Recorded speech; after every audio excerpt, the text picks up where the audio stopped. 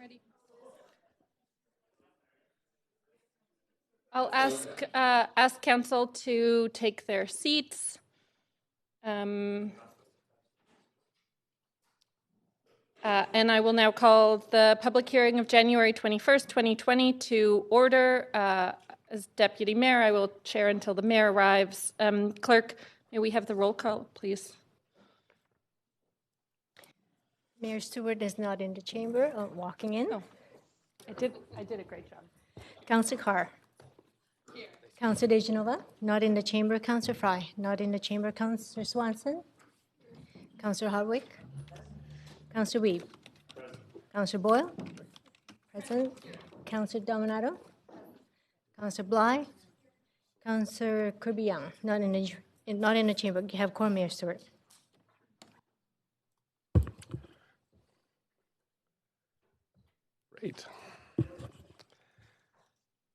Great.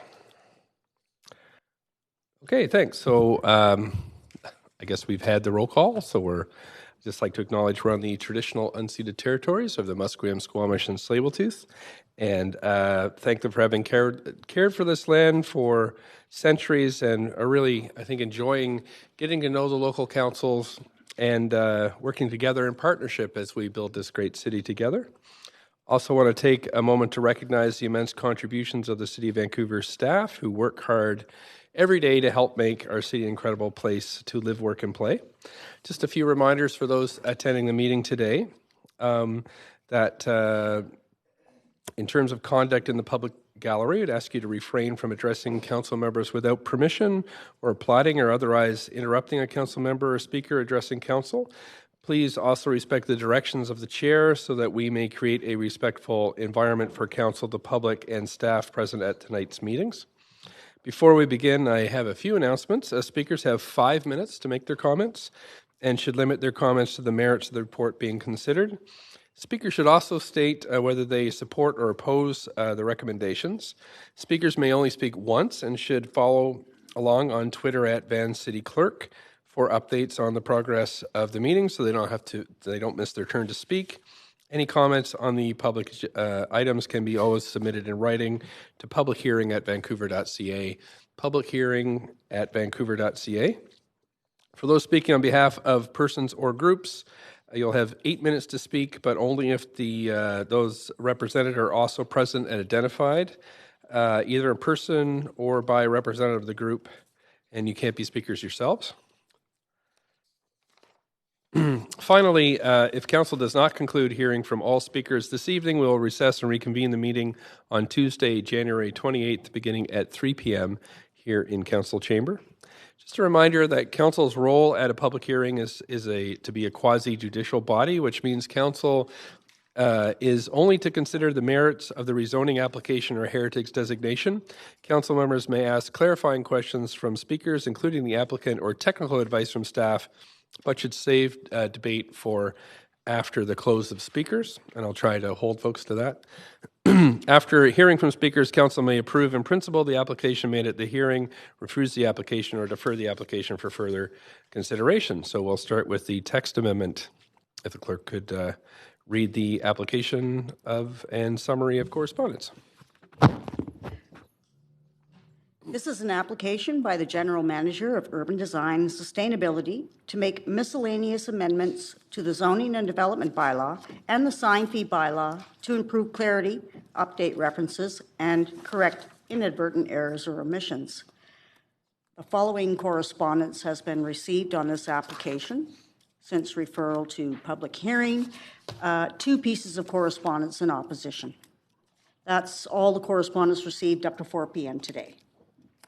Great, thanks very much. So let's see. So we have the staff here. We have Alina Straka, from a planner from the Citywide and Regional Planning, Urban Design Sustainability here to present. But there are no speakers. So thank you, Mayor Kennedy. I'm Elena Straka. I'm with the Citywide and Regional Planning Group, and there's no presentation this evening, but we have a considerable number of staff here to answer questions. Great. Okay, thanks. And are staff okay with waiving the presentation? Or sorry, are council okay with waiving the presentation? Great. Okay, great. Thanks. So any questions from council staff? Councillor Hardwick? Yes, I received a question that I couldn't answer, and that is in respect to this zoning and development bylaw and sign fee bylaw. And that was that in section 2, 3.2.1H, there was concern by the community or residents association in the area. I think council all received this letter earlier. Do you know what I'm talking about in the concern? Well, rather than having me recite it, could you give the answer, please? So what I will do is I'll pass it over to our gentleman here that Oh, I guess not. Shylan Black is a planner in our sustainability department, and Shylan is the expert on this matter. Actually, I think we're going to hand it over to Sean Pander, and if there are questions for him or the rest of the team, we can handle those then. The concern raised in the letter received referred to the lack of public consultation and the perception that it would have significant citywide implications. And the answer to that is that this is a very minor text amendment. It does not increase the size of projects. The number of projects that apply under this section of the bylaw for small increases in density currently allowed. So you can get 5% extra density if you build a passive house. The number of projects that use this section of the bylaw, we've only received 4 in the past 2 years. This amendment would not change the size of those projects. It would just enable those projects that wanted to add an extra unit instead of making 20 units 5% bigger. It would enable them to do that. Only one project in the past 2 years has asked about that cap. So the implications of this we did not feel had major implications citywide, as it only would impact one project every couple of years, might result in them adding 1 or 2 additional units, but no overall increase in project size. 2 questions out of that then. One is it precedent setting? By making this change, although you describe it as being small and incidental, is it precedent setting in another way that might have unintended consequences? It's not precedent setting in any way that I can understand or anticipate. Okay, given all of that, then why do you think that this concern has been brought to our attention? I can only guess, it's the first I heard of it was late this afternoon, and I can only guess that it was a misunderstanding of the implications and the number of projects that maybe this change would impact. Okay, thank you. That's it for questions, I think. Great, so we'll... Oh, Councillor Dejanova? Councillor Dejanova? Thanks, Mr. Mayor. I had a question specifically regarding how this, we're looking at the amendment, specifically the fees right now. I understand that there were some inquiries, I should say, to the entire text amendment. Is that correct? I mean, it's not specifically one part, but we'd be looking at the entirety of that. Is that correct? Well, there is an item with respect to the sign fee bylaw. Yes. Which is just a very minor housekeeping item that adds something that was erroneously omitted. But the rest of the text amendments don't necessarily pertain to fees. Thank you. I just wanted some clarification because of the questions that have been asked and the name, I think, of the report, and it's difficult for you to say why people might feel the way they do. Is that correct? But you can clarify why this is coming forward the way it is. Right. So that was just, that part had to be brought forward, and this is the most efficient way to bring it forward. Right. Great. Yeah. Thank you very much. Thank you. Any other questions? Okay, great. Thanks very much. So we'll hear from the public now. Any speakers to this item? I'm going to call 3 times. Sorry. Calling 2nd time. Calling a third time, seeing there are no speakers now, we'll close the speakers list. Thanks for the head shake out there. There's no speakers on the list. Thank you.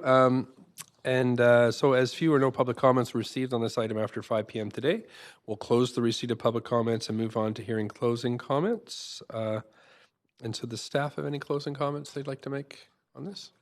Okay, thank you. Council have any additional questions?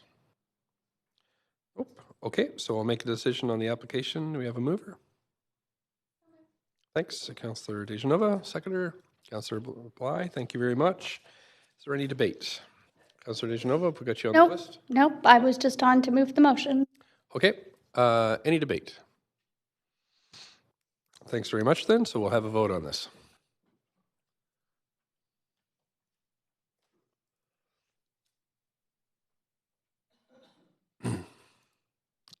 Okay, and that has passed with none in opposition. Thanks very much, Council. And we're moving on to the second item on the agenda is the text amendment to 188 East 6th Avenue. And I have the clerk read the application and summary of correspondence.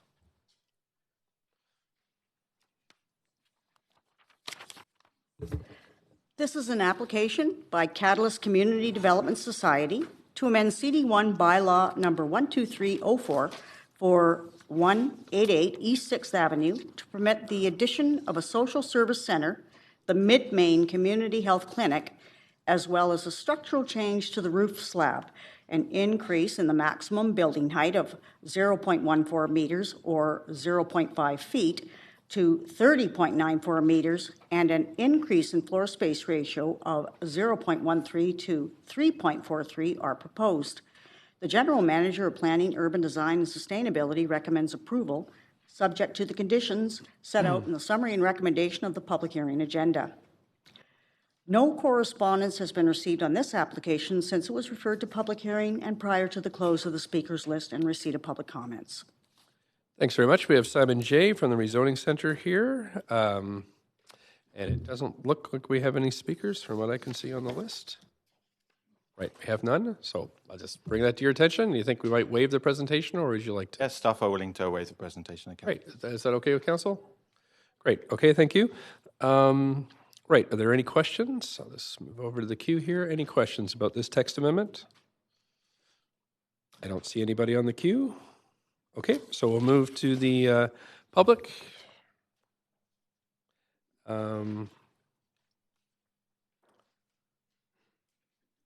Yeah, so anybody from the public like to speak to this text amendment?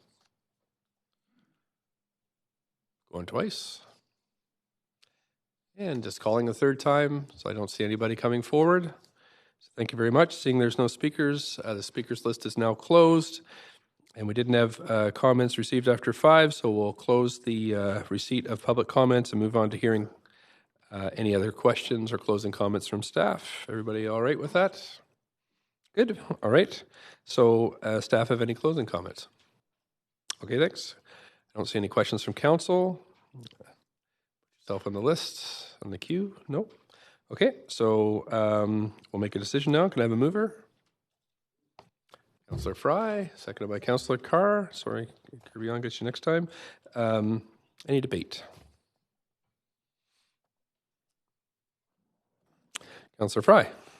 Yeah, Mayor, I just want to comment on my appreciation for the good work that the Mid-Main Community Clinic has been doing over the years. In my broker years, or my less financially solvent year, I don't know. When I had less money, I went to the Mid-Main quite often, and I really appreciate the service that they give to the community. So I really appreciate this opportunity to expand on their good services and really providing housing as well. And I know that Catalyst is going to make an excellent partner on this project, and that this is really a great thing for the city of Vancouver and for increasing health opportunities for our population. So really happy to support this and happy to be able to move it as well.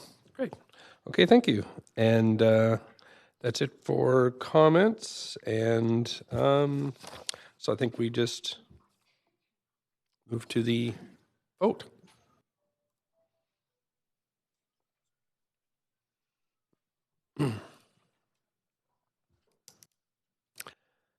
And Councillor Kirby, I'm just waiting for your... Thanks very much, and that has passed unanimously. Thank you, Council. Going on to item number 3, which is the rezoning of 1956 to 1990 Stainsbury Avenue. Just wait for the clerk to read the summary.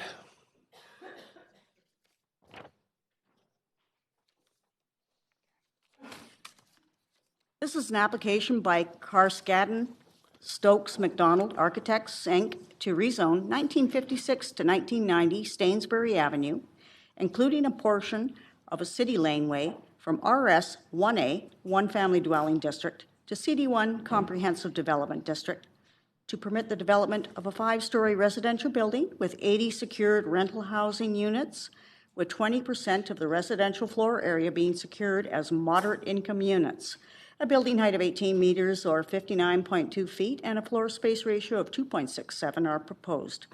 The General Manager of Planning, Urban Design, Sustainability recommends approval subject to conditions as set out in the recommendation of the public hearing agenda. The following correspondence has been received since referral to public hearing and prior to the close of the speakers list and receipt of public comments. 14 pieces in support, 19 pieces in opposition, and 4 pieces regarding other aspects related to the application. This represents all correspondence received up to 4 p.m. today. Great, thanks very much. And we have Chi Chan from the Rezoning Center here to present the application. So we'll let you move ahead. Good evening, Mayor and Council. My name is Chi Chan. I'm a rezoning planner. It's my pleasure to come here before you today to present this application, which proposes to rezone a site at 1956 to 1990 Stainsbury Avenue under the Moderate Income Rental Housing Pilot Program, also known as the MERP program.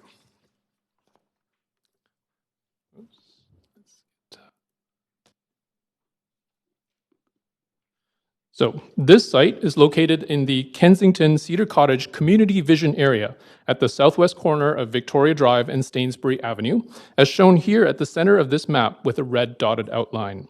It is currently zoned RS1A, which permits single-family housing and duplexes. The sites to the east, south, and west are also zoned for single-family housing and duplexes, while several sites to the north are zoned for multi-family dwellings. Here is an aerial view of the site looking northward, with Victoria Drive to the right. The site is approximately 2,100 square meters in size, with a frontage of about 16 meters along Victoria Drive, 62 meters along Stainsbury Avenue, and a lane to the back. It is currently developed with 4 single-family dwellings. There were tenants at one of the houses, 1990 Stainsbury, who subletted their basement to other tenants. I will come back to the discussion about tenants in a subsequent slide. As part of this project, the sale of a laneway to the developer is included as part of the site's assembly. The portion of laneway to be sold is shown in red on this slide. Staff have determined that the lane can be closed without impacting access to the properties on this block, since they are already served by another existing north-south lane. If this application is approved in principle by Council, a condition is contained in Appendix B for the purpose of the purchase of the lane by the developer in accordance with the city's protocol. There are several developments in the surrounding area that provide some precedent for a 5-story building. Some of these developments were in response to Council's rental housing policies. Directly across the street is a 6-story rental housing building and a 4-story strata building. Along Victoria Drive, just to the north, are several 5- and 6-story rental buildings, and to the northwest is a 4-story apartment and townhouse complex. Here is a map of the services and amenities near the site. Of note, the Trout Lake Community Center in John Hendry Park is located a 5-minute walk to the north, while Clark Park is a 10-minute walk to the north. In addition, there are 3 public schools, 1 private school, other parks, and the Kensington branch of the Vancouver Public Library, Cedar Cottage Neighborhood House, several shopping areas, bike routes, all within 10-minute walk of the site. Staff note that enrollments at the local elementary schools are at or near capacity. However, according to VSB's long-range facilities plan, their framework to manage their facilities and inform capital planning, enrollment is anticipated to ease in the coming years. The city coordinates with VSB by sharing both short-term development as well as long-term land use planning policies on an ongoing basis. Note that the elevated SkyTrain Guideway is located across Victoria Drive to the east, and Nanaimo SkyTrain Station on the right of this side of this map, and the Broadway Commercial SkyTrain Station to the north, but not visible on this map, are both approximately 10 to 20-minute walk away from the site. The 20 downtown Victoria bus, a TransLink frequent transit service, also runs next to the site. After extensive public consultation, Council approved the Housing Vancouver strategy in November 2017. This strategy seeks to develop 20,000 new secured rental units, of which 4,000 are targeted at moderate income households. In 2017, Council also approved the MERP program, the enabling policy for these projects. Under this program, up to 20 proposals are being considered.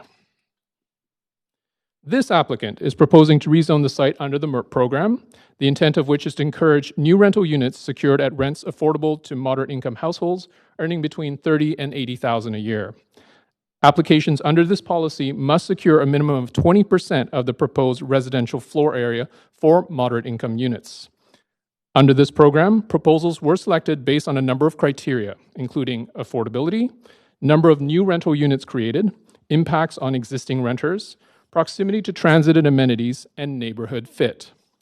Under the MERP program, this particular site can be considered for a building up to 6 stories. So this application proposes to rezone the site from RS1A to CD1 to permit the development of a 5-story passive house certified building with 80 secured residential units, including the 20% of the floor space secured for moderate income rentals. That works out to approximately 13 units. These moderate income units are distributed throughout the building. As noted in the Council report, staff recommendations differ slightly from the proposal and include a small increase in the floor space ratio from 2.59 to 2.67 to accommodate a greater setback from the southern property line. This is a point I will come back to and illustrate in a subsequent slide. Staff also recommended an increase in height from 52 to 59 feet to accommodate an indoor rooftop amenity space. Here's a view of the proposal from Stainsbury Avenue and the West Lane. The building here presents as a 3-story massing along the West Lane, as its upper 2 floors are stepped back from the building's edge. This, along with the setback at grade for ground floor patios and landscaping, provides for a softer, sympathetic transition to single-family houses across the lane. Here is a view of the proposed building from the South Lane looking northward. Once again, the building presents as a 3-story form adjacent to its southern neighbors, with the upper 2 floors stepped back from the building's lower 3 stories.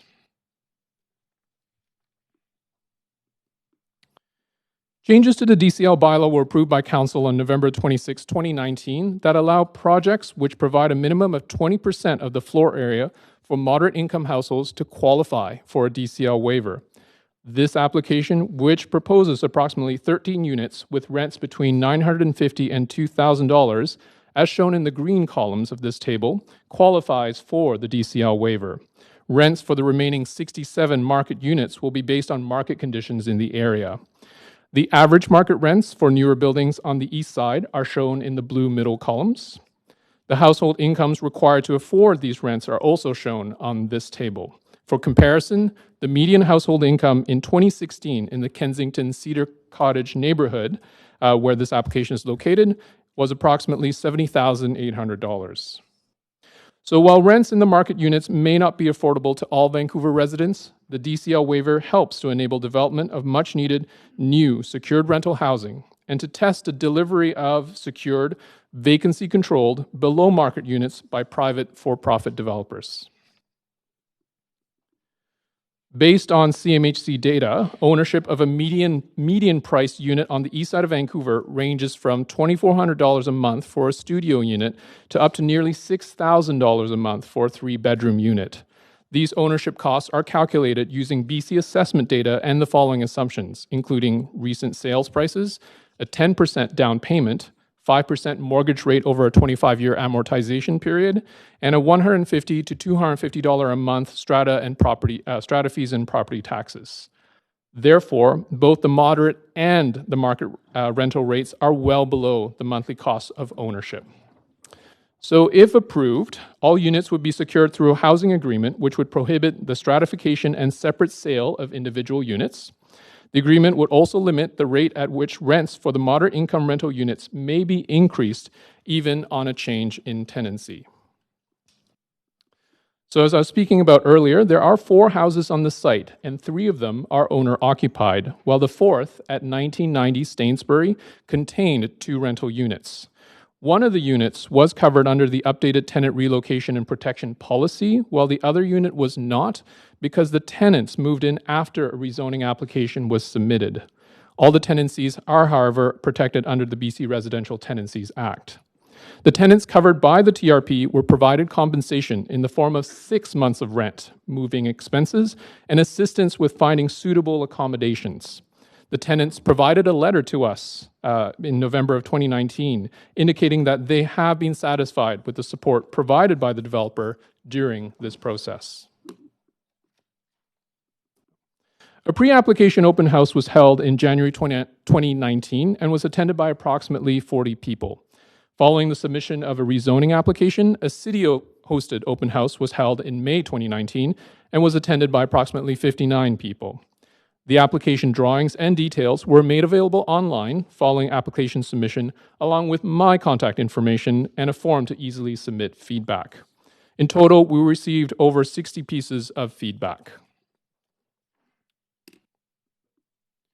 So we heard a variety of comments throughout the review of this application, and comments were categorized and sorted to understand the key themes of support and concern. They are presented in the council report, but I'm going to discuss a few of them here in the next few slides. We heard both comments in support and concern about the density, height, and neighborhood fit of the proposed development. Further, comments expressed concern about the traffic and pedestrian safety at the Stainsbury-Victoria Drive intersection. So I'm going to illustrate the manner in which these comments have been addressed in the next few slides.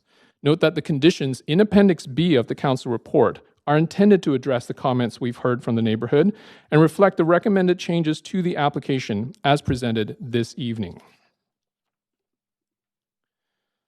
With respect to the comments about the density, height, and neighborhood fit, the project presents as a 3-story interface with the adjacent single-family dwellings across the laneway to the west. Note that these houses are located on shallower 104-foot lots rather than your typical 120-foot deep lots in Vancouver. As such, staff paid particular attention to this specific interface. The applicant has purposefully provided an around 11-foot setback at grade and stepped back the upper 2 residential floors another 11 feet to reduce privacy and overlook concerns. Staff also recommended more landscaping along the western lane, including additional planters and trees at grade, planters above grade, to improve the screening of this project from neighboring yards. Altogether, staff have determined that these responses are appropriate for the west side.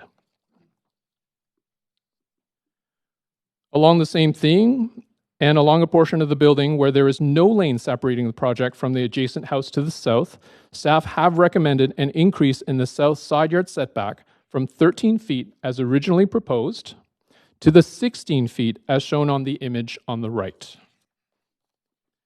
To accommodate the staff recommendation for additional separation from the south neighbor and to facilitate passive house construction, staff determined that shifting the floor area from the south side to the upper floor of the building facing Stainsbury would have no visual or shadow impacts for the single-family houses to the south and west, and this presents an appropriate expression at the Stainsbury-Victoria Drive intersection. With respect to traffic, parking, and pedestrian safety, engineering conditions included in the council report include new sidewalks along Stainsbury and Victoria Drive, a new pedestrian signal crossing and curb bulge at Victoria Drive and Stainsbury, upgraded street lighting, and new street trees. Furthermore, the applicant is providing 2 car share spaces and 190 bicycle parking spaces, which is 54 over the minimum requirements to improve the transportation options for building residents. In closing, Council, at this stage, you are being asked to consider a rezoning bylaw for a building height of 59.2 feet, a density of 2.67 FSR, and multifamily uses on this site to permit a MERP project. Appendix B of the staff report contains design conditions which will be required to be satisfied at the subsequent development permit phase, where the building's design will be further articulated and refined. Staff may also seek further advice from the Urban Design Panel prior to concluding on the form of development. Staff support this application subject to the conditions of Appendix B as it is consistent with the moderate income rental housing pilot program, and it is one of the 20 selected projects for this pilot. It would contribute a total of 80 secured rental housing units, including approximately 13 units secured at moderate income rates, all towards achieving the city's housing goals as identified in the Housing Vancouver strategy. Staff therefore recommend approval of this rezoning application. Staff and the applicant team are available to answer any questions. Thank you. Thanks very much. The applicant team is here. Is that right? Yep. Would you like to speak or answer questions? Yes, if you'd like to present here to us early on and then be available for questions, that would be great. Okay. Thank you, Mayor and Council. My name is Ian McDonald. I'm the registered architect for this project. And as I said, I don't have much to add to staff's comments, but I would say that we're pleased with the project as it's been developed so far, and do feel strongly that while modest, it represents a meaningful contribution to the rental stock in the city of Vancouver. I would also say that both as an architect and citizen, I'd encourage council to continue to support pilot projects, as we feel that they're a valuable approach to city building. And with that, I'd like to introduce Talib Jawani, my client, who has more to add in terms of detail. Thank you.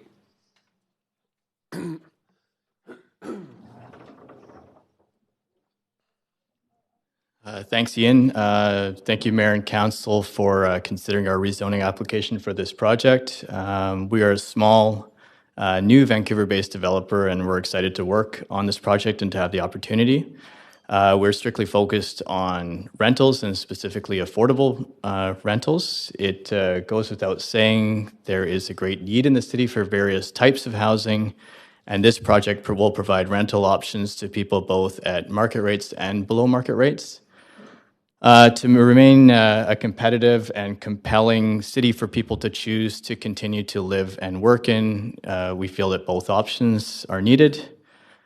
We've worked alongside our design and consulting team who have taken the feedback from the public, the Urban Design Panel, and the recommendations of city staff to refine the building further from our original submission. And the result is something that has appropriate scale, meets the city's green building policy, provides various transportation options, and still meets the requirements of the MERP policy while remaining financially viable. The building helps address the missing middle, and we hope Council gives us the opportunity to be part of the solution to Vancouver's rental housing needs. Thank you for your time. Thank you very much. So we have questions. Councillor Kirby-Young, up to 5 minutes whenever you're ready. Thank you. I do have a couple of questions for staff, and the first one relates to the affordable units, the 13. Equating to the 20% with the breakdown. And you mentioned that they're secured through a housing agreement, but you also referenced that that housing agreement, there will be limits to which rents can be raised. Can you expand on that? What those limits are? So the rent controls apply to the moderate income units only, and they can be raised even on a change of tenancy only according to what is permitted by the Residential Tenancy Act, so by the province. Okay, by the province, so the currently stipulated 2% per year. Okay. And then sort of additionally, switching on to sort of this particular, it's coming in under the MERP program, and so it does qualify for the development cost levy, the DCL waiver. I'm looking at Appendix H now. And with the changes that Council had made previously for other rental programs on projects where the projects were required to pay utilities, this project is not required to pay a utilities DCL? This project qualifies for the DCL waiver, correct. Okay, but what about utilities specifically? Just wanted to get some clarity around that, because in Appendix H, it's showing a 0 for citywide DCL and a 0 for citywide utilities DCL. Yarda McNeil, Senior Rezoning Planner. Thank you for the question. Yes, if it qualifies for the standard DCL waiver, that includes the utility DCL as well. And so under the MERP program, those properties are eligible for that exemption. And is that specific to MERP relative to the now evolved version of Rental 100? And I'm forgetting the terminology. We've renamed that program now. Yes, you're correct. I think it's the new secured rental policy. Yes. Which was formerly known as R100, is generally market rental, which is eligible for standard DCL waiver, but not the utility, as I understand it. Okay, I just wanted to clarify the distinction here. So it is the below market component that Correct. Kicks that in. Okay.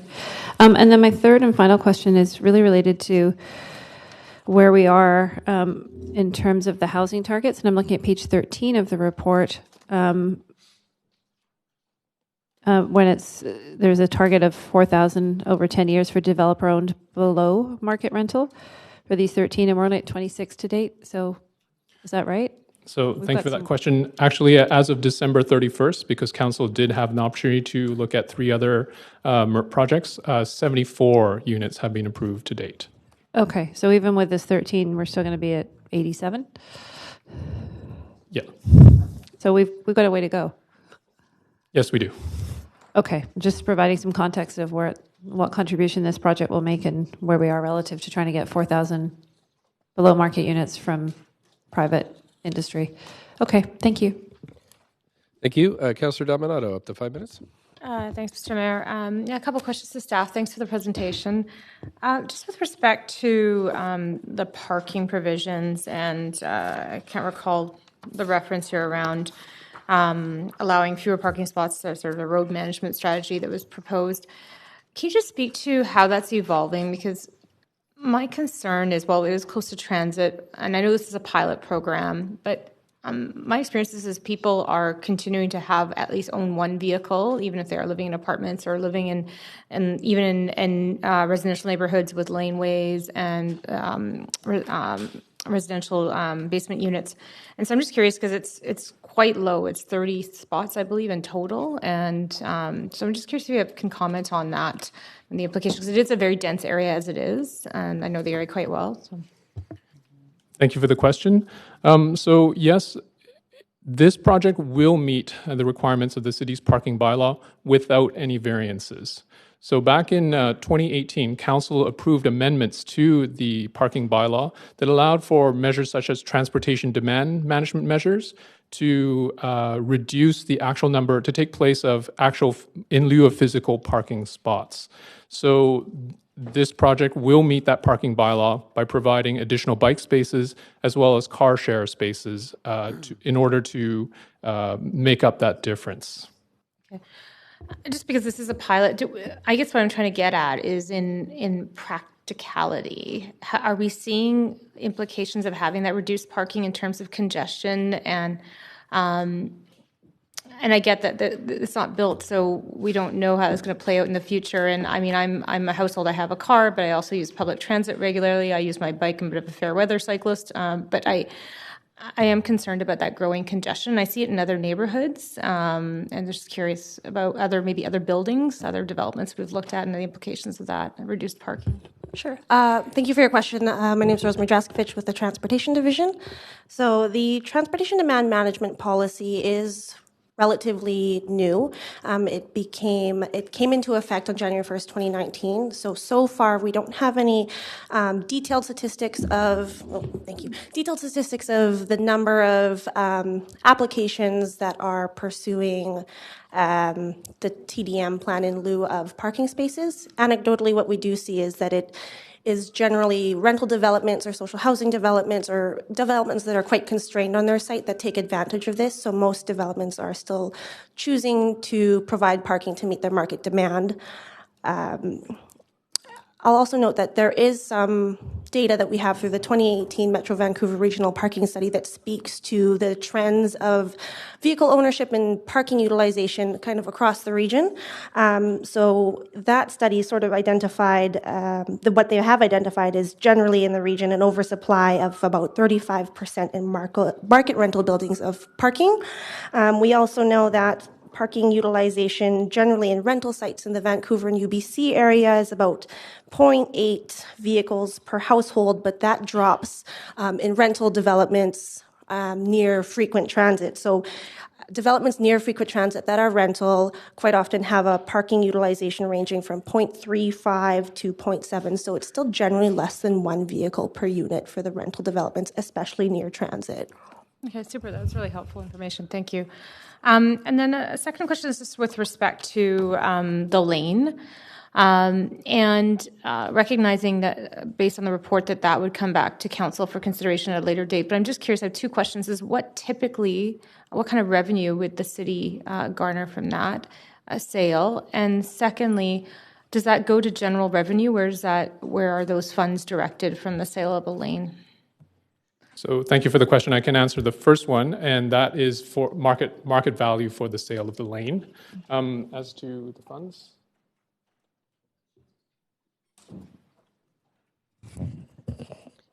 Hi, I can take that one on. Revenue from the sale of properties like this go into the PEF. PEF? Okay, thank you. Thanks. Okay, great. Thank you. Councillor Swanson, up to 5 minutes. Yeah.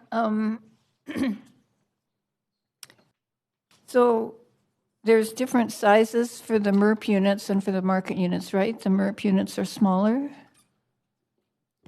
That is not consistently true. There's definitely a range throughout this application. Do you know how many bedrooms won't have windows?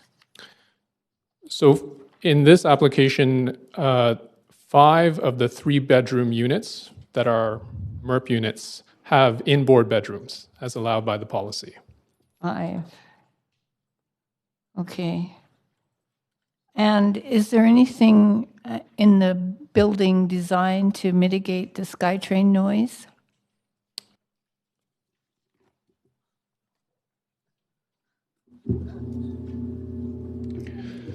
Thank you for your question, Kevin Spence from Development Planning.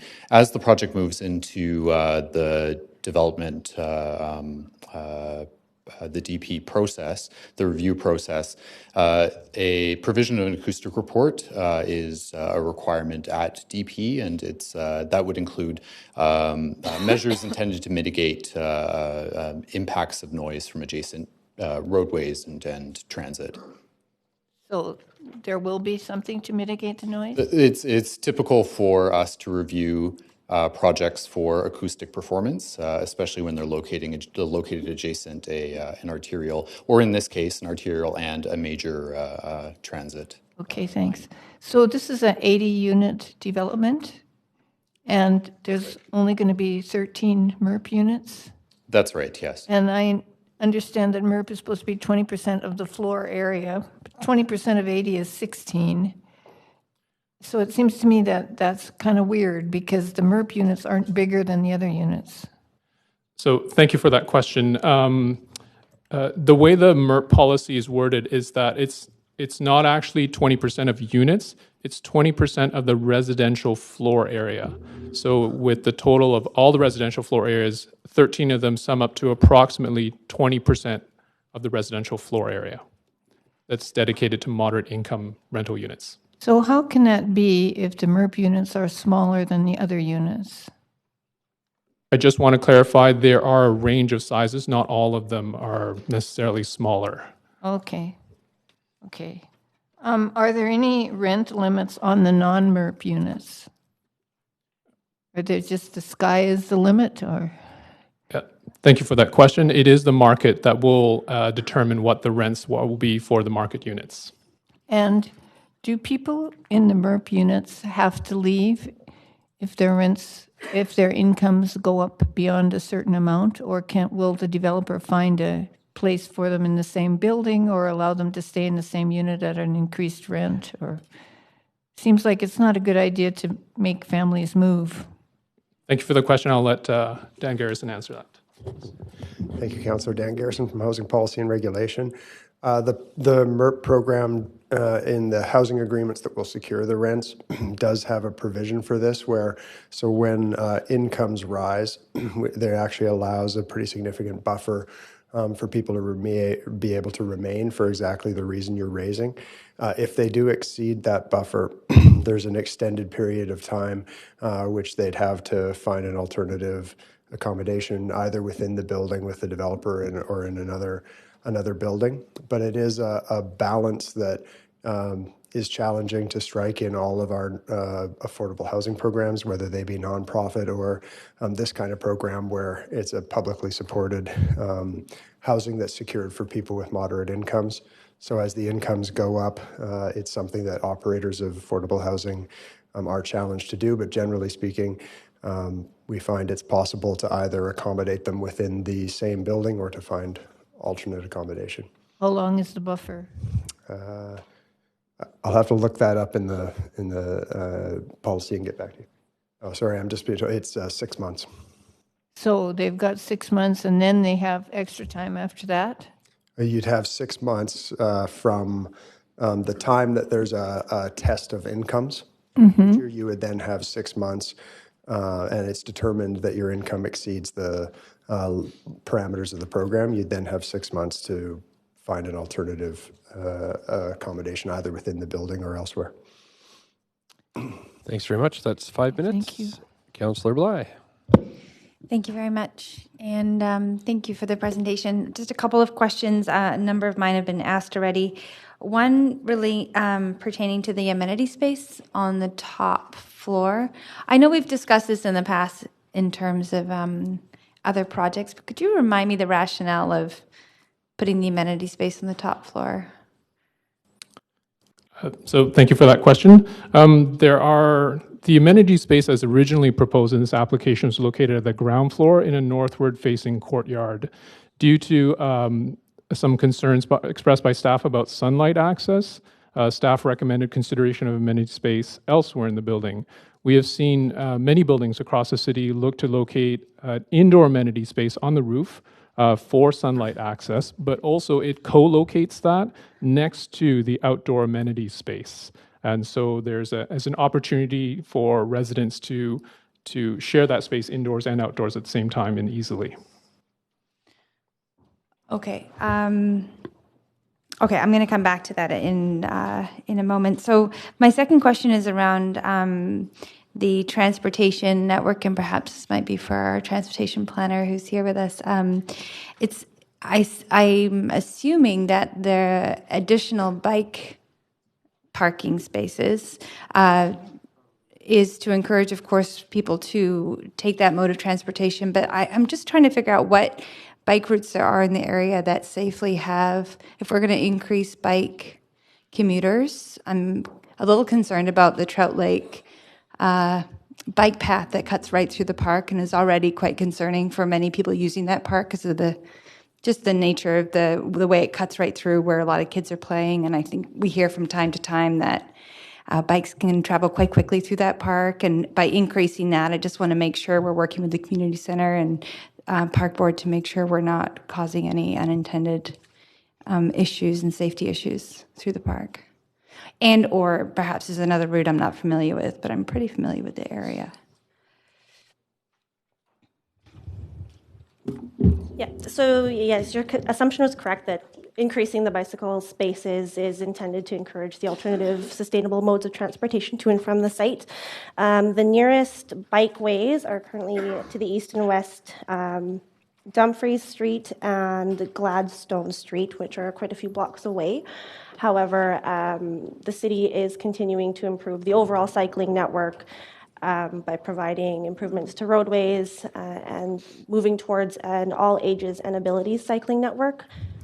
So I do not have the detailed statistics of the exact routes that may be planned for this area, unfortunately, but there is information available of what this 5-year cycling network plan is and which roadways are planned for further improvements, which may be protected bike lanes throughout the city or more painted bike lanes. But unfortunately, I don't have that information specific to this development, other than the bike routes on either side. Okay. Okay, that's helpful. Two more quick comments. One around the sunlight. That was the question, the follow-up that I to the amenity space that you had said accessibility to sunlight. That's for people using the amenity space. Is that correct? Yes, that's correct. I mean, this is something that, as you mentioned, we're starting to see with a lot of developments, is locating amenity space up at the top floor, because that does provide maximal access to daylight for residents within the building.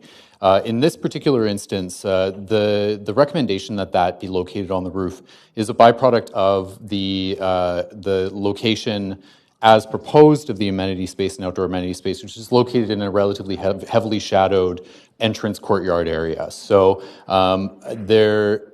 staff determined that not only is it becoming more standard practice to allow these partial six-story amenity areas with outdoor space, but in this case, we also felt that by virtue of the constraining factors on the site, locating it on the roof was the best place for families living in the ability to have access to sunlight throughout the day. Okay, thank you. And final comment is there is concern around school capacity in the area, but I note in the report that there is quite a bit of space in the elementary school and the high school, perhaps even only at 53% capacity. So just to clarify, we do recognize that the elementary schools are at capacity, but they're projected to go down over time according to VSB. The Gladstone Secondary does have capacity. It's around, I believe it's around 60%. Thanks very much. We're at the 5. Thank you. Thank you. Councillor Hardwick, up to 5 minutes. Thank you very much. I've been looking at some notes from the Cedar Cottage area neighbors, and one of the comments was that there's been quite a number of spot rezonings in this area over the last 5 years. Do we know how many spot rezonings there's been? So there are approximately 4 new rezonings in the last 5 years or so in response to council's rental housing policies in this area. Sure. Well, I'm interested in exploring that more because I do take issue with the Housing Vancouver strategy targets, but that's a separate discussion. What would have been allowable on this site with an assembly under normal conditions, under the existing zoning?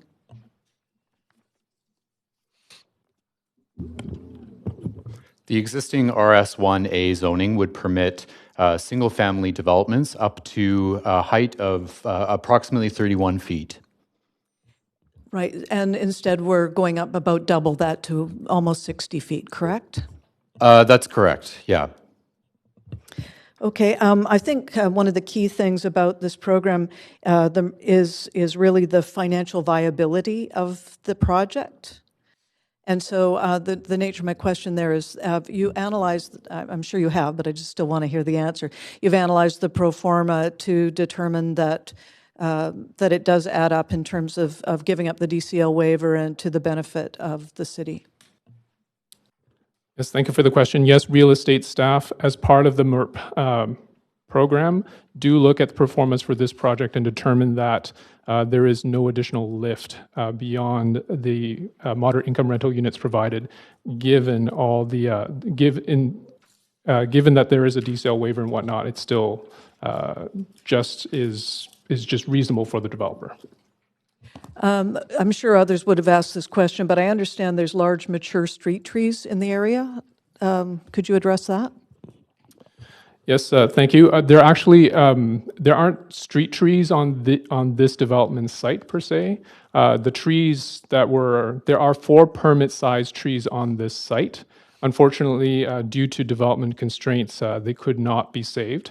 However, a new row of street trees, as well as additional trees on the development site and along the laneway interface, are proposed. Okay, some more on that? Just to clarify, there are 2 mature trees, Norway spruce and a shore pine, that are being retained at the intersection, just adjacent the intersection of Victoria and Stainsbury. I had a note that the trees are a significant part of the local heritage and a community amenity, and that's the nature of the question. Pardon me, could you repeat your question? Yes, again, on the subject of the trees, that they're a significant part of the local heritage and a community amenity, thus the question.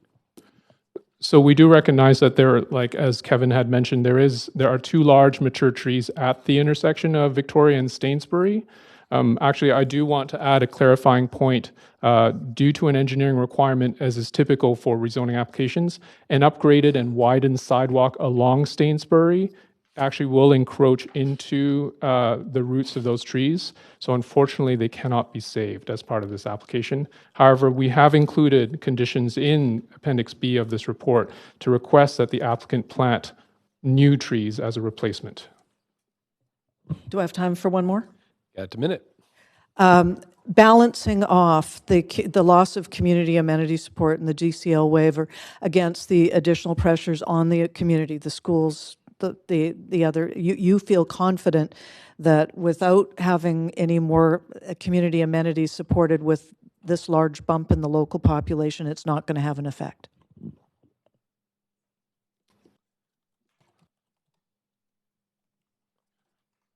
So there are definitely the benefit here is the moderate income rental units. Staff do recognize that some of the local schools and capacity of the community centers they're well used and well solicited. There's a trade-off that is occurring. Nonetheless, it does meet the intent of the MERP policy, and staff do recommend approval of this rezoning application. Thank you. That's the 5. Okay, thanks. Councillor Fry.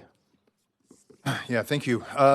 Thank you that was a great presentation. Really appreciated that, and appreciated that there was some context given to where the applicant had shifted some of the designs to address some of the concerns.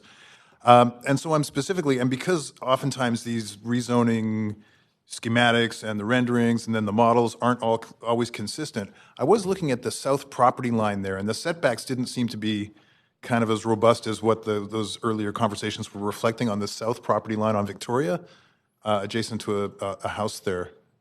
Is that maquette model accurate?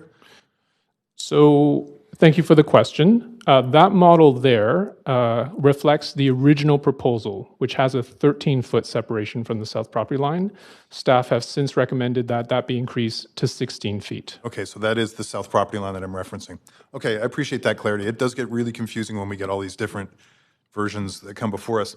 So now, riffing a little bit off Councillor Hardwick's comments just now, I appreciate that a lot of the new density that's landed in the neighborhood down Victoria Drive and down Commercial is all Rental 100 projects, so they haven't contributed CACs or DCLs, but instead have contributed rental housing, correct? That is correct. Yeah.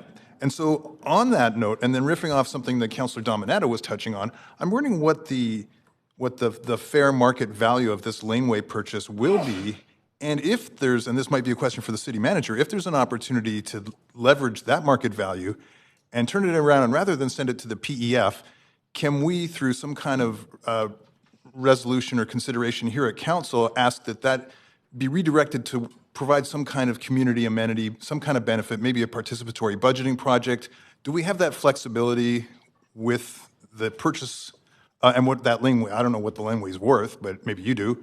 And if you do, that would be great to hear. But can we use that money for something other than the PEF, something for the community? So we are drifting into policy there, Councillor Fry.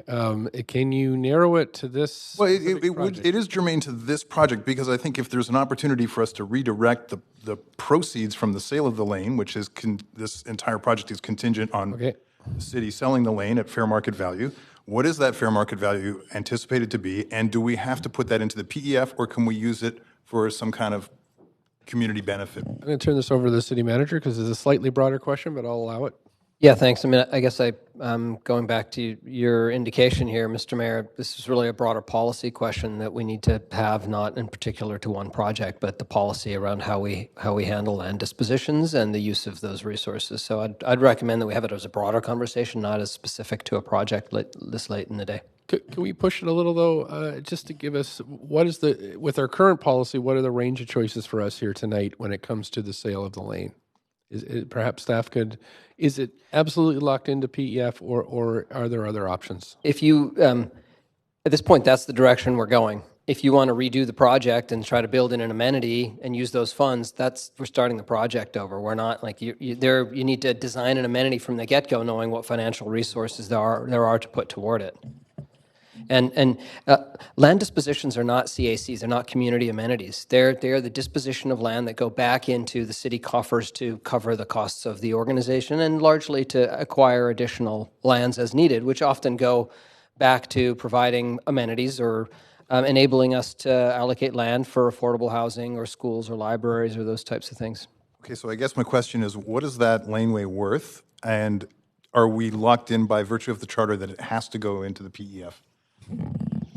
I don't have the value of that lane off the top of my head, but we are not locked in by the charter. It's a city policy. Okay. Value of the lane?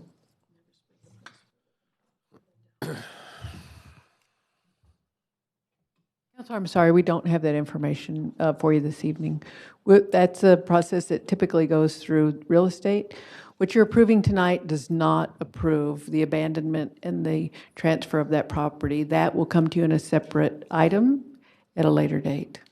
If I can just build on that, I mean, typically if the zoning is approved, what we do is we go out and we get a market appraisal for that area of land, and then we go through a negotiation. In order to sole source the sale of any land, we need to get above market rate for the land during that process. I would have, okay, so it doesn't factor into the pro forma for the builder or any of those kind of considerations that they know they have to throw some money down for the purchase of the lane. I have not had that conversation with them. I'm sure it does. And not familiar with other real estate processes here, but typically they're very transparent. They're transparent appraisals, and it's traded at fair market value. Okay, thank you. Thanks very much. Councillor Dominato. You know what? I'm going to pass. I'm going to pass on my question. Okay, thank you very much.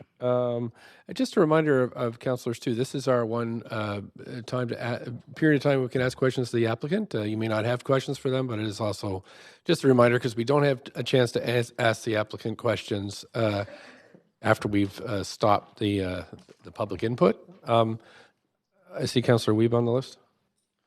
Yeah, I guess my question would be the applicant then. The recommendations from staff change significantly the kind of dynamics of what rooms are available, including more 3-bedroom and 2-bedroom in MERP, which would have more inboard rooms. I'm wondering, in your original design, how many inboard rooms did you have?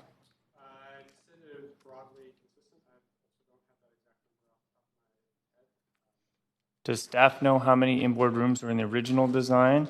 And did we, in our recommendation, ask for more rooms without outdoor windows? Can I ask the applicant to come to the microphone as well? So just so it's televised, so we just have to make sure that the comments are public. Thank you.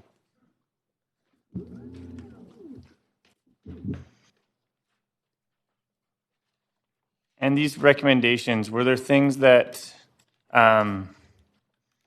you fully agreed with that met what you were looking for, or was it a bit of a struggle with you and your proponent on meeting these deadlines? Well, I'd say no different than any real design challenge. So I think there's an effort to balance the concerns of the neighborhood and to kind of confront those honestly and understand the genuine concerns of neighbors across the street, as well as neighbors further away, as well as a larger constituency that might have an interest in this project. Is that a fair answer? And are you nervous that it might be difficult to rent units out that don't have windows and are inboarded, or is that something you think with the value of those properties will be easy to rent out in this current market? Well, I think that's probably more a question for my client, but I mean, we spoke about experiences earlier with respect to the level of kind of parking use in earlier buildings. So I have a number of friends that live with inboard bedrooms, and they seem to enjoy them fine. So I personally don't see that would be a challenge renting them. It's not a challenge? I don't. believe so. I mean, And design, as an architect, is it something you design a lot, or is this the first time you've really had to incorporate inboard bedrooms in one of your? no, it's not the first time, and I mean, it's something that's achievable with the building code. So I don't really, from our perspective, it doesn't seem like a real challenge or sacrifice in terms of livability. Okay.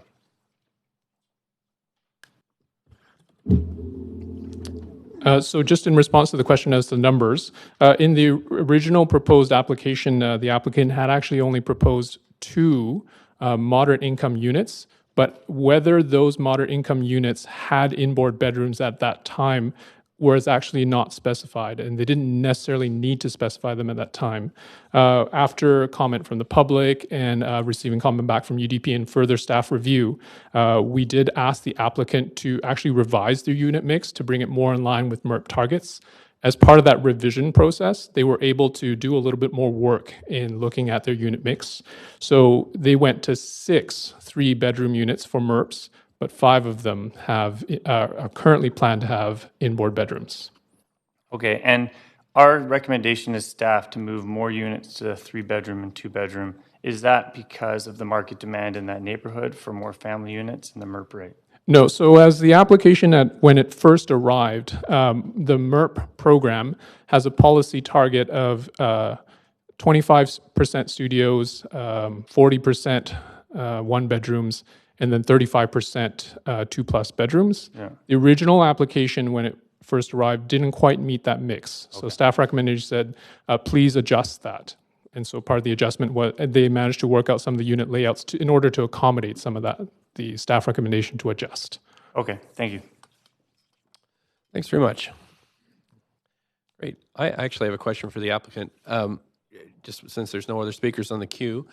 My question is, we have a new a developer that's moving into this, and I'm just wondering what prompted to move to this project and why specifically you found the MERP program attractive to adopt for this application. Well, I would let the client speak to any of the financial concerns. This is not the first time we've worked with Talib and his partner, Rishi, who unfortunately can't be here tonight. We did develop a 28-unit building on Galt Street as part of the Norquay Village program. So I think Talib's interest, I shouldn't really speak for him, but I think Talib's interest, as he said, is genuinely in providing rental units for the reasons that they contribute in a different way to the city. And I should say, like, from our perspective as a practice, we don't, I think we've done 2 condos in 20 years. They're extremely challenging. From a risk perspective, it's a very high risk for any architect to undertake. So we've generally eschewed that kind of work because we're not interested in people who aren't willing to kind of take longer ownership over their buildings, which is why most of our practice centers around community centers and public rec facilities. And with your experience, I mean, there's still decisions to be made and that type of thing, but so far you'd recommend it to other firms? The MERP program specifically? Sure. Well, I think the process with the city has been really satisfying. Again, I'd have to defer in terms of the numbers and what the pro forma looks like to Talib. Okay. Thanks very much for your time here this evening, and there's no other speakers on the list. So I'm going to move to the public now. We have 5 speakers signed up to speak to this application. We have number 1 is Tony Correa. Second is Nathan Davidovich. Third is Raquel Mesquita. 4th, Dylan Groven. And 5th, Joel Melanson. So do we have Tony Correa? I'm not sure if I quite got that right, but... Thank you, Mayor, councilors. My name is Antonio Correa. I live in this neighborhood for many, many years, almost since I immigrated to our beautiful city. And I was thinking today, what can I say here? What kind of facts can I tell you that you will say no to this project as presented? Regarding the rental units in Vancouver, the rental discussion, I probably agree with all of you. We all agree we need more units. We all agree with that. That's not a discussion. And I was thinking, I own one of the little houses you can see there on the West Lane, the 3rd one from my left. I went to all the meetings that the staff did, all the neighbors did. Last night, one of my neighbors, Mike, I asked him, Mike, are you going to be there in the city? And he said, no, what am I going to do there? It's pretty much a done deal. Every time the city staff presents something to the city, it's pretty much done. They might ask you a few questions, maybe or not, but I'm not going to waste my time. But I believe in the democratic process. That's why I'm here. I can start with the trees, the removal of the trees. So initially, the staff told me that they will maintain the trees. Probably with the pressures from the builder, now they're going to remove the trees. Some of them, if you know the area, it's, Stainsbury and Victoria, two of the trees, I'm not a tree expert, but have been there at least for more than 100 years. They're going to be removed. The other thing I want to say is, why don't we do a balanced project? Especially on the West Lane, where the little houses are, the density, it's crazy. I apologize for the word crazy, but that's the fact. The negative impact, it's huge. We're talking about privacy. We're talking about shadows. We're talking about light. I don't see that addressed in a way that is reasonable. It should be a balanced decision, for the city, for the public interest, for the builder, of course, it's a for-profit builder, but for us who live there, we want to live there. I don't want to sell my house to developers. So the pressure is huge to sell the houses for years and years and years, and we say no. When they approved a project on East 18th and the other one on the left that you can see there, the city said, no, don't worry. That's not a precedent. We know that area is single-family, units, single-family residence. We will say no to, any, condos or something like that. I have nothing against condos. I have nothing against density, but it needs to be balanced. And if you look at the proportion of, the ratio between that building and in the West Lane, it makes no sense. This is a relatively small lane. And then you have all the traffic and all the things that previously were addressed here. I don't think this is a good fit for this neighborhood, the way it's presented. If you look at the project, on the side on Victoria and Stainsbury, maybe you can do even more. But on the side of the single-family residence, it makes no sense. It's a project for profit only. And 20%, for low and moderate income, it's not sufficient. The city is making a terrible deal if you're going to do that. You're going to sell a good lot, which is the laneway. You're giving, based on the pilot project, a lot of benefits to the builder. You're making a terrible mistake here in terms of what is a good deal for the city. Forget about the residents, the homeowners. Look at the public interest here. I don't think the public interest will be satisfied with this project. And just to finalize, and I apologize to say that, this is directly for you, Mayor.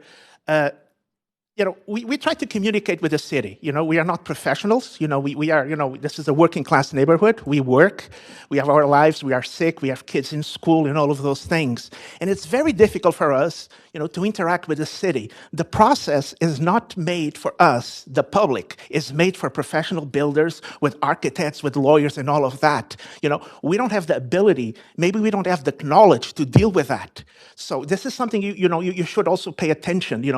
I remember you, Mayor, a few months ago, maybe almost a year ago, you went to the press, to the TVs, to the radios and said, if you want 15 minutes with the mayor, give us a call. Emails the city. I did that.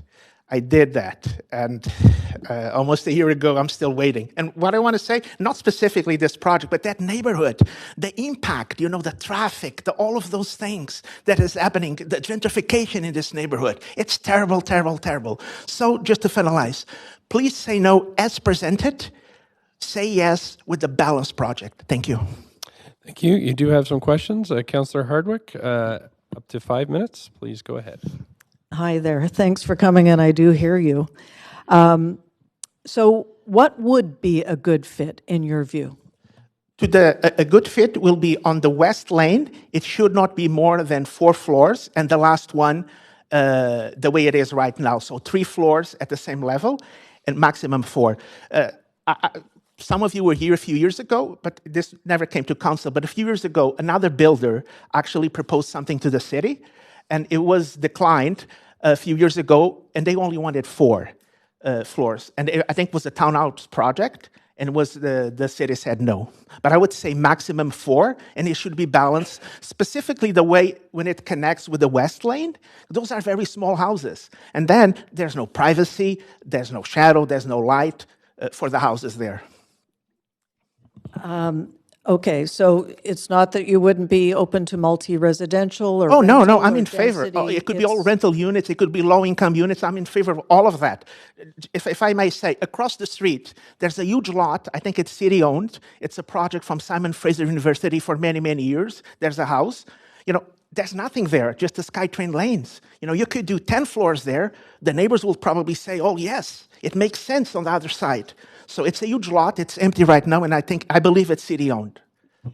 So the comeback on that would be the financial viability argument. So the developer's saying, and the city through its policy is agreeing, that this is a worthwhile trade-off to give additional height and density and variety of other concessions, including the loss of a DCL waiver, to support, I think it's 13 affordable rental units. So what you're saying is that, in your view, is out of balance. That is correct. It's not sufficient. The city is definitely, you're making a terrible deal here. Thank you. Thank you. Thank you. Councillor Carr? Yes, thanks, Mr. Mayor. Thanks so much for coming in, Mr. Carrera. I also know that you wrote to us, to Mayor and Council, so I read your letter, and I have a couple of questions arising from that. In your letter, you talked about concerns around quality of life and privacy, and specifically shadowing and loss of sun. Is there a concern that this project will shadow your particular yard and house? That is correct. This is a relatively small lot compared with other lots in Vancouver, and that will. I know from the first project, they changed a few things. I know that. But it still impacts. Like my house, as I said, is the third from the left. You can see that. But it depends on what time of the day, and if it's winter, of course, and if it's spring. So the way the sun comes, it will impact at least 6 months of the year. Okay, and you're to the west? Yeah, I'm in the west. Like, it's the west lane. So it's more the morning sun that you're... Yeah, I'm not positive, but I believe it is. Okay, okay. You also talked about, in the letter, you said that you were told by city staff, or by the city, you said, that your side of Stainsbury would not have more than 2 or 3 stories or floors. Can you tell me? This was the previous project that when the city said no. So what's happening, and this is not only in this area, is that those 3 lots, have been for sale for many years. So it was public information. I think one was listed for more than $2 million, the corner lot. And so it has been there for a long time. And of course, the builders, they want to make sure that the rezoning will be approved prior to make the sale. This was years ago when they, I think when we were discussing the one on East 18th and Victoria Drive, that's when we were told here that was not a precedent. In that area, the maximum will be 3 floors. Okay, so it was with the previous project. Okay, that is correct. And finally, you made a number of comments and you've said that here too, but in your letter about the concern for low-income families and affordable housing. So is your? I'm just trying to search for what affordable might mean to you. What we've defined it as in this kind of a project for the units that are affordable is 30% of household income, gross income. Is that your definition of affordable? Definitely no. For this area, no. What happens in maybe, as I said, I've been living there for many years in this neighborhood, even before we bought our house, maybe 15, 16 years ago, even before we lived in the same neighborhood. Right now, a rent, and I don't know, maybe the city has better sources than I do, those rents in the area are much higher than what we saw here. Market rent for that area, for a 3-bedroom right now, it should be around $3,000 or more. The house next to mine was listed for rent for more than $5,000. I know it's a big house, but still, it gives you an idea what kind of market rents you have in this area. Very, very expensive. And I know it's a strong word, gentrification, but it's what's happening. There's other projects in the area, rental units, and what we see now is the people can afford to move to those areas are not the same that are living in the neighborhood. So because you need to be able to afford $2,500, $3,000 a month for rent. And there's also a little detail here that is important, is the parking, and it was discussed, is most people, because the rents are so expensive, they don't have money to pay the park. And some of the builders, what they do, it's a business, it's for profit, I understand that. They actually have very expensive parking spaces to rent, so it's not included with the rent. So what all the people that, the existing condo rental units in the area, what they do, they park on the lanes, they park on the street. So just visit the area today or tomorrow after 6 o'clock, and you will not be able to park anywhere. Our laneway, this laneway where we live, on the west lane, you have so many cars every night on all the laneways. So I don't think this was addressed. I think it's from a perspective, from the pay-per-view of this, from the academic way, maybe it makes sense. For those who live in the area and work in the area, it doesn't make sense. So going back to your question, market rents in this area are so expensive. So the 20% that you have for low or moderate income, it's not sufficient. So what you're going to see there is, apologize again for the word, it's a speculation on rent prices. So this is a good example that you're going to see a little bit of a speculation again for the market rents in the area. Thank you. We're at the 5 minutes. Councillor Fry. Oh, thanks, Mayor. Thanks, Mr. Correa, and thanks for joining us tonight. And I'm guessing that, or I'm picking up that you've been active on this particular project for quite a while, and thanks for getting engaged. You mentioned, like, on the west side, you were hoping to see like four stories on the west side. Okay, so I'm looking for a nod from our staff, but I believe it is now 4 stories on the west side. And I believe that that's a result of a lot of the work that happened in a public consultation realm. They told me 5, so maybe they changed that. And we'll have to ask questions after.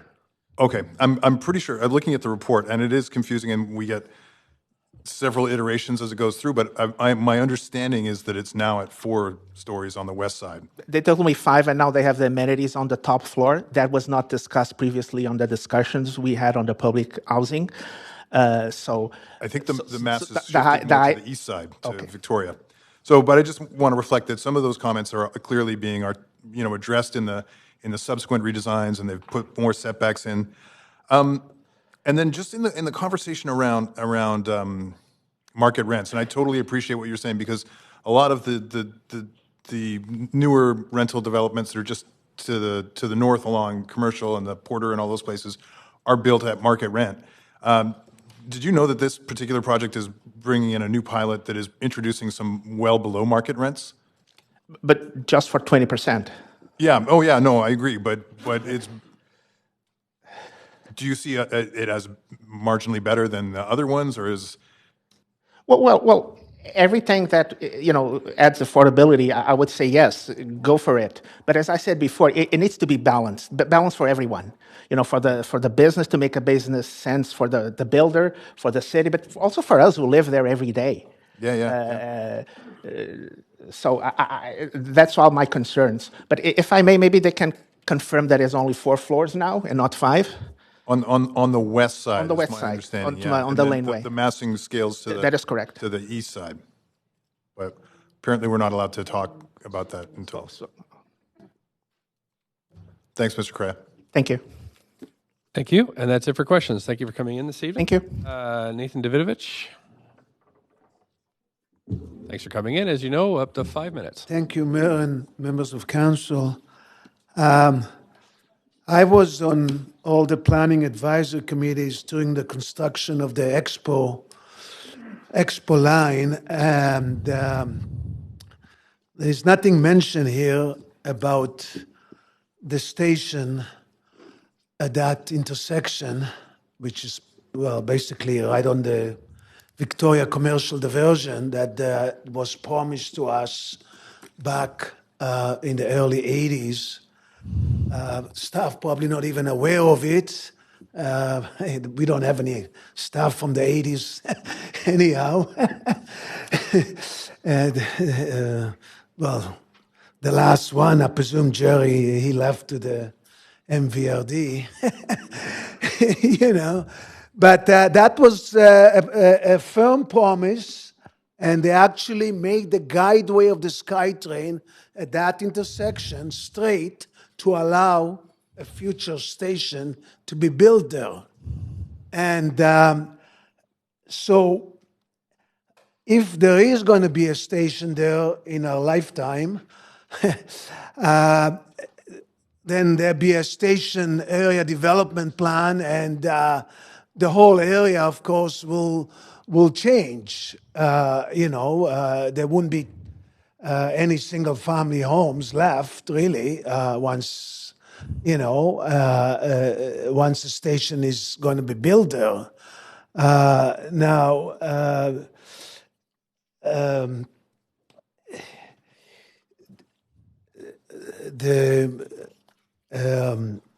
So, I mean, that's the first thing to find out, or what happened to that promise, and is it going to be done? And if it's going to be done by straight money from TransLink, or is the city will have to contribute?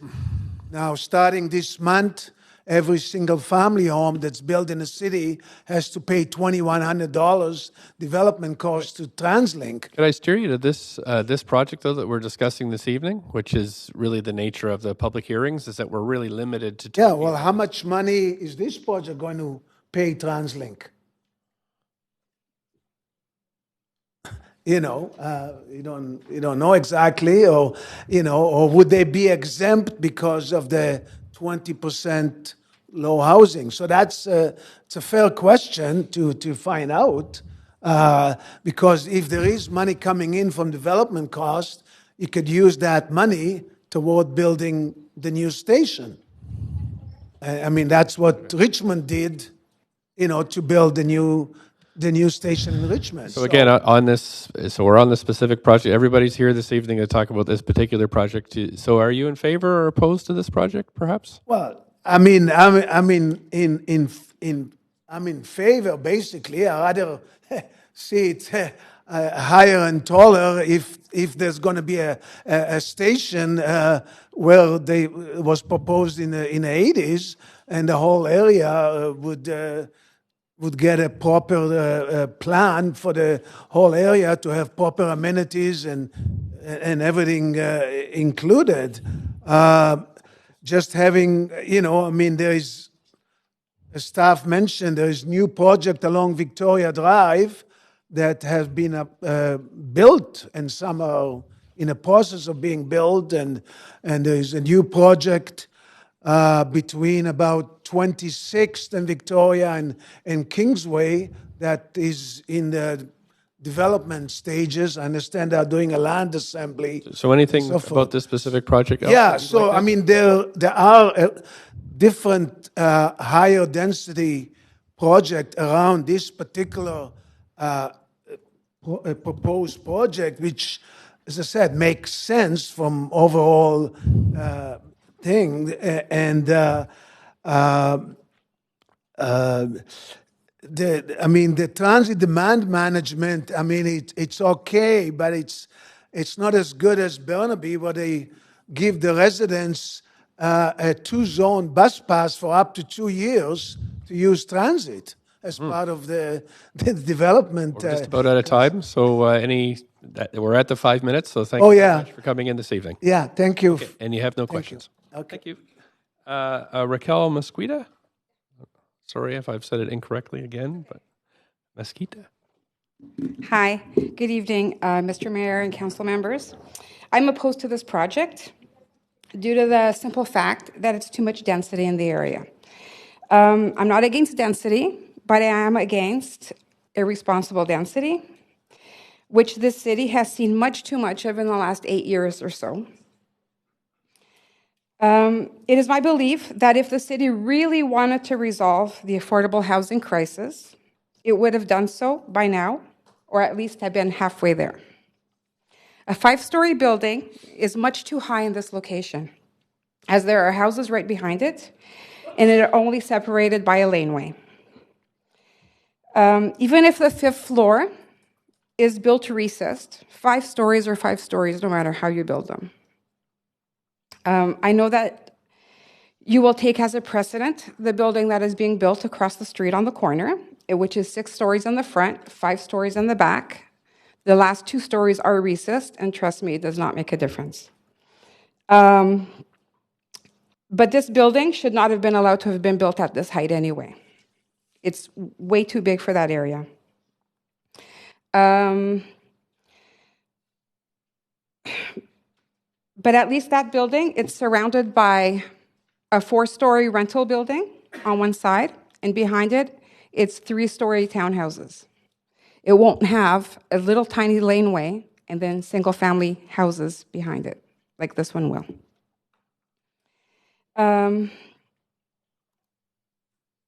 5 stories will greatly impact my house and those of my neighbors. It will affect the light and shadow of our houses. We will have a building looming behind us.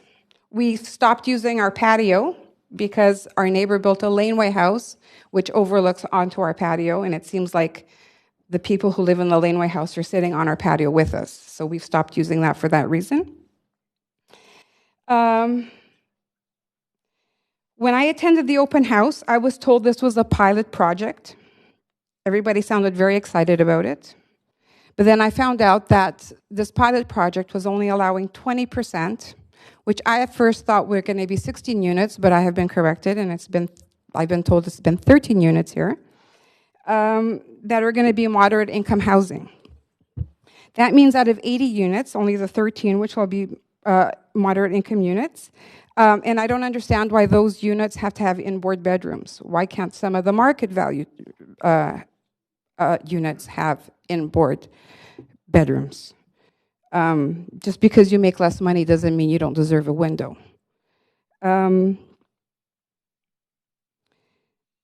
If this was a true pilot project, if you guys really, really, really wanted to make a difference, why not make it 50%?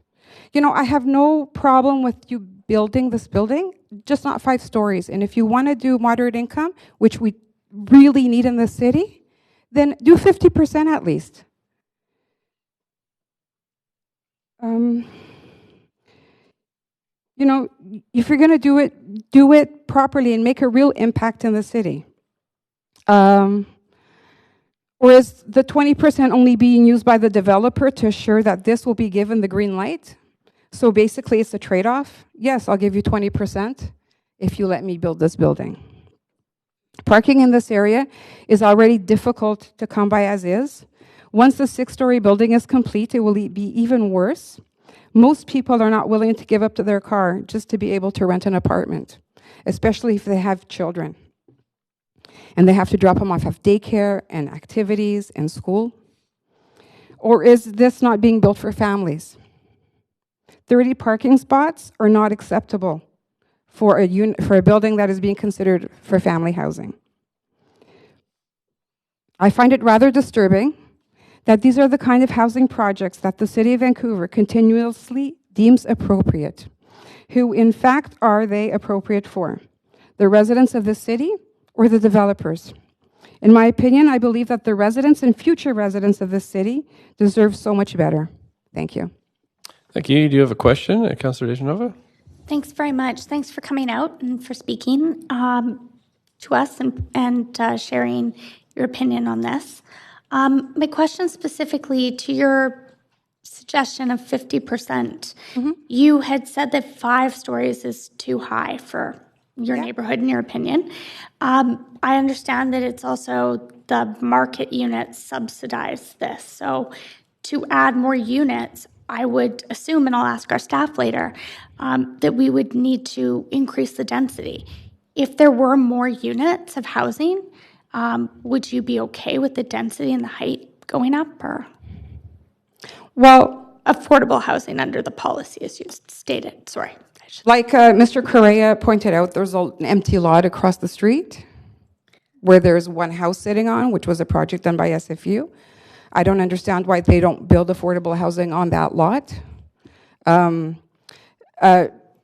Yeah, I would still be opposed to something over 5 stories because because it overlooks the houses. The single family houses, they're very small, like they're small houses. They're not big, huge houses. So this building with just a tiny laneway in between the building, and it doesn't matter how many shrubs you guys are going to plant in between, it's going to be looming right over us. It's huge. It's going to be huge. Thank So, you. no, I'm Thanks not. for answering my question. To the inboard and borrowed light bedrooms, so they do have a window. They're just an interior window, is my understanding. I'll check with staff on that. And they borrow light from other areas and other Yeah, I've windows. seen those before. So currently the city, I should say, is piloting this. However, in the past, we haven't had that, and you're not allowed to have a den. So we were hearing about children sleeping in closets, and that would be their bedroom, usually a pantry, that had no window at all. So if that's the option, the design is no den or a den that borrows light that also has like closure for privacy. Do you support that, or you? Yes, I would support it that way. So I just wanted to check because you said you might support it if it was throughout all of the units, including market. And I'm not sure why it's not. I will ask that question as well. But just wanted to check with you to see if it was the units you didn't like at all, or it was specifically because it was just the below market units. Yeah, just because it was the below market units. Thank you very much. Great. That's it for questions. Thanks for coming in this evening. We've got Dylan Grovin, number 4, and then Joel Melanson, number 5. All right, thank you very much. Belated congratulations, Mayor Stewart. Great to see a fellow East Coaster and Acadia grad reach high office. Wow, cool. I lived in Seminary House, graduated in 96. And also thank you very much to city councilors for asking some tough questions. A couple things I wanted to point out is, or wanted to ask, are the DCL credits applied pro rata? At this point, it's just for you to kind of feedback to us at this point, but we, if you want us to pose questions later, you just suggest them and we'll try to get them in. Okay. So on the first point, there's a concern around infrastructure. So because the city is providing these developments of this nature with DCL credits, basically what's happening is we're taking money away from investment in neighborhood improvements, including libraries, childcare facilities, community centers, transportation services, cultural facilities. This is particularly cogent for us in our neighborhood because we have all this development going on around us. We have, if you take in the context, not just this development, but everything around it, we have 500 units that are fairly new and fresh that are either being developed or about to be developed, with no money going into the elements that make the neighborhood attractive in the first place. Prime example of this is Brewers Park on Victoria, 2 blocks north of both the Strand and Stainsbury Avenue. And we've been waiting for improvements in that park for approximately 4 years. It's completely derelict and is basically just a home for the homeless. And there was an attack there a couple years ago. The next concern, which was previously raised, is traffic. And just to highlight how big of a problem this is, we had a neighbor that had their car door ripped off. And there's tons of near misses with our children. And yes, there are speed bumps, but in terms of traffic calming, it does not stop people from using 22nd as a shortcut towards Knight Street. So when you have units, and it's not just this development, but a lot of the units around the area are sub 50% parking space per unit. There was somebody that said that the range in terms of assignment for parking spaces is between 35 and 75%. There's a huge range there. I mean, if I think if this development leaned more towards the kind of 70% of units have a parking space, I think it would alleviate that both on the traffic side and on the parking side. Parking is another one. We're already experiencing the density there. We don't have permit parking. And so, the incentive for just just filling the neighborhood with cars, both commercial and private, is already there, and the property is going to make it more difficult. So the biggest one is around school and community. I'd like to quote one of the supporting letters saying for the project that said, finally, I would like to add that the amenities in the neighborhood, all within walking distance, including the schools, Trout Lake Community Center, the park, the stores on Commercial Drive, it would make a great neighborhood for couples, families, to rent, grow, and thrive in, and would be a step in the right direction for addressing the issue of limited rental housing. I would say that naming those various amenities when they're very much at risk of oversubscription now, before this project has gone ahead, is to me an indicator that marketing is taking place over real long-term planning. The schools are already oversubscribed, so if we're telling these folks that are going to rent these units that they're family units, then unfortunately they're going to be put in a lottery. And our community center programs are already very challenging to register for. And I heard that the VSB was projecting a decrease in enrollment. And sorry to say, but I've lived in many cities across Canada. This is the worst city I've ever lived in for forecasting family demographics. My wife and I just went through 3 nannies in 4 months. We now have our 2-year-old and our 4-year-old in 2 separate daycares that are split across the city. I would love for a city economist to calculate how much of a waste of time it is for us to take our kids there. And number 2, this city has a greenhouse gas target. We declared a climate emergency, and we are burning twice as much fuel to bring our kids to 2 separate daycares. I can't explain how much that sort of aggravates me. But all this to say that as designed, without consideration for these elements in the neighborhood that need to be addressed to basically support this level of densification, and I certainly don't like many other members here, we acknowledge that we need more and better housing. But yeah, we do want to take those considerations into play. Yeah. Thank you. That's 5 minutes, but you do have questions. Councillor Hardwick? Hi there, over here. One of the earlier speakers talked about balance. Yeah. And I'm extrapolating from your comments that you likewise see this as an out of balance scenario. Yeah, so on my end, possibly a slightly different perspective. I think the number of these large buildings that are all getting sort of dumped in the same area is sort of kind of a bigger issue. I don't understand why they're not scattered or spread around a little bit more in terms of how they're organized. Just because it certainly it's like applying a fulcrum. You're applying the strain on the various services and kind of local facilities by sticking them all in one spot. There might be reasons for that, but nevertheless, even that wouldn't be such a big deal if, for example, you have a traffic diversion on 22nd, so that people can't cut across and use it as a shortcut, or adding permanent parking. There's a couple solutions here, but certainly the big one, which is the more costly and more difficult one, is around. Sure, bring in more densification, but recognize that means that the amenities and services need to also increase, including schools, including community centers, et cetera. Good point. So on this site, there's going to be something built. Yep. I take your point about, I'm just looking at, there's been at least 5 or 6 spot rezonings that are putting pressure on this community and the amenities that you've described. Correct. But the question that I put to another speaker, I'll put to you as well, is what would you see as being appropriate to the site? I think,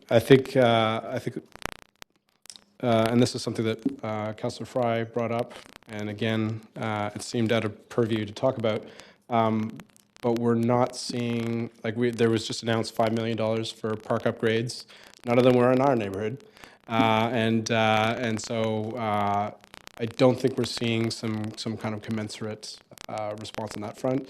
I would have to put my name in the con, or in the con bucket, or in the against bucket. Opposed. Opposed. Sorry. Yes, it's late for everybody here. But you can't be opposed to anything being built on the site. That's what I'm getting at, notwithstanding the amenities on the site in particular. On this site in particular, I mean, I'm concerned about a lot of the same things as other residents in terms of shadowing. I don't live as close, but I would say I would agree that the comments regarding the lanes is absolutely correct. They're extremely narrow. I don't know how you're going to get waste management services through there, or what kind of impacts it's going to have. You know, our garbage cans are already being destroyed because it's kind of like tents and whatnot. So, I mean, you know, if it's my preference, then I do like the 4-story walk-up model better. But yeah. Thank you. Appreciate it. Thanks. That's it for questions. Thank you for coming in this evening. Cheers. Last registered speaker is Joel Melanson. One more on the list. Oh, and Jared Tiffin is after that. Hello, Mayor and Council. Thanks for inviting me and letting me speak. My name is Joel Melanson, and I'm currently a resident along 22nd Avenue in the vicinity of this development. In its current format, I'm opposed to the development. Over the past 5 years or so, our neighborhood has been essentially the epicenter of the city's affordable housing initiative.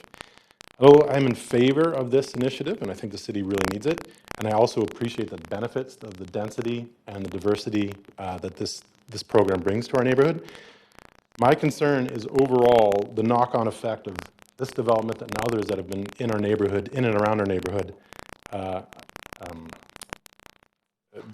impacting the ability of the public amenities in the neighborhood to accommodate this type of development. Namely schools, library, traffic, and also parking. My big concern here is the neighborhood plan. It's painfully out of date, and I want the city to put immediate effort to specifically look at this neighborhood. I understand the city is developing a citywide plan, which my big fear is that over the time it takes to develop that plan, these developments that are coming along in our neighborhood are all going to be finished and implemented by the time this plan comes to play. And the adverse impacts that these developments have in the neighborhood will already been implemented. There's two areas in specific that I'm concerned about. Schools. Lord Selkirk, as mentioned before, is kind of the center of our neighborhood. My 2 kids here go there. And my son Lachlan, actually it was mentioned earlier about how the school is bursting at its seams. He was on the waiting list for the English program at the school. And I live less than 100 meters from the front door of the school.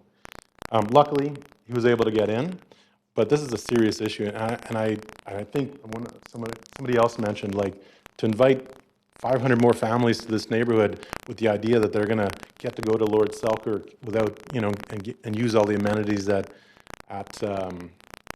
Trout Lake. It's really unrealistic without some sort of an overall neighborhood plan. Secondly, as I live on 22nd Avenue, a big concern of mine is the traffic volume increase and speed of traffic through that corridor. Now, I've lived here for 12 years, and steadily I've seen increase in both speed and volume along here. These developments are only a part of that increase. I understand that. This, as mentioned previously, this corridor, 22nd Avenue, is a shortcut between Kingsway and Victoria. There's a lot of cut-through traffic through there. And with the school there, with hundreds of children that walk along this corridor and cross the street, this is a real safety concern. My wife and neighbors have witnessed near misses along 22nd related to this traffic. And I know I mentioned this before, I go to the open houses and I raise these issues. And I'm always pushed to the city staff about trying to specifically address these, but without that kind of overall community plan, I feel those elements are missed. And yes, we put in speed bumps along that corridor, and there's been, I think, a parking bulge just recently put in. Although I appreciate the effort, I really feel these measures are really insignificant compared to the overall safety issue along the corridor. And what I really think needs to be considered here is traffic calming. And I know, as I said, I raised these at the development meetings, the open houses, and every time it's like, oh, this is not about this project. You know, this can't be addressed through this project. It's got to be addressed through a bigger picture. And I don't see where that picture is. I'm hoping that today I can get some sort of buy-in from the council to address this.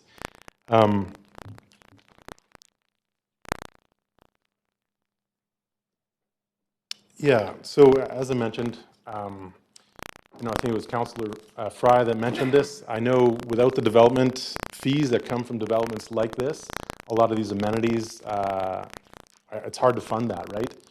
But with the sale of this laneway, perhaps that may be a conduit through which we can look into ways of implementing traffic calming measures and/or other amenities that may address some of the safety concerns that I have related to traffic, as well as, you know, I heard Dylan say this. I don't, you know, they project that the school's going to be fine in the years to come, but I really don't see that happening. But thanks. We're at the 5 minutes, but you do have questions, Councillor DeGenova. Thanks so much. You had talked about amenity space and there being enough amenity space in your neighborhood for 50 more families. I understand that amenity space is an issue in our city. I used to be a park board commissioner. And even people who live next to Hillcrest, which was the biggest, newest center, would say, it's always too busy, I can't get into a program, but it was a destination center. So in trying to balance that out, and considering we are in the midst of a housing crisis, I'm wondering, what do you think we should be doing for housing as we move forward with the Vancouver plan, which may inform our neighborhood plans, but specifically to this rezoning in this site, I have to consider it in the context of the policies it makes and what will it provide or hinder in our neighborhoods. And I'm just wondering where should we put 50 other families? Not that we're talking about that specifically, but we definitely have a population growth in the city and less affordable housing. yeah, I think first off, it's not 50 families. I think it's 500 that are happening in the neighborhood. I mean, just for context, it's a lot. Sorry, you said 50 families. Sorry. So that's why I said 50. I tried to quote you very specifically. And to be clear, I'm in favor of densification. What I'm not in favor of is the perceived lack of planning for this neighborhood, and it just being done in little pieces where, you know, at some point it's going to be the break point where there's going to be an accident on 22nd and someone's going to, you know, raise the questions of why wasn't this looked at? So to answer your question, I am in favor of densification. I am in favor of developments like this. I am in favor of low-income rental housing, and I think that's a great spot for it. I just think that as part of this approval, that we need some sort of subject to taking a look at the neighborhood as a whole from a safety perspective and traffic calming and perhaps even schools. Thanks. And one more question about the schools. You had mentioned schools also after amenity space. They're completely separate and we don't have the power to do that. However, school tax, or the tax the province takes off of the tax that we collect. Like, the tax bill shows what we at the city take, but also what the province takes. It provides a more robust tax base to build more schools. Is that something that you support throughout your neighborhood? Yeah, I would absolutely support it. I'm like, again, I know you guys are, you know, the school board's a different board, and I'm just raising that as a concern. Like, I'm hearing some of the reasons behind choosing this neighborhood for developments like this is that, you know, there is a school and there's amenities, but it's really bursting. I mean, that's the point I wanted to make on that front. Thanks so much. Yeah, thank you. Thank you, Councillor Hardwick. Hi. I wanted to talk a little bit more about the notion of the neighborhood plan within the context of the larger citywide plan. It was always the intention was that the fabric of the city come together because of its diversity at the grassroots. Yeah. And that hasn't happened yet. Hope springs eternal. But what we have seen from what I'm seeing here is 5-spot zonings that have landed density in this area without commensurate amenity support. So it's not just, and I don't want to put words in your mouth. But, Again, questions, Councillor Hart. Yeah. It's a question period, so please ask questions. You knew I was leading to a question, didn't you? Yep. So Councillor is it that this particular development, it's not that you object to this one in particular, maybe you'd like it at 4 stories instead of 5 or 6 stories, but it's really the fact that the area is being overloaded without support for amenities? That's my main concern, yes. Like I said, I mean, I mentioned too, schools and traffic, but there's also street parking, which again, is an amenity. It will be taxed. It will be bursting at the seams based on these developments.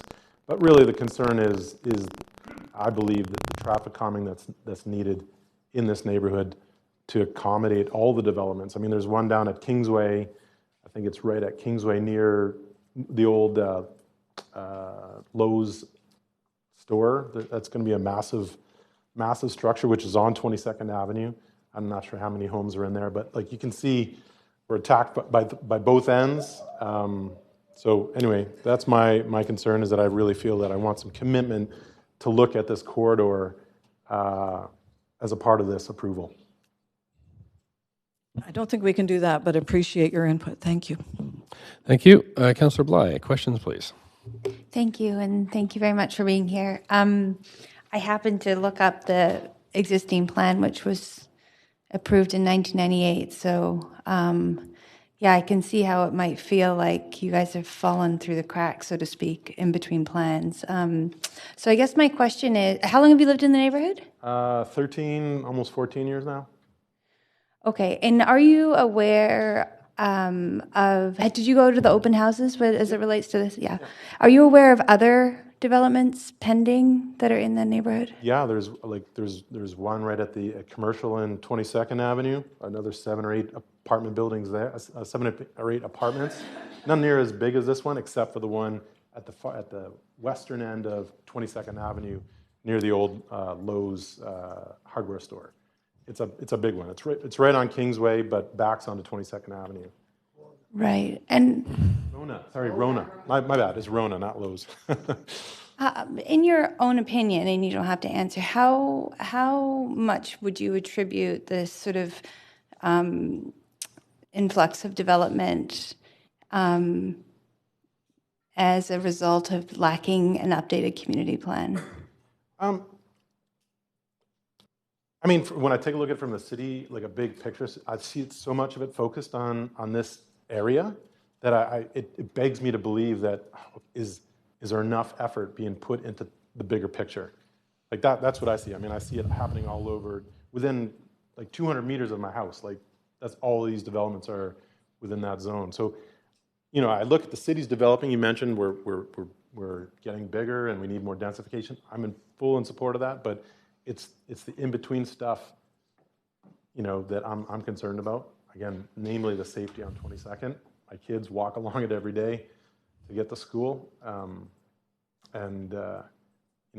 really want some sort of better look. Since 1998, between now, it's changed dramatically, right? It's not the same neighborhood it was back then. Right, and one final question is, and it sort of relates to traffic in terms of bringing new business into the neighborhood. A number of the new developments have commercial, I think around 18th and commercial along that. Yeah. I don't know. I know I go to a couple places there, but I'm not so familiar. So as a resident of that neighborhood, do you have an opinion of whether it's thriving, if it's... No, I honestly like the densification. I like the commercial residential aspect to it. All I'm concerned about is when all this traffic comes in, it literally goes on to 22nd, and it just puts my kids at risk. Yeah, okay, got that. Thank you. Thank you, and that's it for questions. Thanks very much for coming in today, sir. Okay, we have Joel Melanson. That's you. Okay, I didn't check your name off. Sorry. We have one last registered speaker, Jared Tiffin.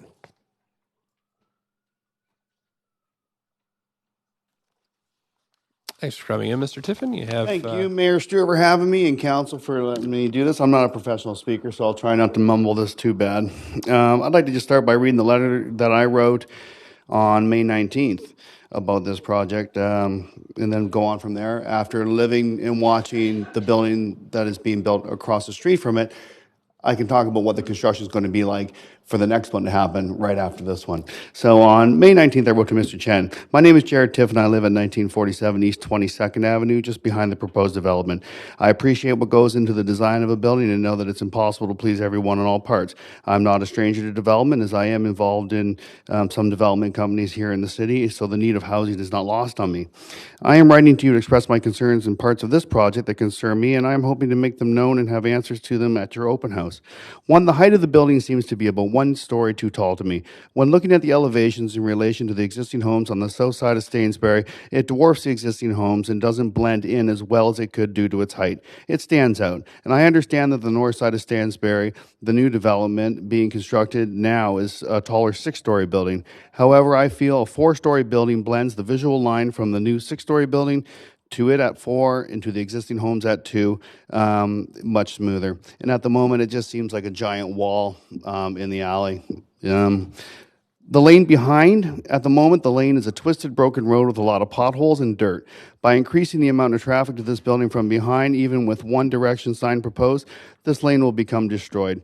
There are plans to fix all 3 entrances to this lane and the road surface. 34 cars seems a little, but it's 34 more than the normal use now. And this without another exit from which is being taken away from this building's development is just going to clutter it up. At the current time, the city's green trucks and garbage trucks can barely get through, and they have caused damage to fences and plants.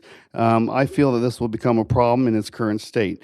An increase in damage to homes and vehicles is needed to be looked at. That said, if the lane was to be resurfaced and improved with signage and have the city keep an eye on the lane way for parking and green bin and waste bins being identified and stored properly, that could be a workable solution.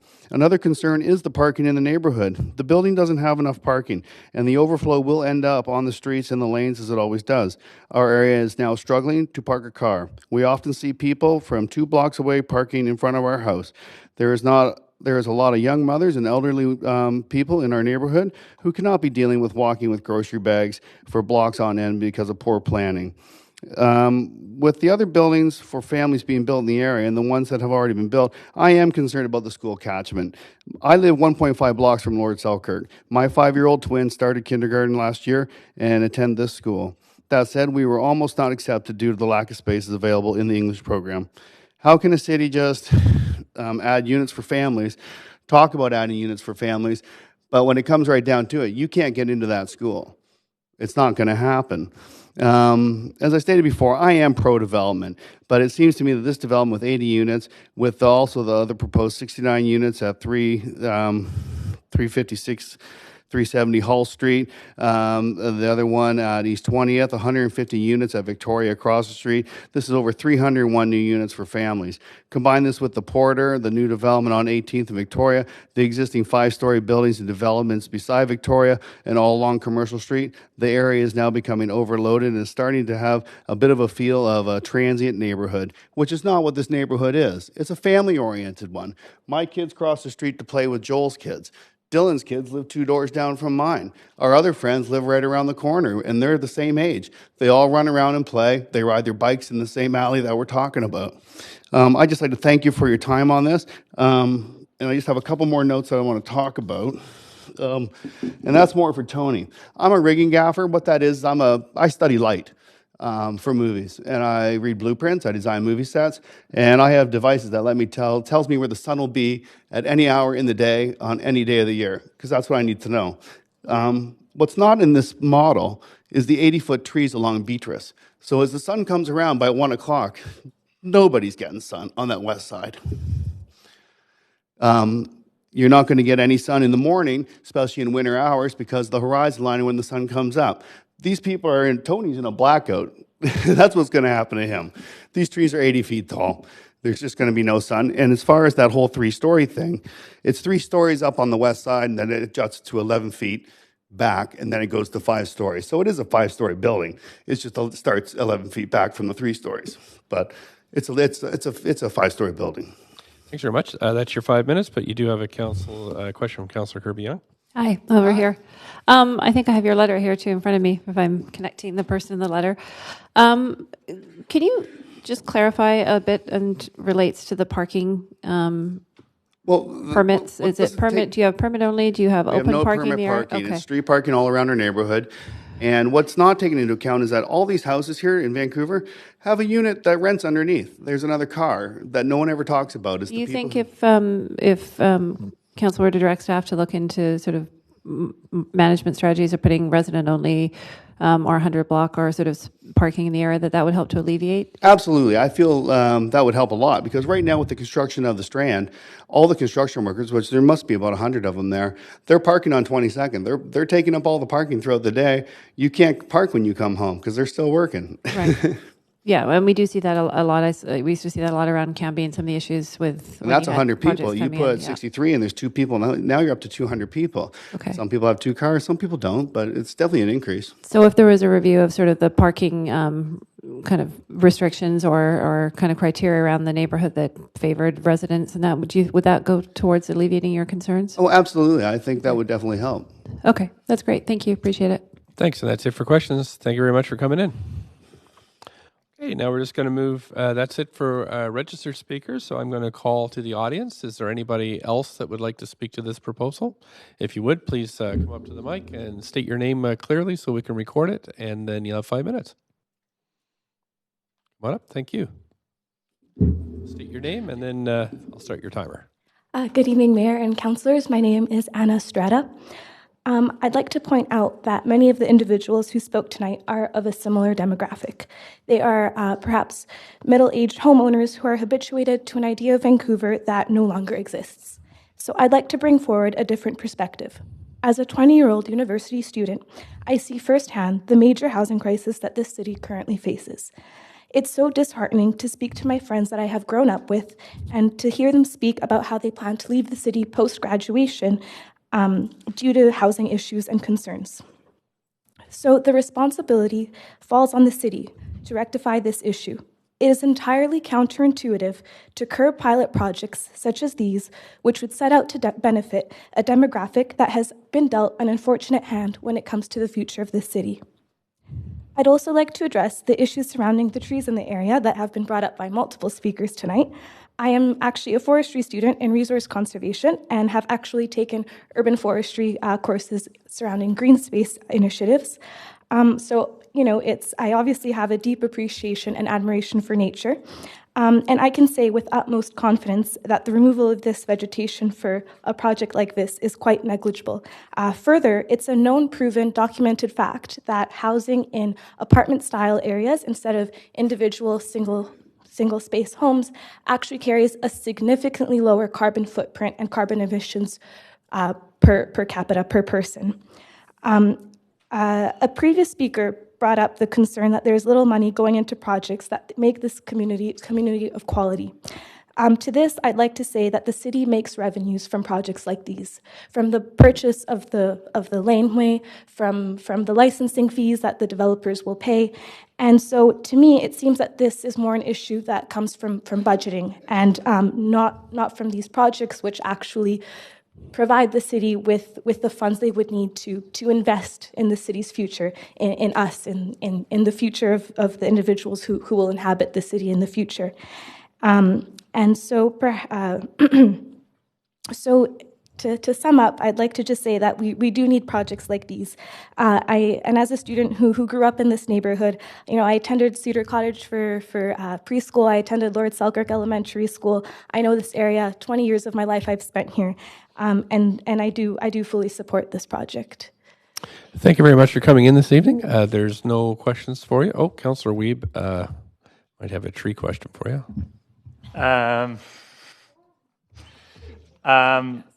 The location of this property, and you talked about the trees on it, it is close to the new master plan that's going to happen around John Henry or Trout Lake Park. So when people talk about livability, and you, as a forestry student, you've talked about how it is good to be close to trees like that. So is this location a location that your fellow students would want to live in due to its proximity to green space, yet the ability to still have that kind of proper livability in a condo environment. Absolutely. That's exactly what we sort of expect to see in dense cities such as Vancouver, and with an increasing population. For sure, like parks such as those are so important, and it's been proven that for increased, mental health, for physical health, green spaces like the Trout Lake Park and the vegetated area in that space would be ideal for those initiatives. Yeah. And then parking's been brought up consistently, and how few parking spaces are in this property. Of your group or cohort you're talking to, do you think that the limited number of parking spaces in this building would be sufficient for the type of people that would probably move in? Yeah, when we're talking about people, younger people just graduating university, I'd say basically all of my friends don't have a car. We all rely on public transit, on biking, and also on car shares, which means that, when you're using Evo, when you're using the Moto, I think as well, anyways, with cars like that, it's not one car per person, right? You're talking one car for multiple homes. And so there wouldn't need to be a parking spot for each unit. And, someone else also previously brought up, cutting carbon emissions. That's not going to happen if we keep providing people with the parking spots, if we keep pushing towards, a vehicle per individual. We're not going to achieve that. We need to make changes, and it's great if these changes, they need to be systematic changes and not allowing people to have sort of the freedom, that's not maybe the right word, but, from sort of encouraging alternate methods, at this level, it would be good. And so, to answer your question, I would say that the people I interact with, they don't own cars. And so the parking would be sufficient. Thank you very much for coming today. So that's 5 minutes. Thank you very much for coming in this evening, and that's it for questions. Anybody else like to speak? It's my second call for speakers. No one out in the lobby. Last call. Okay, thank you. Seeing there are no speakers now, the speakers list is closed. As few or no public comments were received in this item after 5 p.m., we'll close the receipt of public comments and move on to hearing closing comments and asking further questions. So does the applicant have any closing comments? No, thank you very much. Okay, thanks. Does staff have any closing comments? No closing comments. Okay, thanks. Okay, we have a closing comment. Thank you. Once again, Kevin Spence from Development Planning. I just wanted to provide a closing comment to clarify just something that may have been unclear in the report. The building or the proposal is for a 5-story building, and that's 5 stories across the entire building.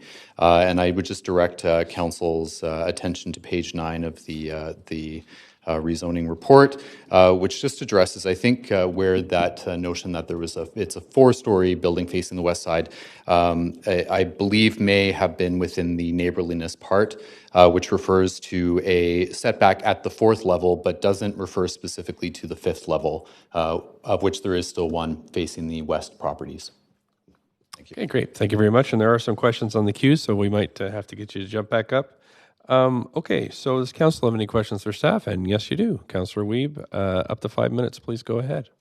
We've heard a couple concerns about the alley and the width for the mobility of commercial vehicles to deal with a multifamily unit. I'm just wondering, are those being addressed in the design to ensure that there is an ability for commercial vehicles to easily access the curves in the alley? Once again, Rosemary Jaskovich with Transportation. The lane width behind the proposed development is actually a 20-foot or 6-meter standard width lane, which is the same lane width across the city generally. And that lane width accommodates commercial size like garbage trucks, service vehicles, large vehicles. There's also a corner cut at the southwest corner of the development, which also provides for improved maneuverability through the lane. There may be encroachments, say property encroachments or vehicle parking issues in the lane, which may create the sense that the lane is inadequate. But if there are property encroachments or parking issues, those can be reported directly to the city through 311, and property use can go and address those sort of on the spot without having to create a wider lane when it's already a standard width. Are any of those encroachments on current properties that would be redeveloped? So any of the properties from 1956 to 1990? Not that I'm aware of, and that if there are any current property encroachments, the current property or the proposed property will be required to have all of their development within the property lines and be set back appropriately as per the requirements, so there should be no encroachments from the new development. Okay, and in the tree management plan, we normally state how many trees will be planted in the tree management plan. So there's this many trees on the current, and there'll be this many in the new proponent. In this proposal we have in front of us right now, there's no current number into the tree management plan. I'm just wondering how come on this project we don't have the data on what trees and what is the number of trees? Yeah, thank you for the question. I can't speak for my colleagues at Landscape, but what I can confirm is that tree management plans are something that trace through the development permit process and are reviewed rigorously through the Landscape review team at development permits. So oftentimes specifics of landscape design get sort of narrowed down at the DP stage. So it may just be, and again, I can't speak on behalf of my colleagues at Landscape, it may just be that it's another level of nuance that is dealt with at the DP stage. Okay. And obviously we're looking at a model that isn't concurrent to the current development proposal that's before us. And we're also hearing some of the public that have been to open houses and have been working on a former development proposal or sizing. When the new development comes forward and is coming to a public hearing, does that information get sent out to anyone that's been at open houses and to the community so that when they are, they have a clear understanding of what is being brought before us? Because I know that there has been confusion over and over again where we're looking at pictures of a former building. We've got models of a former building. The public has been to open houses on a former building. So I'm just wondering how the information is transferred to the public when for the final kind of application that comes to council.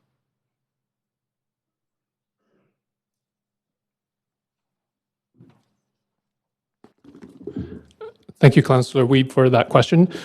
So in in this particular process, yes, following public comment that was received at the open house, following feedback from the urban design panel, and following staff review, we made recommendations to augment the form of development with the height and density that is before you today. This information is not necessarily presented back through a notification process. Staff did not judge that as necessary in this particular case because they were minor shifts. They were minor shifts in the massing, and the changes in height only pertain to one small element, which is the amenity space. The 5-story, 52-foot original height is largely, it's still the same. So staff did not feel it necessary to communicate back out. It was in the council report, and it's here before public hearing. Okay, is it updated on the website? Because I know that we have for each property, we'd have a specific website page. Has it been updated continuously on there when changes are made? So no, these recommendations were not updated to the website. They were included in the council report. Okay, thank you very much. Councillor Kirby? Thank you. I want to just follow up sort of on parking and procedurally a couple of options because it seems there's two sort of stressors coming in here on the feedback we're hearing related to parking. One, the existing conditions in the neighborhood as have been described by some speakers as it relates to on-street availability and perhaps what kind of rules are in place for parking there, whether it's resident or only or permit, and the number of spaces for this one. So does council have any options to sort of include a requirement or amendment to revisit the parking in the area? Does that need to be done through separate petition from residents? Yeah, it's not something that would require council direction. There's actually a resident-led process for it. It's actually quite straightforward that a resident can actually call into the city through 311 and request a residential parking permit for their area. The city would then go in and conduct a survey of the residents, and if the majority of the residents on that block face support residential parking permit in front of their street, then the city will go in and install regulated residential parking permit zones in that area. Okay, and is that the only way that can be done? That would be the appropriate channel as opposed to it's an requirement existing on the program process? that that exists right now. So it's done on a request basis. There is a, Okay. once they come in, they I guess my question, just to be explicit, is it wouldn't be appropriate to make an amendment to this report that process be looked at, or the provision and regulations around permit parking. I don't know that it. I don't think it would be appropriate because there is an existing process for it. Okay. Do you know, and if you don't know, that's fine, but do you know if you've received any requests? I'm not aware, but we can definitely find out that information if any specific requests for this. I see heads nodding there, so there might be a good they are opportunity for people to connect. I think we have to stick to the speaking, but I'm just acknowledging that might be a nice opportunity for people to connect after. Okay, and then my other question just relates around sort of how two policies relate together in this particular application. So for the transportation demand management plan, and it says under City of Vancouver's normal parking bylaw, it would be 43 spaces, but with the TDM, it's 30. And 4 of those are visitor spaces. And then we have the MERT program, which provides the waiver on DCLs, including the utilities DCL. But there's also a savings, is there not, to not building that same level of parking to the developer because it's really expensive. So how do those policies come together in terms of evaluating affordability and the concessions that the city is granting? Sorry, so if I'm understanding your question correctly, you're wondering about how... Well, there's a savings to the overall project, obviously, if you Right. don't have to dig down and provide parking, which is really expensive. Right. And at the same time, we're providing a DCL waiver. So I'm wondering, how do those two policies that apply to this application come together in terms of determining it, Do you want to speak? Okay. the level of incentive that's been given, and if that makes sense on a project? Yeah, thank you for the question. So when we're looking at project cost and evaluate, or a project financial performance and evaluating it, project costs go in and project revenues on the other side. Essentially, as we're looking at a pro forma for a project, determining viability, the reduced number of parking stalls would, you're correct, reduce the project cost. So that would come off of the cost side of the ledger, if you will, as would a development cost levy waiver. The waiver would also come off of the cost side of the ledger. But those two things together in a case like this, and this is why the rental incentive programs do have a range of incentives that do include parking relaxations as well as development cost levy waivers and additional densities, because often we found those things are required in combination to actually make rental projects, and particularly projects with a significant share of units below market, work financially. Okay, so what I hear you saying, if I can reflect that back, is that staff sort of looks at the equation, if you will, on each particular project and the circumstances, and it could be a combination of measures, might be one, might be both, might be a combination depending on the project specifics? Yeah, that's correct. And often different projects in different locations on different site circumstances require different combinations. We have had projects go ahead under our rental incentive programs that don't ask for additional density. They want to just move ahead under what they've got. And they ask for just parking relaxations and the waiver because those are the things that those projects need. Okay, and quick follow-up on the transportation, the TDM. When staff are evaluating an application like this, do you look at that particular project application in the site, or do you also look at the corresponding area in terms of available parking when making those determinations? We're at the 5, so just quickly, please. We evaluate all of that. Am I allowed to respond to the rest? Yep, just quickly, please, if you could. Yeah, so when staff are responding or reviewing the TDM plan, we look at site-specific kind of conditions as well as kind of the overall kind of accessibility to the neighborhood. So we do have some authority to kind of guide the transportation demand management plan if we see that they're proposing measures that don't seem to make sense. In this case, staff are supporting the transportation demand management plan as proposed. Thank you. Thanks very much. Councillor Boyle. Thanks. I'm wondering, and forgive me if this was in the report and I'm mixing it up with the other project we have later in the agenda. Can you speak a bit to traffic calming on 22nd there, particularly around Lord Selkirk Elementary, and what traffic calming is currently there, what else might be needed? Thank you for that question. So the Lord Selkirk is just to the south of 22nd Avenue, and it was part of the city's active travel program that looks to improve walking and cycling to and from the school. So since 2016, this city program has, particularly for around 22nd, and as was mentioned by a previous speaker, has installed curb bulges and crosswalks at Wellwyn and 22nd, speed humps around the school, upgraded to raise crosswalks at Commercial at 22nd, provided students with more crossing times at pedestrian signals. And this year we're looking at the city's also looking at installing zebra crosswalks, so something more visible in that area. Okay, that's great. Thanks. Thank you. Councillor Dejanova. Thanks so much. I have a number of questions. I'm going to start with the question on the resident-only parking. I understood the policy for that, and I wonder if it's applied the same way.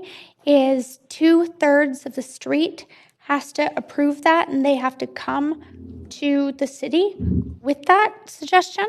Is that correct? And if we provided it through a public hearing, then we would be expected to maybe consider that always a public hearing for issues such as that. Would that be correct?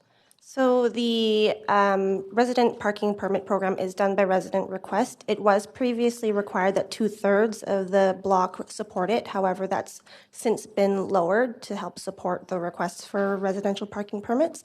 So the majority, so it's 50% plus one, need to support the request for residential parking permits. So if a previous request had come in before that change in policy happened, that could be the reason why it wasn't passed originally, but that now has decreased. Okay. I know that with lane paving, there's also a cost associated. Is there a cost associated at all with this?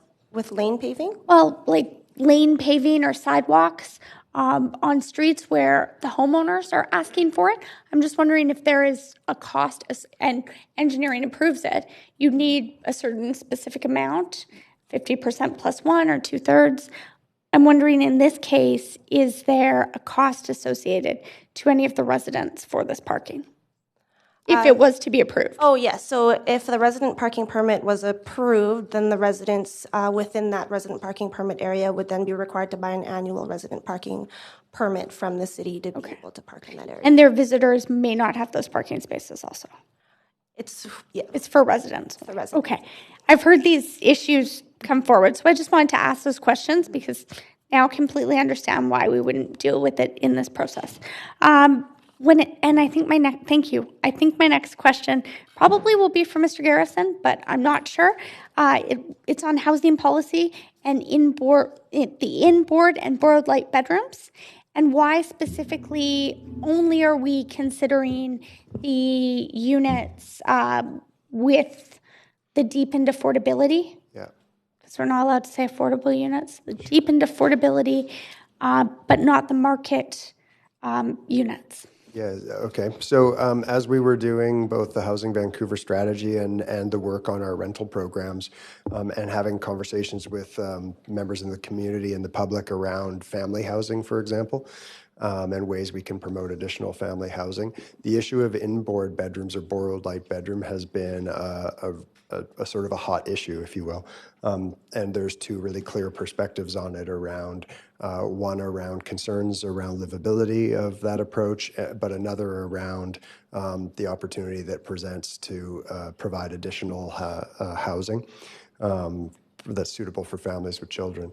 So given that, and that we haven't come to a finalized policy sort of position on that and adopted it more broadly, we've included it in this pilot program as a way to test out in real time, in the real world, how these inboard bedrooms might work and might contribute to affordability for families, and how some of the concerns around things like livability, life safety, and access to ventilation can be addressed through good design.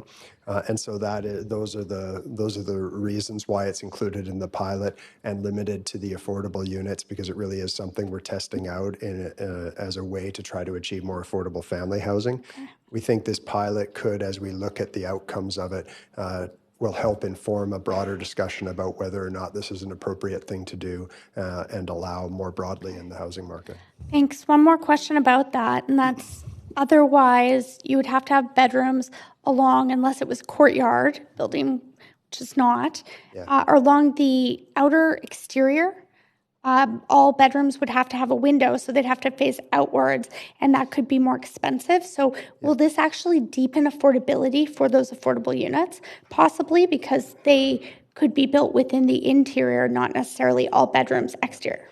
But it will certainly make it easier to actually build units with 3 bedrooms, and I think that's the key goal, because it is difficult. You only have so many corners in a building that you can turn around to provide those 3 bedrooms with exterior access. Particularly when you're looking at mid-block sites, it's challenging, but it is challenging in all building forms. So that's what we're testing out, to see if we can find a way to do that in a way that's supportable and addresses the livability concerns. Thanks. very I much. have one We're more at the- question, but I'll put myself back on the queue. We've got the one. Okay. Councillor Fry. Yeah, thank you. And this is probably a traffic management kind of question. So with the understanding that this project's not delivering any utility DCLs, and that one of the speakers described the lane as pretty beat up and like a dirt lane, and similarly, I know it's like a soft shoulder along Stainsbury there, and even the intersection of Victoria is that weird bend and stuff. And I'm just wondering what kind of public realm improvements to our streets this project might trigger to obviously compensate for the amount of, especially on that intersection of Victoria with the park kitty corner or the gardens kitty corner. Right. So specific to the lane, there are a few off-site conditions that are included. So the development will be required to provide lane crossings, lane lighting, and then the development itself will have to have the ramp designed because it comes in at the L of the lane. There is a condition to have improved sight lines where the ramp meets the lane access and actually have a more flattened slope so the sight lines are improved. There's also, as she noted in his presentation, various other, I guess, traffic improvements such as crossings at the intersection of Stainsbury and Victoria, typical public realm improvements like widened sidewalks and boulevard and a traffic bulge. Sorry. Okay, well, that's great. That You had does another address question? the... I think I missed. Yeah. Okay. Okay, now the second question, and this is not for you, but still a kind of engineering-ish question. We had a letter that expressed some concerns about similar developments in the area and how the foundations had created some water damming effects, and that I'm wondering, are there streams that run through here? Are there concerns around sort of the hydrology of the land, and are we mitigating those? Are those concerns unfounded, or? So thank you for that question. I will respond to the first part of that question, which is with respect to historical streams. There was a historical stream, but it's one block over. It doesn't directly affect this development per se. With respect to construction impacts from waterworks, can you? So for construction impacts as a requirement, one of the conditions is that the applicants always contact engineering to acquire the project's permissible street use permit, as well as confirm their construction plan, and they're required to provide a mitigation plan to minimize street use during excavation and construction and just minimize impacts to the area overall. And once construction has begun, the city inspectors actually conduct site visits, confirm compliance with that. I can't speak to the details of their construction plan, but that's the general process that all applicants are. And I don't have the letter immediately in front of me, but I think the concern that the writer was expressing was that there was similar projects in the area where the excavation and foundation had changed the fundamental hydrology and it impacted the neighboring homes through water flow. Or is that ringing any bells? That's okay they could be inaccurate on there. It's just we get a lot of letters. We don't have any information specific to the other site. Okay, I'm going to look for it, but thank you. Thank you. Councillor Carr? Yes, thank you. My first question has to do with shadowing. We did have several of the speakers address that, and there were a number of pieces of correspondence which also did speak to that issue. But in the speakers, there seemed to be two different opinions. One is that there are problems with shadowing, especially to the west, and others who stated because of certain trees or the issue wasn't the building. Can you just explain to me what the shadowing impacts are, especially to the west? Yes, and if I could request that the presentation be brought up on the screen, that would. We've brought up a slide that shows the shadow analysis that was done for this project.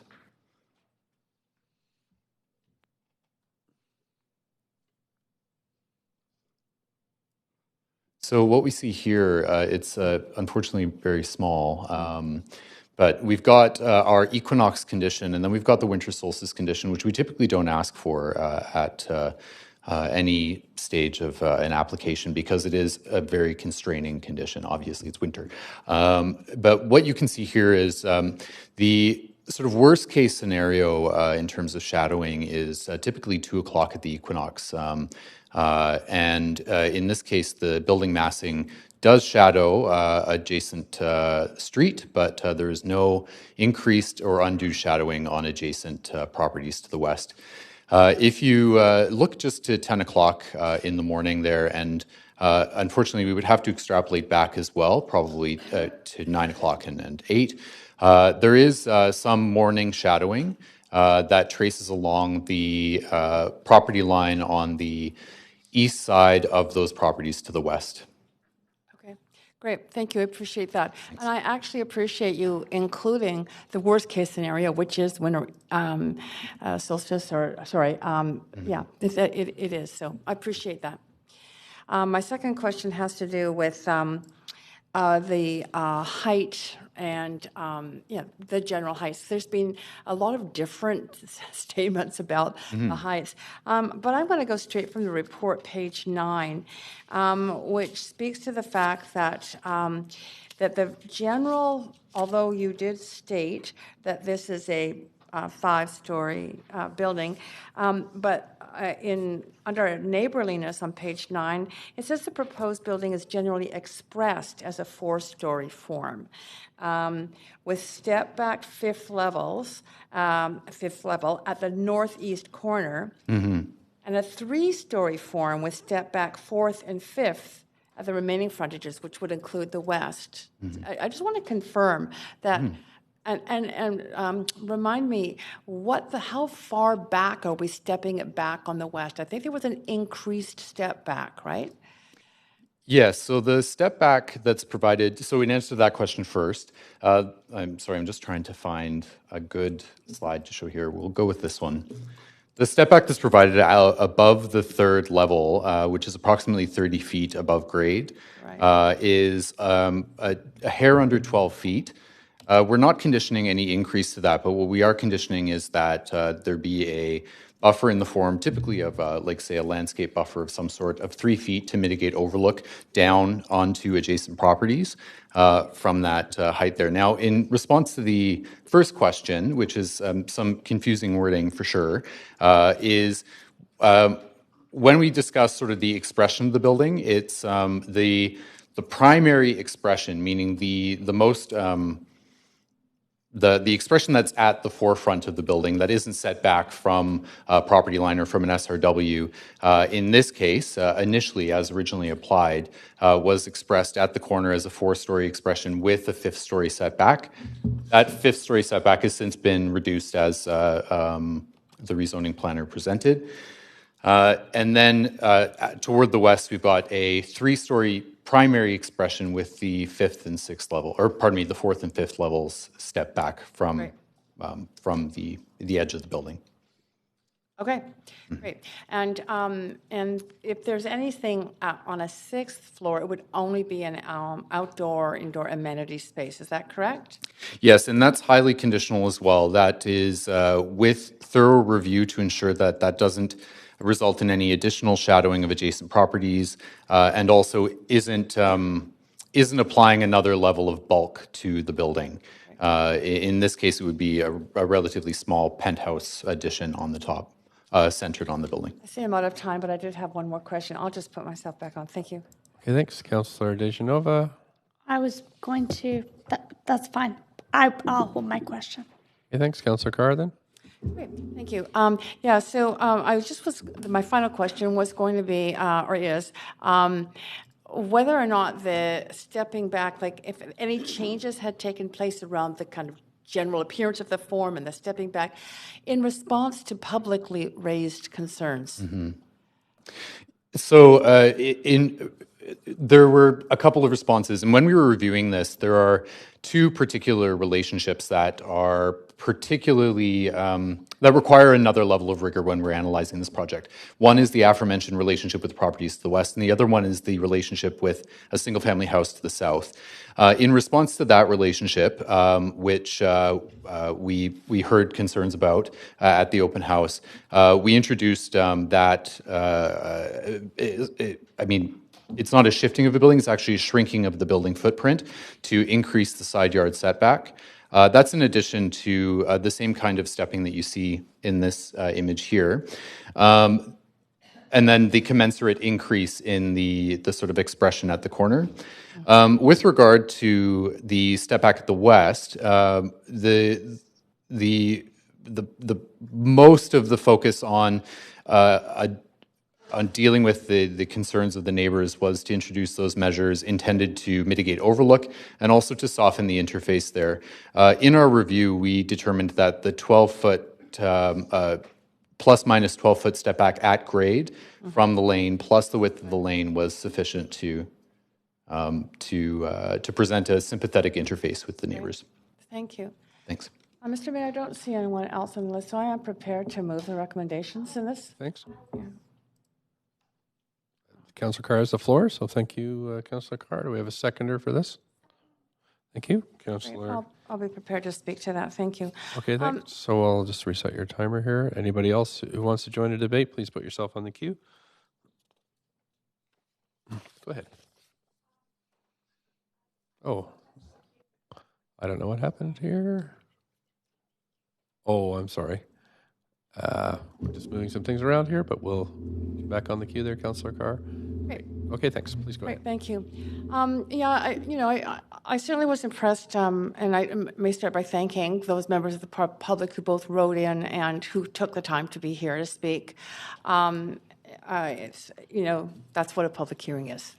And what I'm particularly impressed by is the raising of concerns that have to do with quality of life and also affordability within our city. So those are the two issues I'm going to address. I think in terms of quality of life, I heard clearly from speakers that the size of the building and how it fronts their areas was a concern. And I read the report really carefully, and I looked into it, and I asked staff the questions. And I feel that there are changes. The changes are not in the original report. They're really embedded in the conditions of approval. Well, they are in this report now, in conditions of approval. In other words, there are increased setbacks at grade. There are stepping back of the higher floors so that a three-story appearance is more what will be seen on the west side in particular. And I feel that is what was expressed by some of the speakers as, all right, looking like, as I say, three stories. I heard clearly also concerns, and I noticed also that in the conditions of approval are landscaping and sort of screening, green screening, that can also, I think, protect privacy.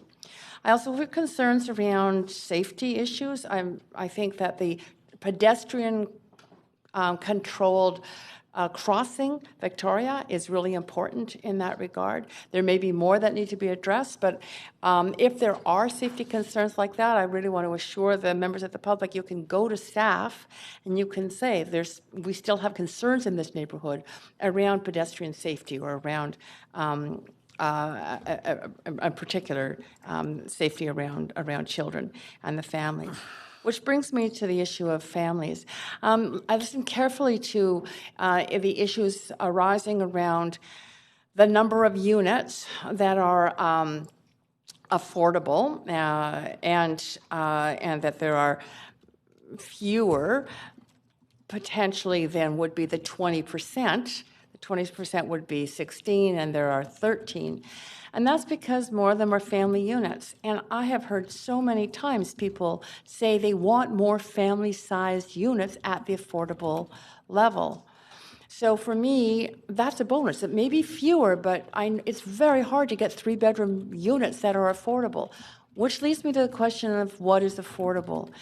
I must admit that I go with the regular definition that is acceptable everywhere, which is 30% of a household income.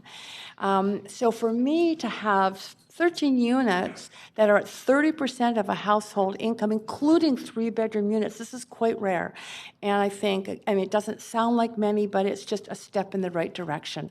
And I know some people have said they wish it was 50%. So do I. But I know that it's not financially feasible to be developing at 50%. We have to find other mechanisms within the city. And many of us are working on that, and we put forward some amendments to policies to direct staff to come forward with that. But this is the application of a policy which is at least a very big step in the right direction from what I've seen in previous terms on council. So it's not as big as we would want. It's not as big. It's not as much as we would want in terms of number of units that are truly affordable, but it is truly better than I've seen, where it used to be everything was called affordable if it was just at market rate. And so I'm happy to see that, and particularly pleased to see the willingness of the applicant to work there, and the statements by the applicant about how interested they are in rental housing and affordable rental housing, and their work with staff to come up with modifications that have met the concerns of public. Thank you. On to Councillor Deschanova, up to 5 minutes. Thanks very much, Mr. Mayor. I wanted to thank everyone who came out to speak to this, and understanding also that there are some issues that you have that we can't deal with in public hearing, but hopefully you've received some clarification on how best to move forward with asking for resident and requesting resident-only parking. So I hope that was helpful. That's not included in this, but definitely hearing the concerns, safety concerns, concerns about amenity space. These are concerns that I've heard sitting here in public hearing. There are also concerns that I hear quite frequently in council meetings, and on the other side, as a former park board commissioner, amenity space, as I noted before in asking the speaker questions, certainly I don't think that there are very many people that feel that there is too much of it in their neighborhoods that is being underutilized. That being said, we are in a housing crisis, and I'll note I just read an article earlier today about when we look at housing for people that's affordable. I don't know that everywhere the definition is 30% of one's income. And I also, note that the BC government hasn't changed its rates to increase above $375 for the housing portion of assistance. That being said, shelter rate housing, still not always $375. There's always a top up there somewhere. We try and take that into consideration here in the city, but family housing, also important. Reading this article about a paramedic who commutes 6 hours to work. Reading about people who try their best to find housing close to where they live so that they have time to try and find time with their families to enjoy amenity space. Otherwise, they're just traveling. I try and think of them too. So is there a way that this can work together? I would hope so, and I would hope that our staff, I've heard, are hearing this, and as we move forward with the Vancouver plan, our citywide plan, I'm confident that we will have more amenity space, that there will be more room, and that we'll be able to find space for people in neighborhoods to coexist, not necessarily pitting people against each other. I don't want to see that. It's not about homeowners against renters, and it's not about families against other people who may not need those inboard or borrowed light bedrooms. So for that reason, I will be supporting this, but I certainly will keep these comments top of mind in looking towards the plan that we have all agreed that we are going to move forward with, and that our staff are working very hard on for the City of Vancouver. And I hope that you will all make sure that you input your comments into that plan as well. To one speaker's comments, I think that it's really important that we do look at that in the long term. Here tonight, we have to consider this project, and in looking at all of the policy marks that it hits and it meets, considering our housing crisis, I feel that it's important to support it. Thank you. Thank you. Councillor Fry. Yeah, thank you. Excuse me. First, just speaking to the process and the presentation, I want to acknowledge that at the last MERP presentation we had, it was very confusing and there was a lot of difficulty understanding the process. And Mr. Chan, I want to thank you for doing a really good job of representing how the applicants have responded to some of the feedback and how they've modified the design. It is still a confusing process, and I look forward to us continuing to improve that. You know, I also would want to highlight that I just looked up the stream maps, and I sent it to my counselor friend over there who's really into streams. There's a stream that's very close to it, and I think in future with context of streams and developments, it would be nice to have a little appendix that acknowledges, because we have had a few letters I looked through that have expressed a concern about stream and what that looks like with foundations and that kind of thing. So I want to just highlight that as well. I will say that I've voted against a lot of DCL waiver projects in the past because I don't feel that they were meeting the sort of affordability targets, and I do want to acknowledge that the MERP project is doing a much better job of achieving housing affordability. So I have been supportive of the MERPs. That being said, I have supplied an amendment because I do feel that this particular area has received a lot of DCL waiver rental projects and a lot of density added to the community, but not a lot of amenities commensurate to that degree of new density. And we've heard loud and clear that residents are saying that as well. So while I appreciate that the laneway that we will be selling and receiving money for won't net a huge amount of money, and normally this would go to the Property Endowment Fund, but I would like to see on the final recommendations, I'd like to see some recommendations to see if we could allocate some of those dividends to the community in either the form of a participatory budgeting exercise or some way of acknowledging that, yes, we have shortchanged the community with DCLs and CACs with this additional density, but we are looking for ways to contribute. And I would hope that this isn't a definitive ask. This is just a request that we can have a report back when we get the final bylaw for approval. So I hope that the rest of council can support this. And Councillor Fry, I have had a chance to review your a proposed amendment, and I have some bad news and some good news for you. After consulting with legal, in this current stage of this process, this is not in order because today we're not voting on the actual sale of the laneway. That is a separate process that will come to council at a different time. And because we still are looking for the market valuations and all that kind of stuff. So I just advise you to kind of think of that separately and that this motion would be appropriate when we are selling, when we are taking the vote of whether or not to sell this piece of property. So can I ask a question of that? Sure. So, I mean, my intent is just so that when we come to the time that we are proposing to sign off on selling this laneway, that this is presented as an option rather than and doing it on the floor as opposed to it default goes to the property endowment fund. My understanding, if this would be, because it's a sale, it would be an in-camera, perhaps an in-camera decision. And so it is not just something where we're going, staff will decide. It's something we actually have to vote on at a different time in camera because of because it's value for the city, and there'll probably be competing offers and those types of things. So that's why in this current context, it's not in order. But in when we actually get to the sale of the piece of property, if we do ever get there, then it would be in order to bring it at that time.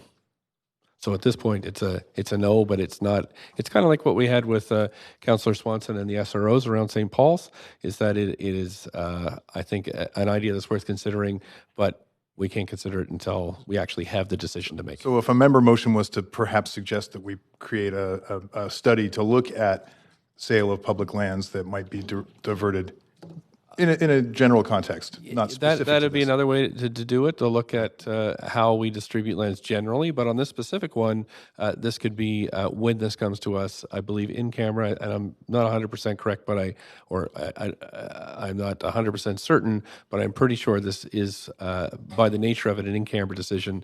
And this suggestion, in a formal way, you could bring it to that decision. Okay, thank you. I do just want to highlight that I think that we are shortchanging the community on the DCLs, and this was the intention of this amendment. So, okay, you still have the floor, but I have a point of order here from Councillor Dejanova. Mr. Mayor, there was a lot of back and forth. There wasn't a ruling. I just wanted a ruling, and the timer wasn't on for Councillor Fry. So I just Yes, it wasn't, because it was a ruling. The timer's not on during my ruling, so it's that's fine. Yep. We are working with new procedures, technically. So I just wanted to also ask: would this be just a point of information? You have to wait for the floor. You have to wait for the floor to get okay. So I'm on for a point of information then. Yep, great. Councillor Fry, you still have 2 minutes, about just under 3. yeah, that's good. Thank you. Okay, thanks. Councillor Hardwick. Yeah, thank you. I've been thinking a lot about balance, and this neighborhood of Cedar Cottage has been the recipient of no less than 6 spot zonings over the last number of years, which has exceeded the capacity of the neighborhood and the community. We've heard about it with schools, we've heard about it with mobility, including the parking issue and just general movement around the area. So I'm very concerned when I try and balance off 13 affordable housing units out of 80 against an aggregate of 6 spot zonings in an area. This is like the tipping point of adding too much additional spot zoning that is not taken into consideration the broader city planning process. I'm concerned, as I've stated before, about the MERP program. I don't think this is a good deal for the city, and giving up DCLs and adding pressure on amenities is just, in my view, poor planning. And because of this panic around housing, we're making decisions that are not necessarily in the best decision of our residents, the community, or the city as a whole. I question overall the underlying assumptions on which this policy is based, which is the Housing Vancouver strategy. And I've gone on the record multiple times and will continue to do so that I question the veracity of the underlying data on which these plans were constructed. So in closing, Point of order. The notion of taking a step in the right direction. It is. When I look at balancing off. Councillor Hardwick, I'm sorry, I have a point of order from Councillor Dejanova. Sorry, Mr. Mayor, I was hoping not to have to mention this, but there were some comments that were made specifically about the data that came forward and the policy. So you do need it to alluded quote. to our staff, and I think that impugning that staff are bringing forward incorrect information. Excuse me. It's not a debate, Councillor Hardwick. Thank you. Thank you very much. That was again, So as that- we're moving with points of order, we do need to cite the part of the procedural pull it bylaw which you're quoting, and then the specific violation that's occurring. Okay. And you're saying it's point of order? It's impugning motive. It's impugning the... It's impugning that staff have provided us with incorrect information. That is on not this. what I said. Okay, so I'm just going to let this roll but I again, a couple of cautions here. Just be careful not to impugn the reputations of folks, but also be sure that your points of order are both in order when you're asking them, and that they are as correct as you can make them in terms of precision. So, Computer not Councillor working. So. Hardwick, please continue. Yes, and you know, again, what I'm getting at here in the overall situation is that this particular development and this particular proposal is the sixth of spot zonings in the area that is putting overall pressure on this community without the support of expanded amenities. And in balance, I cannot justify 13 affordable rentals, and with quotes around affordable, to the detriment of the larger neighborhood. And for that reason, I won't be supporting it. Thank you, Councillor Boyle. Thanks. I will be supporting this project. I just want to maybe correct my understanding is that there have been 4 spot rezonings, not 6 in the neighborhood in the last 5 years. Though I also want to recognize this is a neighborhood that feels like it's bearing more than the kind of equitable brunt of spot rezonings across the city. And it certainly seems to me that we're doing more of these types of rezonings in East Vancouver, and I'd like to not see less there, but see more of these types of projects spread across the city, and particularly across the west side. Hearing from so many neighbors around East Vancouver that they feel like a lot of these projects are being that there isn't a balance across the city in terms of where these projects are going. So absolutely, I also would like to see MERP projects and affordable rental projects across the city. I appreciate hearing from staff about traffic, particularly around that school. I have friends with kids at that school too, and know I hear concerns there, as well as other schools across the city, about traffic and how new neighbors might impact that, and so appreciate the work that's being done at Selkirk on that front.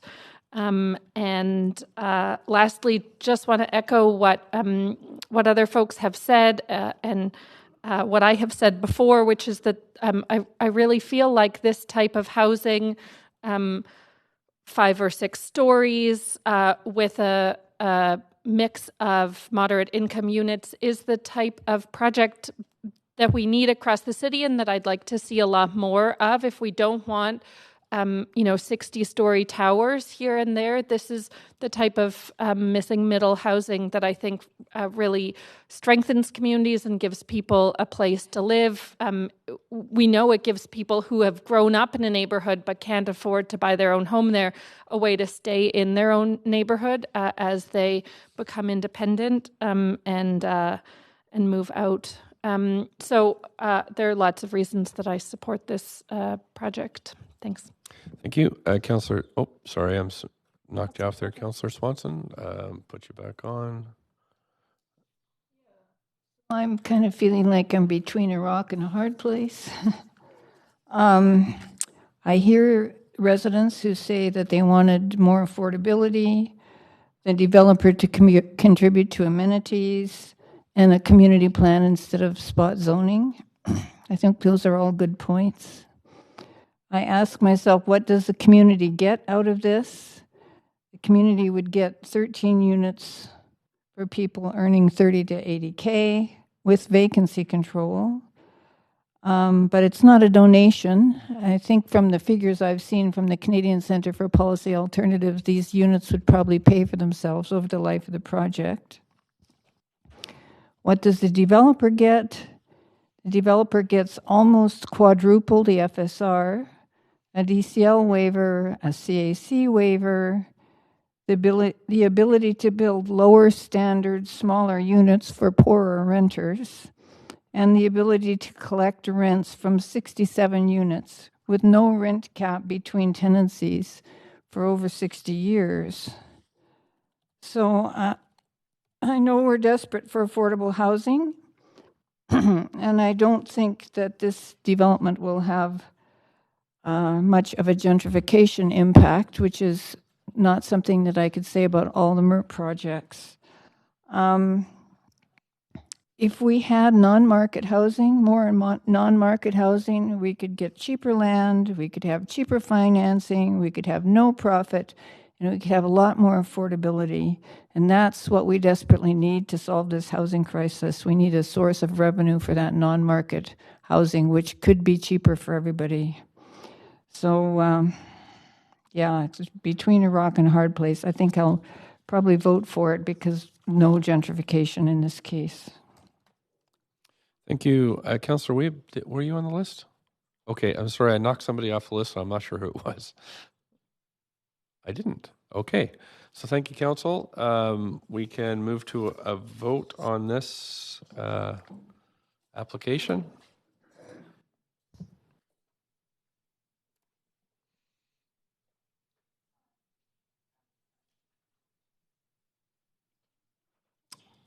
Councillor Dominato and Councillor DiGenova. Okay, there you go. Okay, sure. No, we all are today with this. Great. So that has passed with Councillor Hardwick in opposition. Thank you, Council, and thank you, staff. We are moving on to the next application. So I've been informed by a couple of councillors that they won't be able to stay past 10 o'clock. We are at 10 after 9 at the moment, so we'll try to get through as best we can. But otherwise, if we don't get through these today, then just looking here so people know that we'll be reconvening January 28th at 3 p.m. here if we don't make it through these applications. Councillor DeGenova, you have a question? Go ahead. Thanks, Mr. Mayor.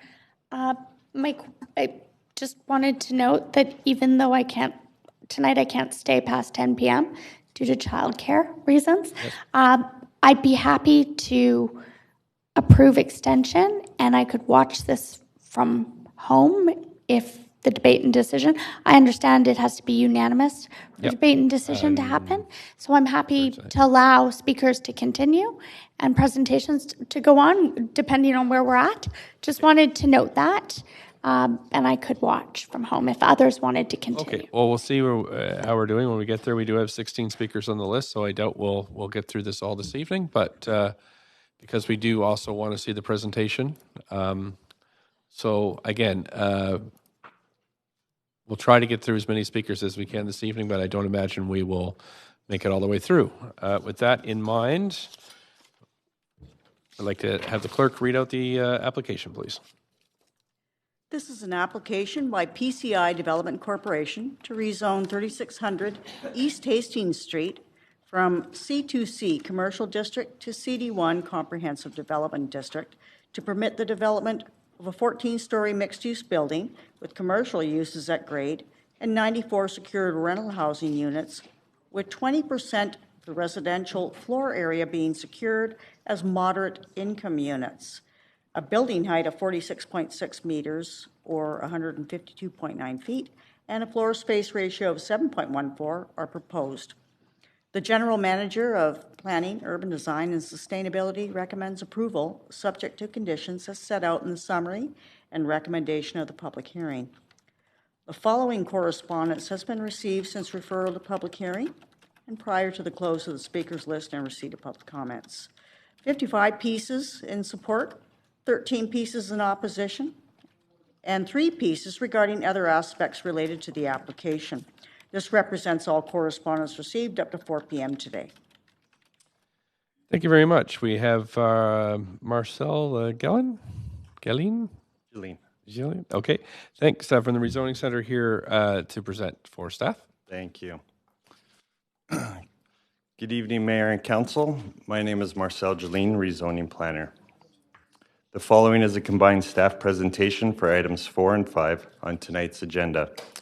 Both items have been submitted for rezoning consideration under the Moderate Income Rental Housing Pilot Program by the same owner and applicant team. I'll remind Council that a separate vote on each item is required. The two sites, blocked out in red on the slide, are located in the neighborhood of Hastings Sunrise along East Hastings Street on the south side between Kootenay Street and Boundary Road, respectively. For clarity, Council, item 4, 3600 East Hastings Street, is referred to as the West Building, while item 5, 3680 East Hastings Street, is referred to as the East Building. The sites are zoned C2C, permitting development to a maximum of 45 feet in height with an FSR of 3.0, most likely resulting in the form of a 4-story mixed-use building with commercial uses at grade. Sites to the north, west, and east are also zoned C2C. Properties to the south are zoned RS1. This area of Hastings Street is generally comprised of 1 to 4-story commercial and mixed-use buildings, including rental and strata. The west site consists of 1 lot and is approximately 11,000 square feet in size. The site is currently developed with a 1-story commercial building. The east site is comprised of 4 lots and is approximately 14,000 square feet in size. The site is developed with a 3-story commercial building. There are no residential tenants living in either building. Separating the two sites are 2 to 3-story mixed-use buildings with commercial at grade. 2 of the buildings include rental above the ground floor.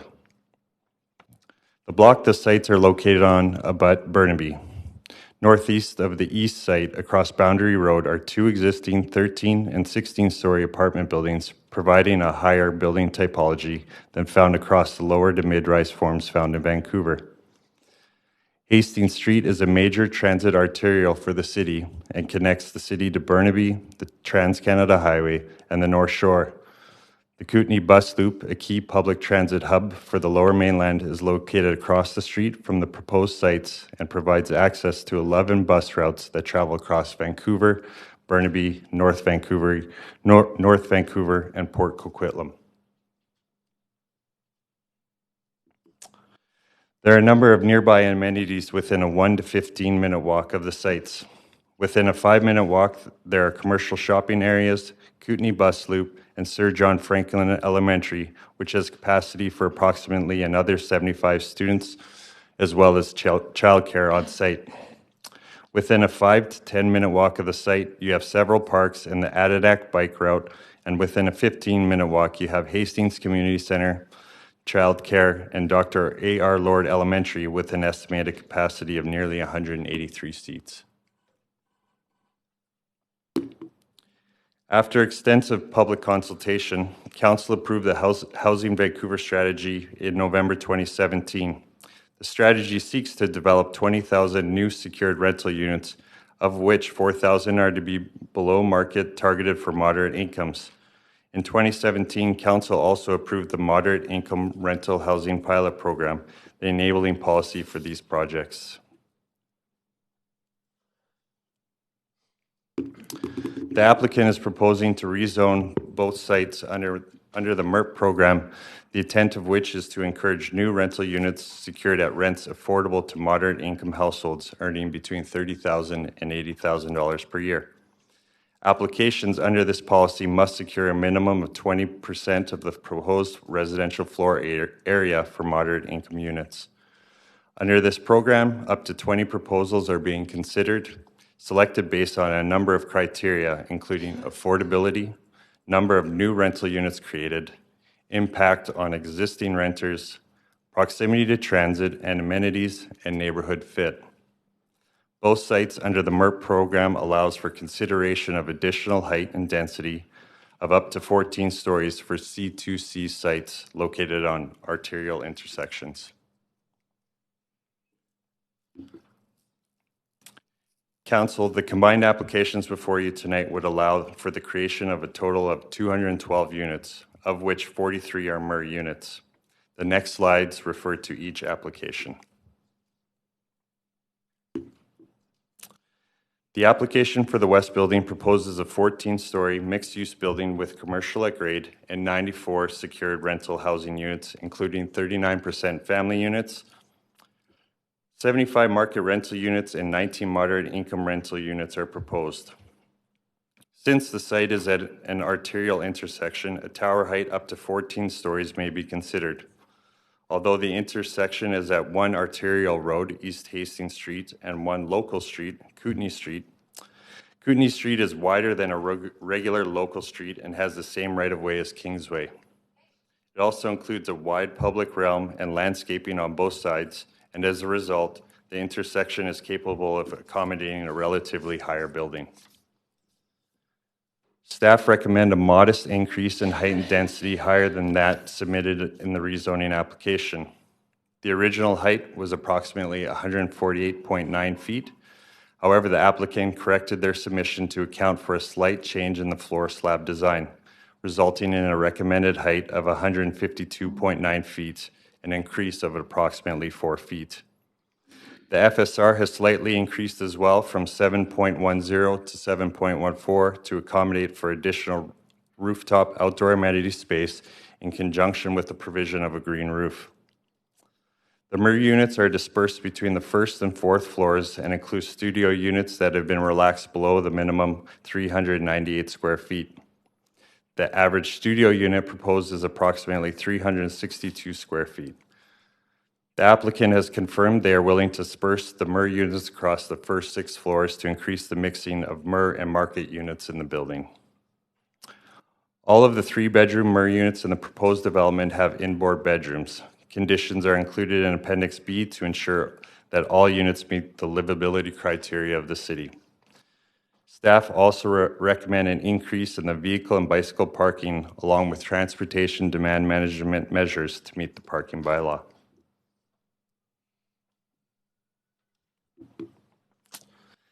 The application for the East Building proposes a 14-story mixed-use building with commercial at grade and 118 secured rental housing units, including 37% family units. 94% market rental units and 24 moderate income rental units are proposed. Again, since the site is at an intersection of 2 major arterial roads, a tower height up to 14 stories may be considered. The MERP program also gives consideration to existing higher building precedents in the neighborhood context. While the context on the Vancouver side is mid to low-rise buildings, there are 2 existing high-rise buildings across Boundary Road in Burnaby at 13 and 16 stories respectively. The introduction of a 14-story tower typology would not be new in this particular context. Similar to the West Building, staff recommend a modest increase in height by approximately 4 feet to 160.2 feet to accommodate a change in the floor slab design. Staff also recommend an increase in FSR from 6.90 to 6.96 to accommodate for additional rooftop outdoor amenity space in conjunction with the provision of a green roof, as well as a slight reconfiguring of the loading bay to increase the size of a residential unit. The MUR units are dispersed between the first and third floors and include studio units below 398 square feet. The average studio unit proposed is approximately 383 square feet. Again, the applicant has confirmed they're willing to disperse the units across the first 6 floors. Similar to the West Building, the proposal includes inboard bedrooms for the 3-bedroom MUR units. Staff also recommend an increase in the vehicle and bicycle parking along with transportation demand management measures to meet the parking bylaw. As part of the MERP program, each applicant is required to include a financial statement for city review to assess the value of the project and determine if additional land lift has been created through the pilot zoning incentives. This information will help inform staff's report back on the pilot program later this year. Staff and Real Estate Services have conducted a financial review and determined the value of the additional density and incentives recommended here is offset by the cost of securing the moderate income units, and no additional land lift has been generated.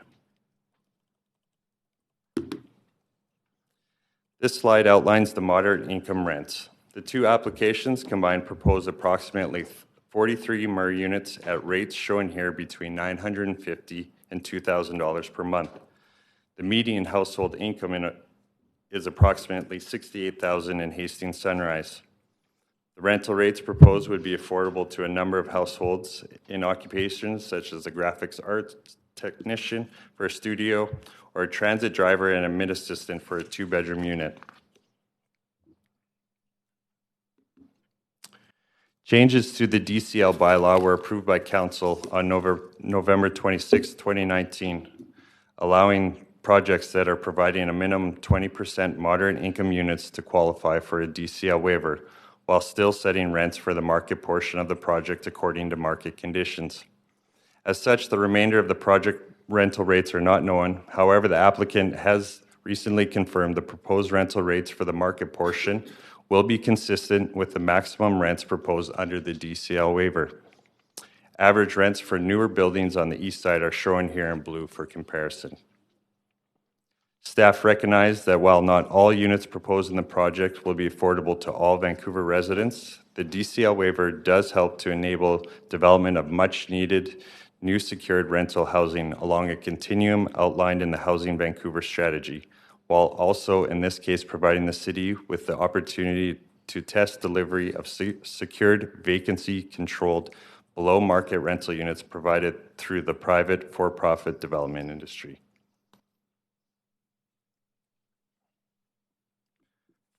Furthermore, these moderate income rental rates and the market rates will ultimately be well below the monthly cost of ownership. Based on CMHC data, ownership of a median priced unit on the east side of Vancouver ranges from over $2,400 monthly for a studio unit up to nearly $6,000 for a 3-bedroom. The ownership costs are calculated using BC assessment on the following assumptions: recent sales price by unit type, 10% down payment, 5% mortgage rate, 25-year amortization, 150 to 250 monthly strata fees, and monthly property taxes.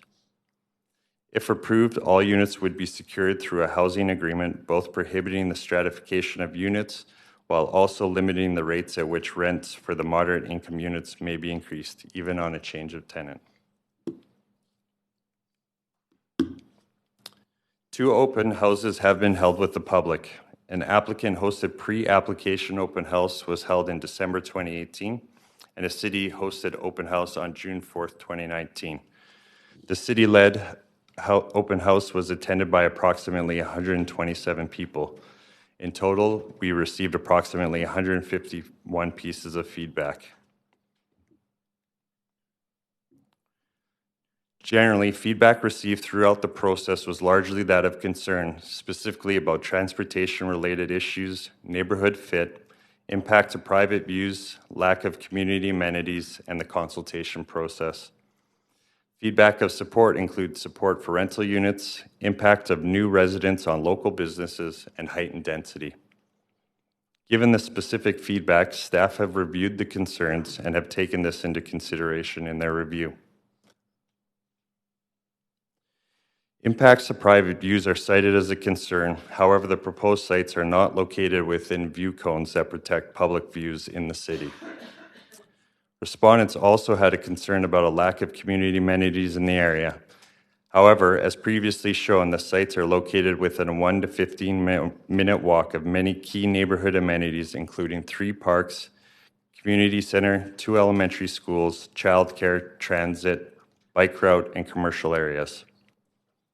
With respect to consultation, over 10,000 residents from Vancouver and the region were engaged for the Housing Vancouver strategy, which informed the MERP program. Also, through the rezoning application, residents had the opportunity to participate in 2 open houses. The feedback received, including staff review and recommendations from the Urban Design Panel, informed the recommendations and conditions outlined in Appendix B.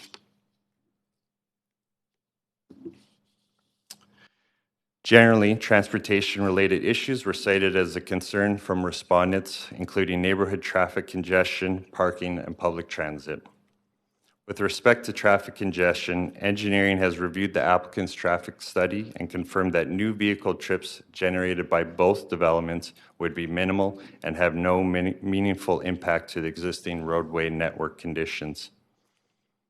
After hearing comments from the community in regards to traffic and parking at the city-led open house, the developer coordinated an independent developer-led local traffic and transportation working group, including their traffic consultant and TransLink, to engage with community stakeholders, including select residents, Hastings Sunrise Community Policing Center, Sir John Franklin Elementary School Parent Advisory Committee, and Franklin Community School Association. At the time of report writing, the developer-led traffic working group had met 3 times, wherein attendees shared transportation concerns, discussed the applicant traffic study, and construction impacts. The applicant team shared with the traffic working group that they will include more parking stalls in each respective development, 6 in the west building and 4 in the east, and will involve the community with respect to construction safety in the neighborhood during project construction. Recognizing there is an existing traffic issue in the area, the City of Vancouver's engineering department are anticipating in the spring of 2020 to engage residents and businesses located near the Adirondack overpass, including the area of the subject rezoning application. The purpose of the engagement will focus on transportation issues, options to best mitigate traffic volume and speeding in the neighborhood, and share with residents how the city approaches neighborhood traffic management. The defined boundaries of the engagement are East Hastings to the north, Boundary to the east, East First Avenue to the south, and Renfrew to the west. This process is independent of the developer-led working group and will provide broad, equitable, and diverse engagement with the community. Staff have received the feedback from the developer-led workshops, which helps to provide an understanding of the traffic issues in the neighborhood and will help to inform the Adirondack study commencing in 2020. Respondents also expressed concern about the capacity of public transit system in the neighborhood to accommodate the additional growth, in particular the 95 bus route. TransLink in January 2020 upgraded the 95 bus route to the R5, a rapid transit route with increased frequency, which should help to alleviate concerns over public transit. Conditions in Appendix B also require the applicant provide funds toward traffic calming measures. In response to concerns over building height, density, and neighborhood fit, staff have taken into consideration the MERP policy selection process and the neighborhood context. The selection criteria of the pilot program ensures each of the respective sites are compatible with the existing neighborhood. Both sites meet a number of criteria under the MERP program, including location, access to transit, zero displacement of existing rental units, proposed unit mix, and neighborhood context.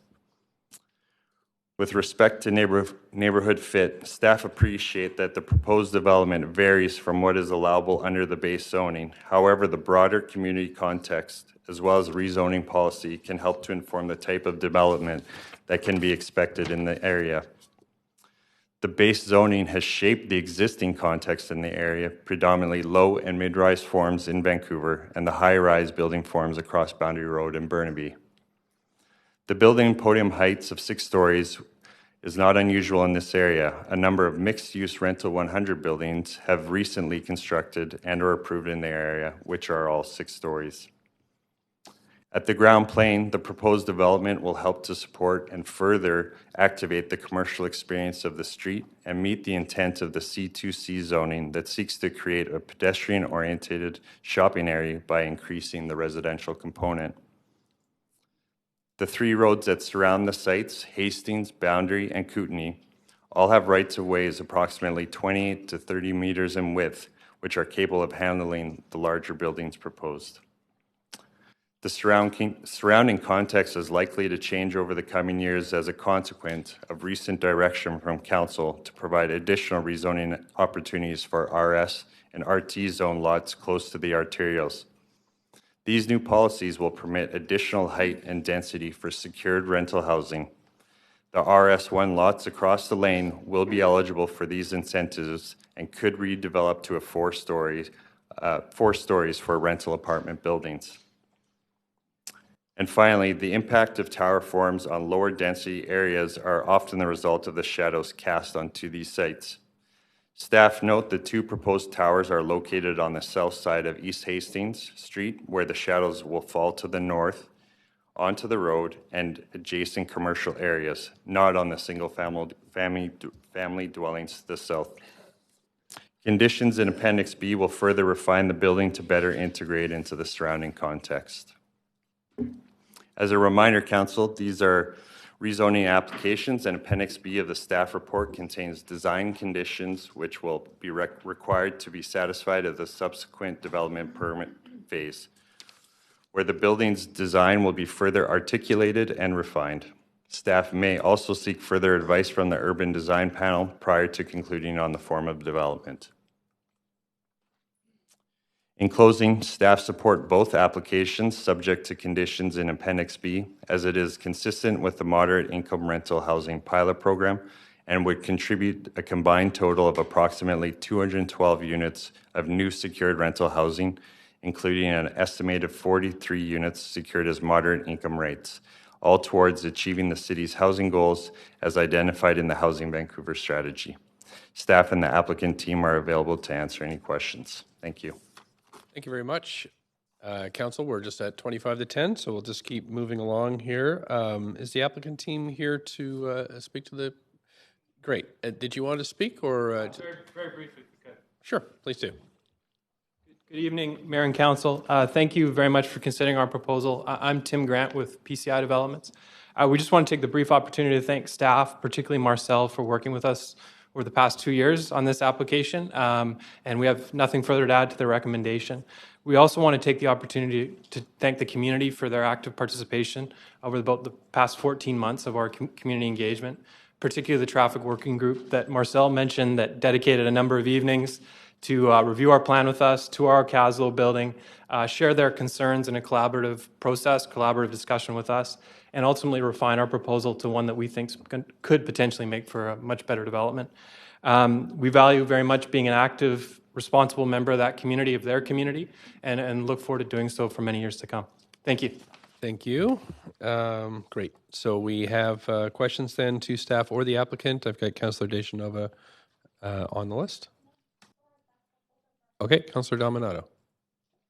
Thanks, Mayor. I was going to ask questions. I'm just curious if we wanted to consider hearing some of the speakers that are here this evening and forego questions until after. The way the process works is that we, of course, close the, this is your only chance to ask the applicant questions.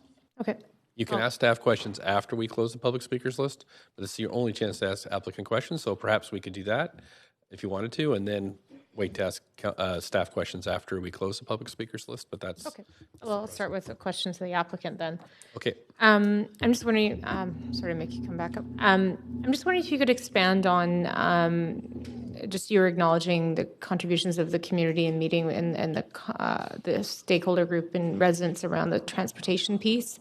Can you expand a little bit on that and how that's evolved, what kind of feedback you had, how we've been responsive, and I'd appreciate hearing a little bit more detail on that. Yeah, so just further to what Marcel mentioned, through our pre-application open house and then ultimately our city-led open house in June of last year, it was apparent that the primary concern in our view was around traffic management in the neighborhood, traffic congestion.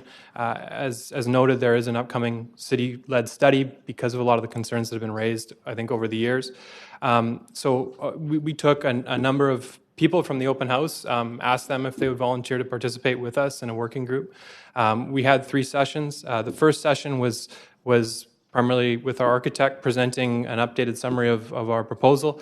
We also had our traffic engineer, who's here this evening as well from Bunt, there to go through their traffic analysis in detail, address any questions that the participants had, and kind of set the stage for our discussion going forward. It was identified through that first session that the Kootenay bus loop and TransLink service in the area, I think, was a contributor to the overall sentiment in the neighborhood. So we were able to get someone from TransLink to come out and participate in our second meeting. Again, reviewing TransLink service in the area, the future plans for TransLink. They also are going to be completing a study in the area this year. I think, again, potentially in part because of some of the feedback that was received through that process. We revisited how the development process has proceeded to date with the group and committed to reconvene again in the fall for kind of a final meeting to solidify our comments that were going to be submitted to staff. We also compiled some comments to go into TransLink. And then just in terms of city process in general, there was an interest, and Councillor DiGenova graciously accepted our invitation to join the third meeting and provide some clarity around city processes and future city initiatives. Thank you. Appreciate that. Sorry. I'll have some further questions for staff on this subject. Thanks. On staff? Okay, great. Thank you, Councillor DiGenova. At best, if it was questions Thank you. to the applicant. Actually, Mr. Mayor, it's not. It's more a point of privilege. Okay. And that would be, just if it did come up that I attended the meeting, I wanted to note that I did check with staff in planning and development through the proper processes. I knew what I could and I could not talk about and wanted to state that as it did come up. Okay, sure. But Okay. Thank you. Do you have any questions for the applicant? No. Okay. I don't see any questions, other questions from council at the moment. Of course, if we move to public speakers now, you do have a chance to ask staff more detailed questions after we close the speakers list. So with that in mind, we can move to the speakers list since I see no further questions. I have Gabriel Hasselback is the first speaker on the list. And it's up to 5 minutes. Thanks for coming in. Followed by second, Aaron Robinson. Third, Tom Beasley. And fourth, Jason McGarry. Thank you. I'll keep this brief. I do have some visual aids I would really like to pass out. Is that possible? Yep. Because it will address the view cone issue and some of the traffic issues, etc. There's enough for, you could just pass them around either side. Thank you. All the same. My name is Gabriel Hasselback. I've lived in that area, overlooking that corridor for 13 years. I'm a building manager and Strata Council chairperson. I've been that for this whole time. I am on site every day during the day. I don't go elsewhere to work. So I see that corridor from my unit going both east and west down Hastings. And I can tell you that there's at least a dozen days a month when the traffic is at a total standstill because of the arterial route going to the bridge, especially if there's a problem on the bridge, and that not only is it bumper to bumper, but it doesn't move, and a lot of people don't ever get out of that traffic jam until around noon. And the biggest problem with that is there are no alternate routes. You can't go up Boundary, you can't even go to Adenac to do it, and all the exterior routes are in front of schools, and people speed through that area, and the traffic is just usually at a standstill. Like I said, there's no alternate routes except for the school zones.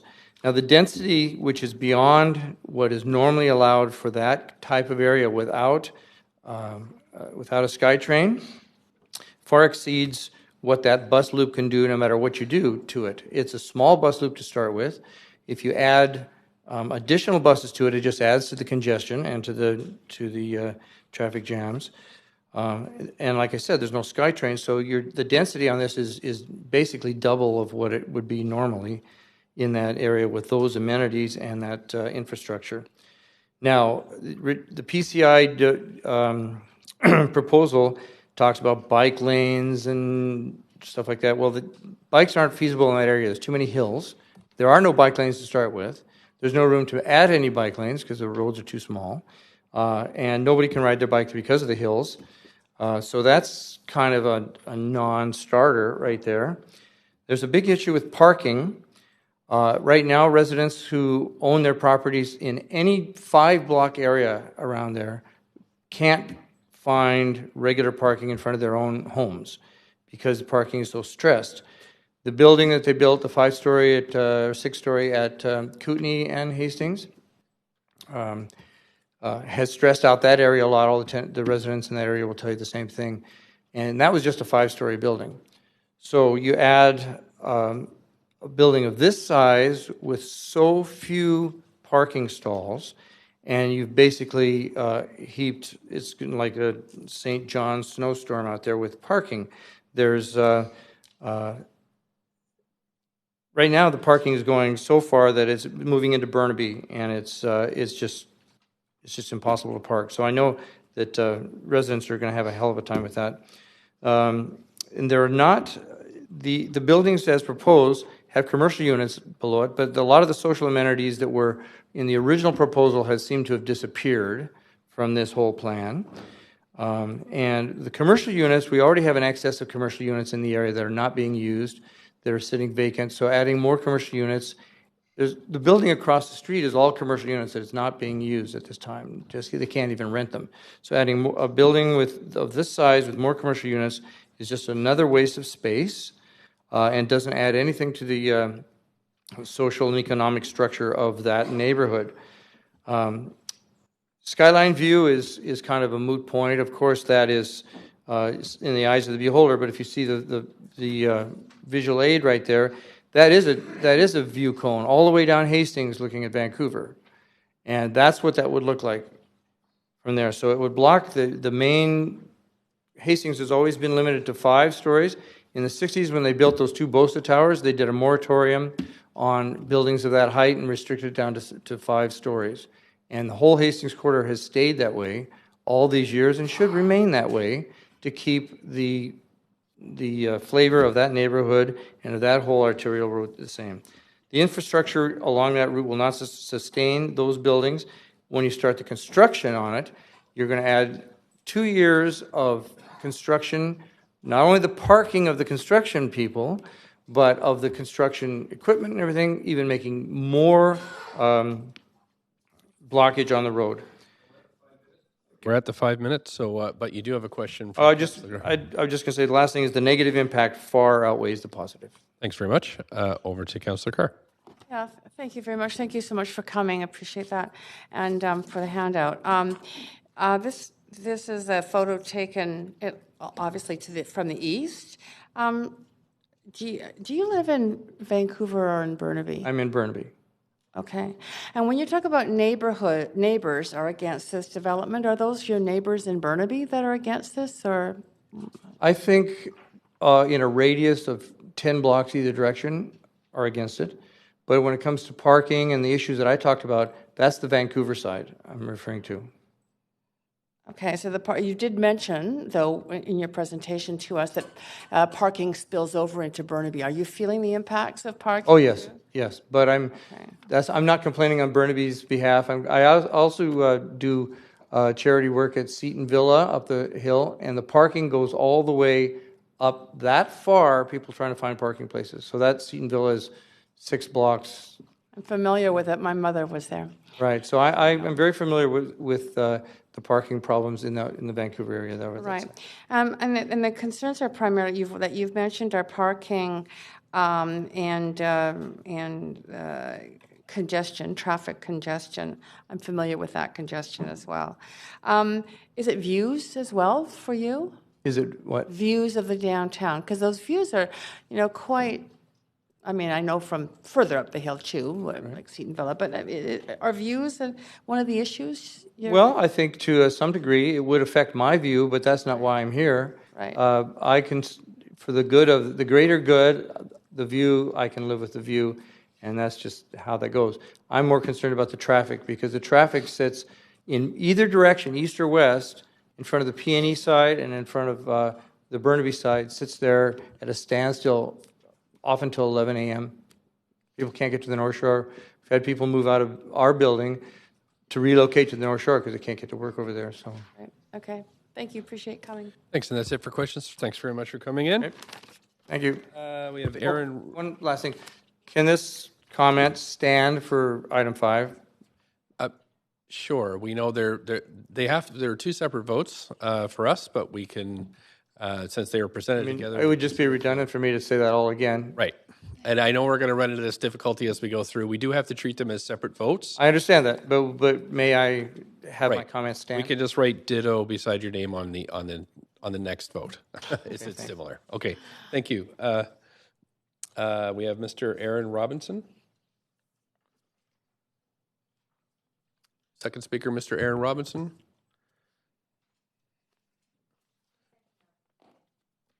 Send it out. Okay, thank you. Tom Beasley.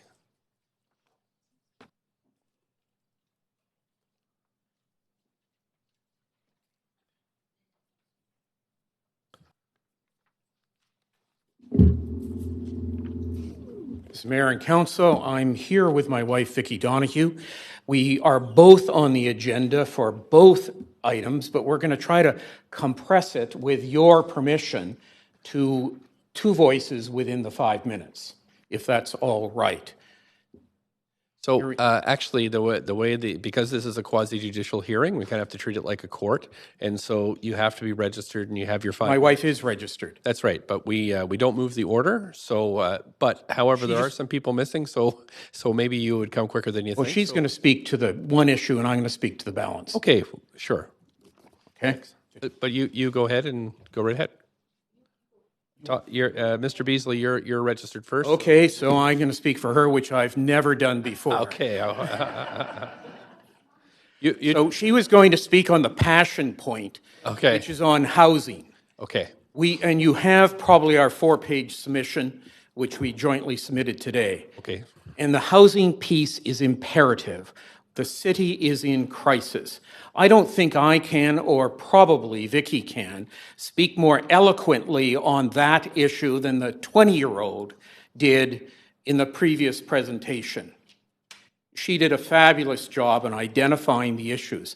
And it's not an old white guy that you should be concerned about.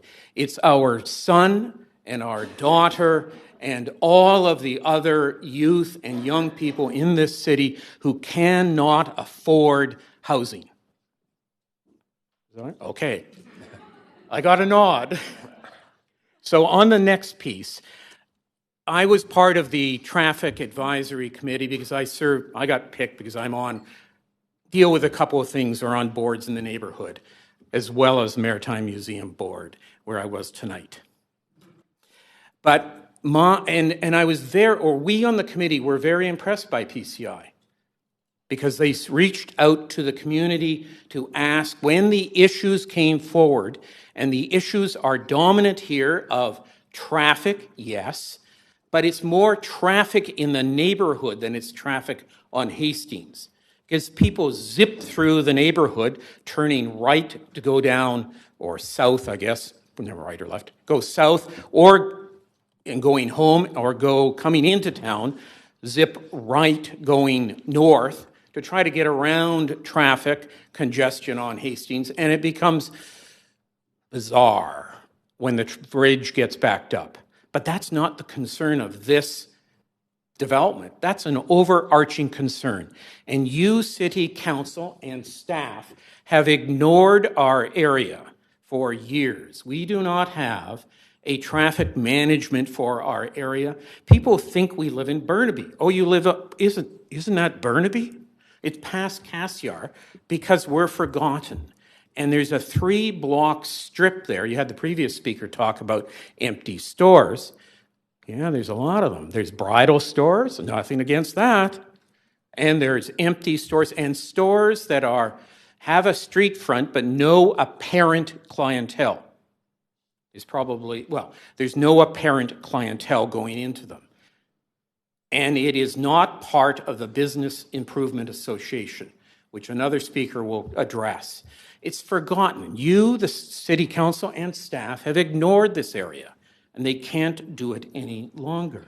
They've got to pay attention and to address the issues that are there. Yes, increased traffic.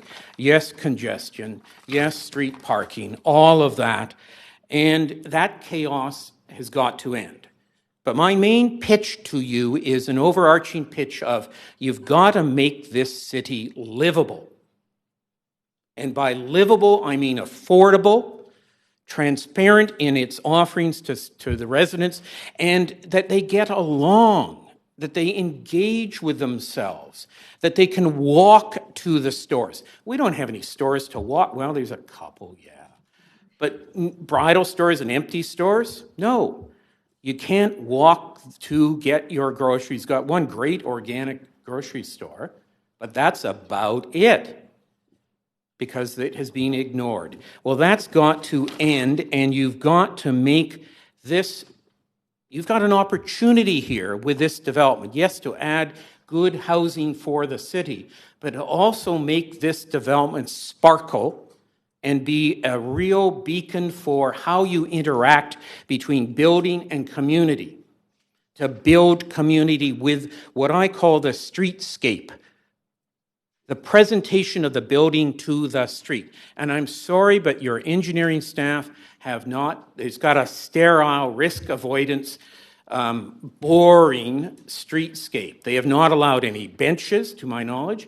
They've decided that trees have got to come down because they interfere with the buses, and they've got to do a better job on that. And to make, Councillor Fry, you're not standing up to get me off the podium, are you? No. Okay, good. We have a model right there.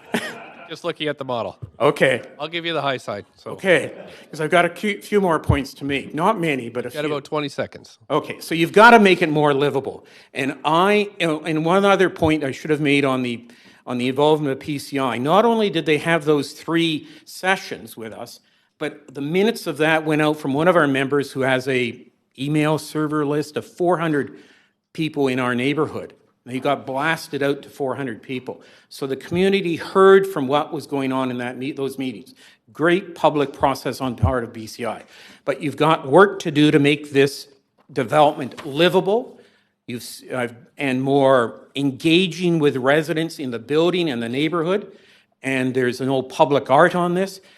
I'm not sure how it all fits, all the bylaws fit together, but I know on the public art piece that you engage the developer in providing public art. I think it's 1.98 per 1,000 square feet. If you hit a plateau of 1,000 or threshold of 100,000 square feet, and you're at 170, 80,000 on this one already.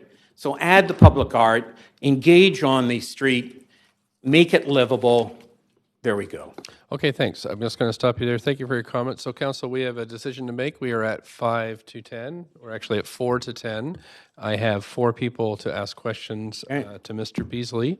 So the question is, do we extend to hear from speakers? I know we've been at this for over 12 hours already now today, and I know people are tired, but I do need a motion of some kind or else we'll stop at 10 o'clock. Right. Councillor DeGenova? I'm happy to vote in favor. I'm just not sure if that's what others want to do. Need a motion before we vote on anything. So does somebody want to move a motion? I can't stay, so I won't make that decision. Councillor Swanson? I move that we stop at 10. Do we stop at 10? Okay, well, that's going to happen anyway. Just to clarify on the clerks, in order to extend past 10 o'clock, we would have to have a vote of 2/3. Is that correct? Yeah. Okay. Councillor Carr? Yes, I'll move a motion to extend this meeting to hear from the remaining speakers on this item. Thank you. We need a seconder for that. Seconder. Great. So that we have a motion on the floor now. Just 1 second, please.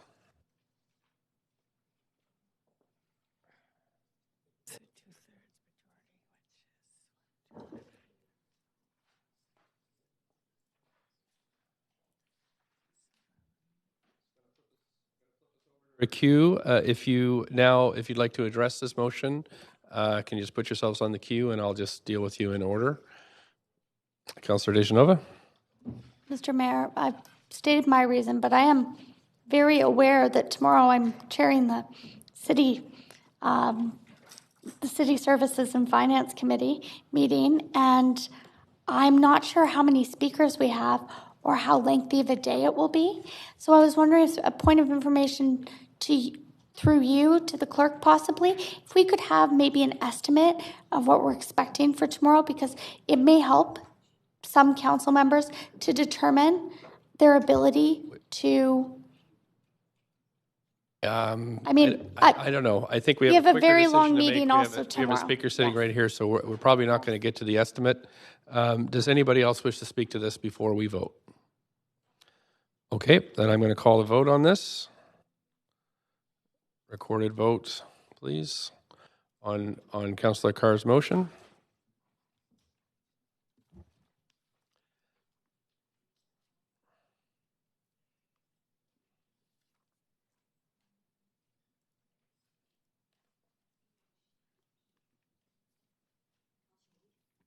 Yeah, we need Councillor Wiebe and Councillor Kirby-Young and Councillor Dominato.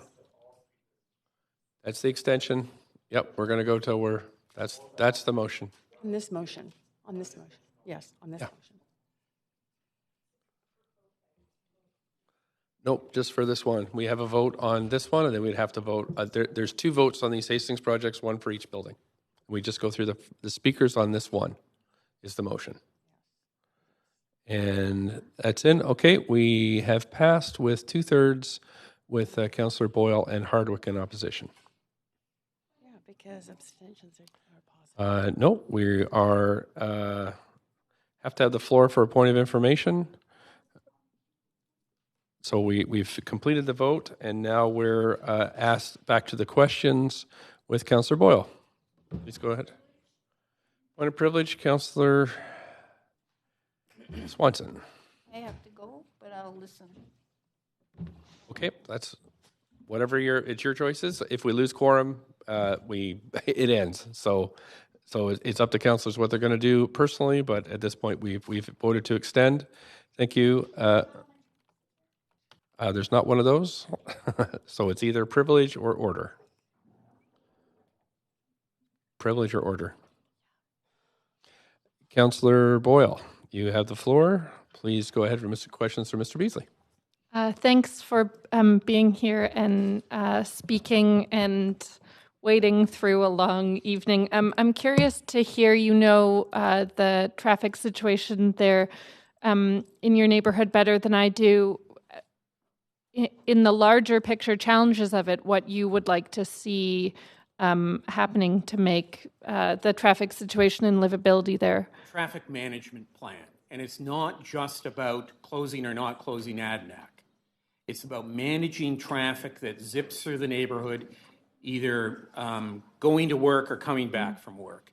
And you should be pressing people to go down Hastings, not to go through residential zones. Got it. And there's, that's the major issue. Okay.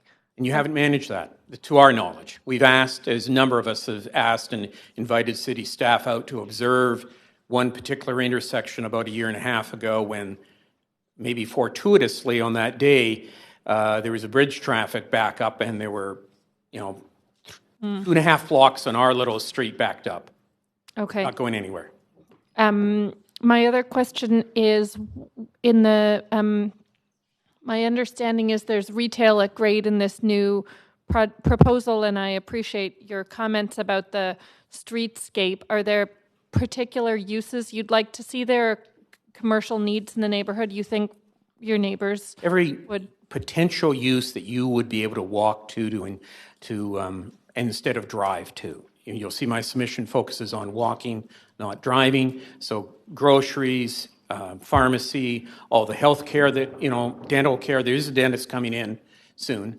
There's marginal restaurants. The Bosa's across the street is being closed, the restaurant there for at least a decade.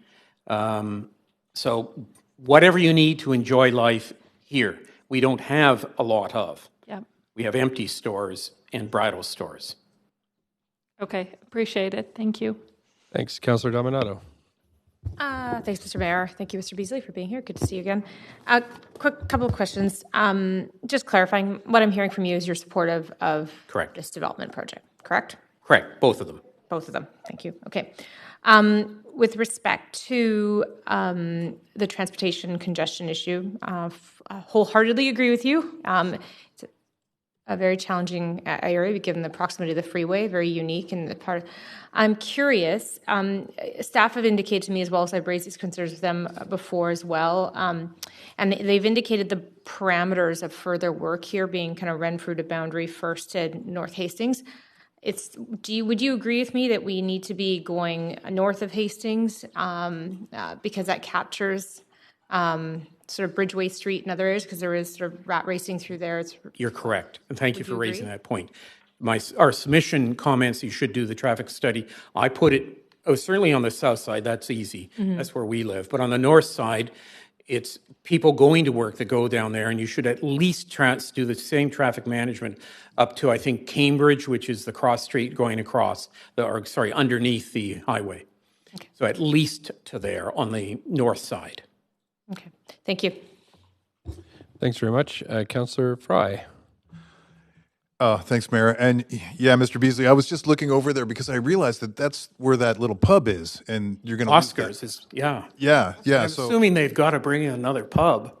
Well, that or something like that. So that was my ask, and it sounds like you're generally in support of this project. Are you okay with the street treatment that they're proposing as far as the commercial retail units and store frontage? And no, you're not happy. No, I'm not happy with the streetscape and that's in our submission.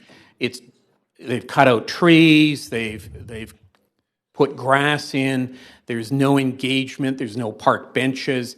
And I think PCI would welcome that, my sense is, but there's been pushback my understanding is pushback from city staff. And I believe in one of the proposals is on Appendix H.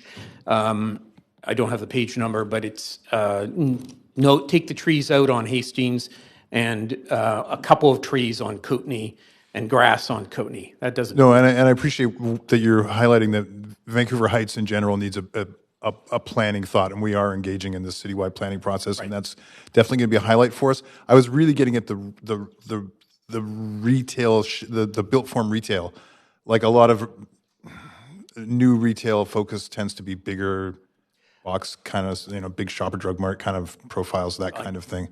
My guess is, and that's just my guess, that the community wants local entrepreneurs. They don't want large. They do mention that in the report. Okay.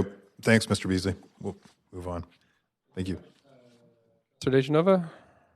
I'm sorry. No. Councillor Kirby-Young? Not here. Councillor Carr? Yes, thank you. Good to see you here, Mr. Beasley. I've got the point down about the streetscape treatment. In terms of the traffic management plan, is your point around that these developments, the two of them, will exacerbate the situation that already exists in the neighborhood, especially around parking and traffic congestion and people avoiding Hastings by driving through your neighborhood? My sense from listening to their traffic expert is that the traffic on Hastings will have a marginal bump up, but the people going in to and from the development from downtown or elsewhere are not going to zip through our neighborhood.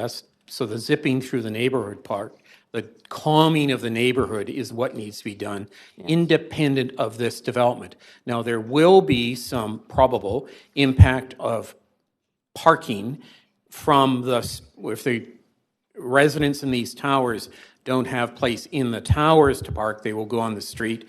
And I think we commented in our submission that needs to be looked at down the road to see what the overall impact of parking is. But my sense is most people in these units are not certainly going to have two cars, and many will not have a car and will be relying on the transit, which is decent down Hastings, especially with the R5 coming in.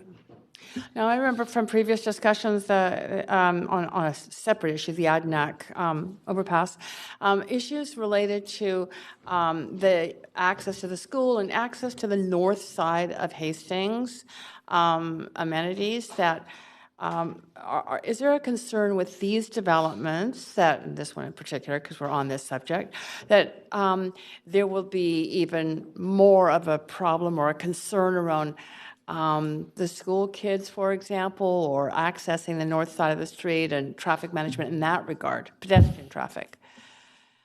I'm not a traffic management person. I'm just I thinking know of your that concerns. the school created a committee and worked with the city around trying to modify and deal with some of the traffic issues around the school, and that the city put in a crosswalk of sorts at Skeena and Pender, right?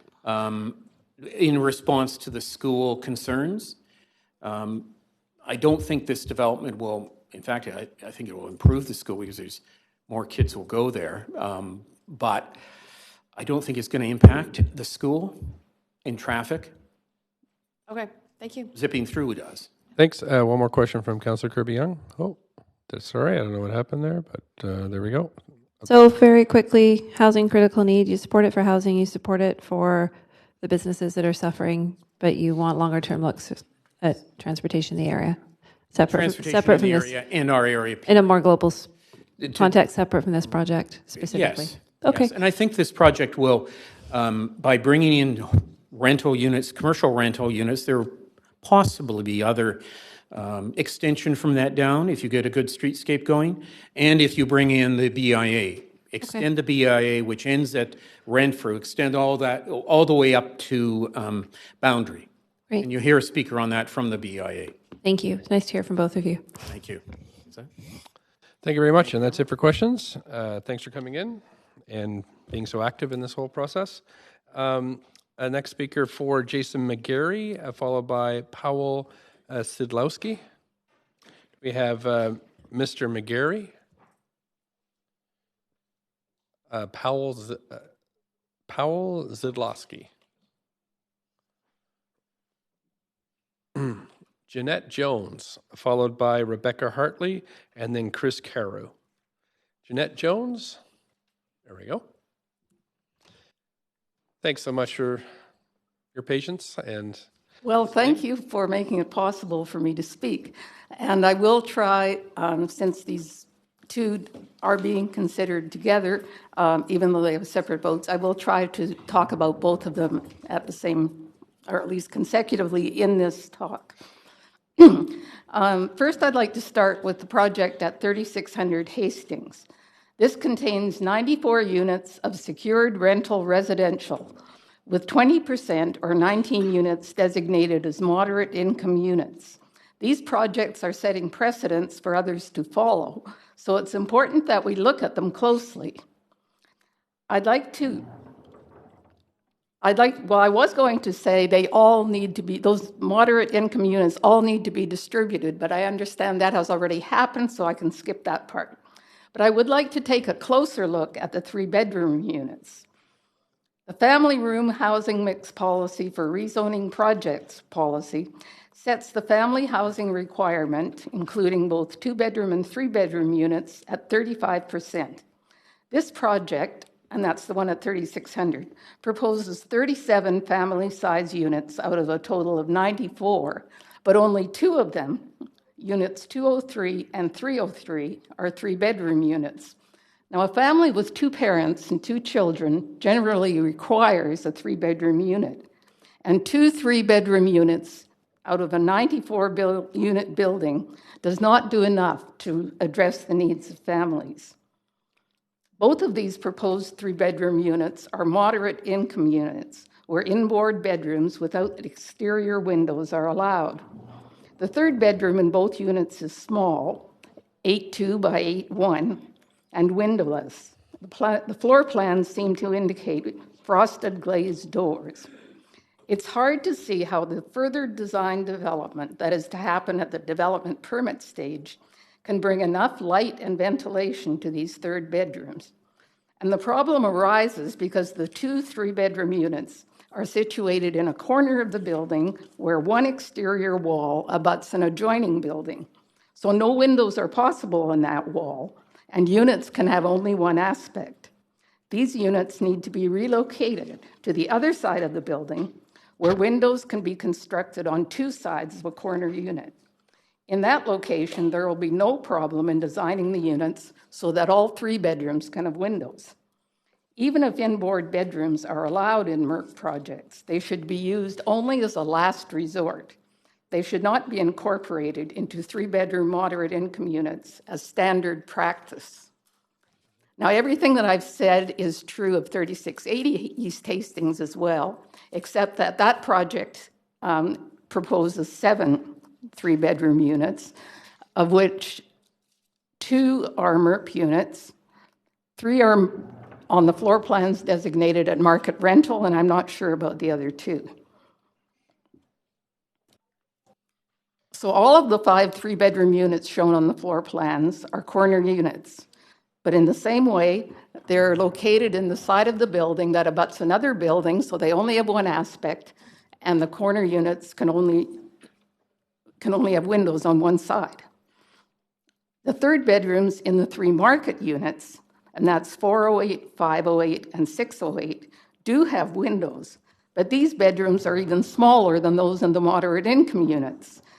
And they measure, wait for it, 7 feet 8 inches by 6 feet 6 inches. Just try to imagine that. They barely have room for a bed. The only existing guidelines for room sizes in the City of Vancouver are the 2019 BC Housing Design Guidelines, which of course apply only to social housing. And they say that even the smallest bedroom needs to have a minimum floor area of 92 square feet. The third bedroom and the market rentals units in this building are only 50 square feet, slightly more than half the recommended minimum size for bedrooms in the social housing units. Bedrooms of this size are not livable. The City of Vancouver needs to assign the highest level of priority to formulating a policy that governs room sizes in new construction. Sorry, you just have 20 seconds left? Okay. I just want to say I really don't understand what we are gaining by building these windowless tiny bedrooms. We aren't gaining more 3-bedroom units. We aren't gaining much affordability because these units are only affordable to people making $80,000 a year at the very top of the range. And we're told that newly constructed housing units will become more affordable over time, and that's probably true, but they are never, ever going to become more livable. Thank you for your time this evening and staying and making your points, and very focused, which is helpful. Thank you. No questions. And next speaker will be Rebecca Hartley, followed by Chris Carew and Vicki Donahue. Rebecca Hartley. Hello. Hello. 5 minutes. Thank you very much for staying so late. And Great. Thank you guys for agreeing to stay late, those of you that could. So hello, my name is Rebecca. I'm here tonight to provide my support for the proposed rezonings of 3600 East Hastings Street and 3680 East Hastings Street. I think these will both be great additions to the area and fit right into the surrounding neighborhood context. They will provide 94 and 118 new homes each, right next to the Kootenay bus loop and on the Rapid Bus 5 route. It is housing like this that could have helped my uncle who works at SFU. To start a family, he had to move to Abbotsford. And every day since, he has had to commute in every day up to Burnaby Mountain, spending valuable time stuck in traffic instead of being with his family. Even now, it would help shorten my cousin's commute as he works in the area, yet is required to make the same drive every day from Abbotsford, thus adding to the already congested roads. I know there is a concern that adding more housing will increase traffic. However, I strongly believe adding housing like this within walking distance of frequent transit will ensure people have the opportunity to get out of their cars instead. I know from my own experience, when I first moved to Vancouver, I couldn't imagine taking the bus. After living here, I not only regularly take transit, but I'm considering getting rid of our car as we rarely use it.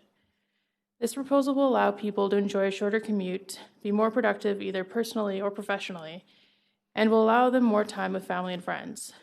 I know I'd rather have someone there to share Christmas or Thanksgiving turkey with, rather than reheating it again later.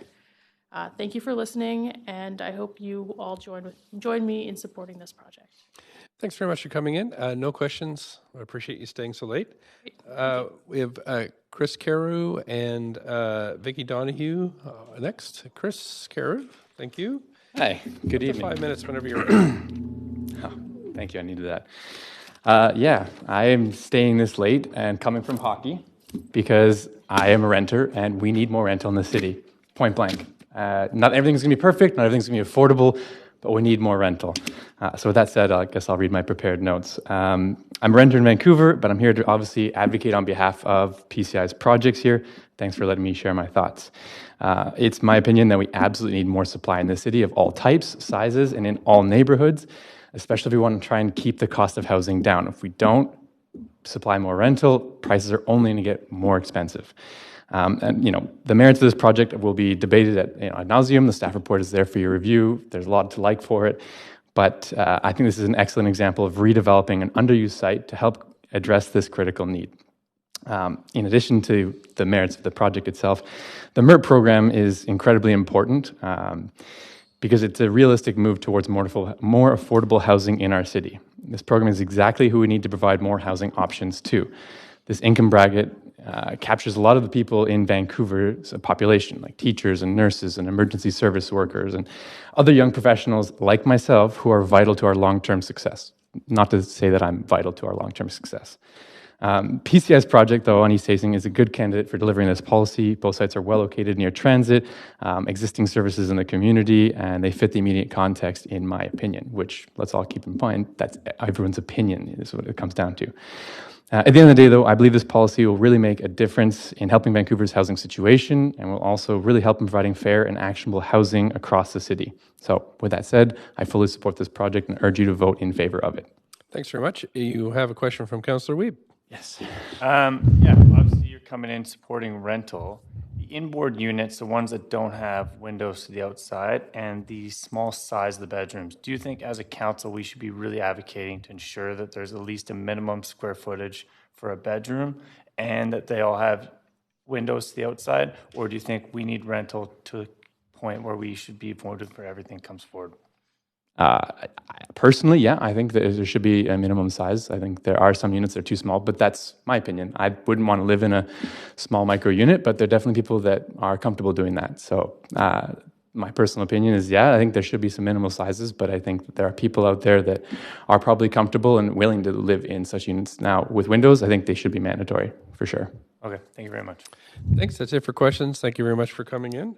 Vicki Donahue, thanks for staying. Hear the other side of the equation now. So, hello. I am in support of it, definitely. I'm only going to speak for a very short time because I feel we had our time. I think that we need affordable. We need rental income, rental housing of all types. I'm not an expert in it, but I felt we needed to support this because we need rental housing, and there are very smart people around on council and staff who can help us with the next stages, but we have to start somewhere. You have to keep going. Don't stop. That's all I'd like to say. Thanks very much. Councillor Wiebe, do you have a question? No, that's passed over. Okay. Thanks for staying and coming in. We have Ellen Featherstone, huh?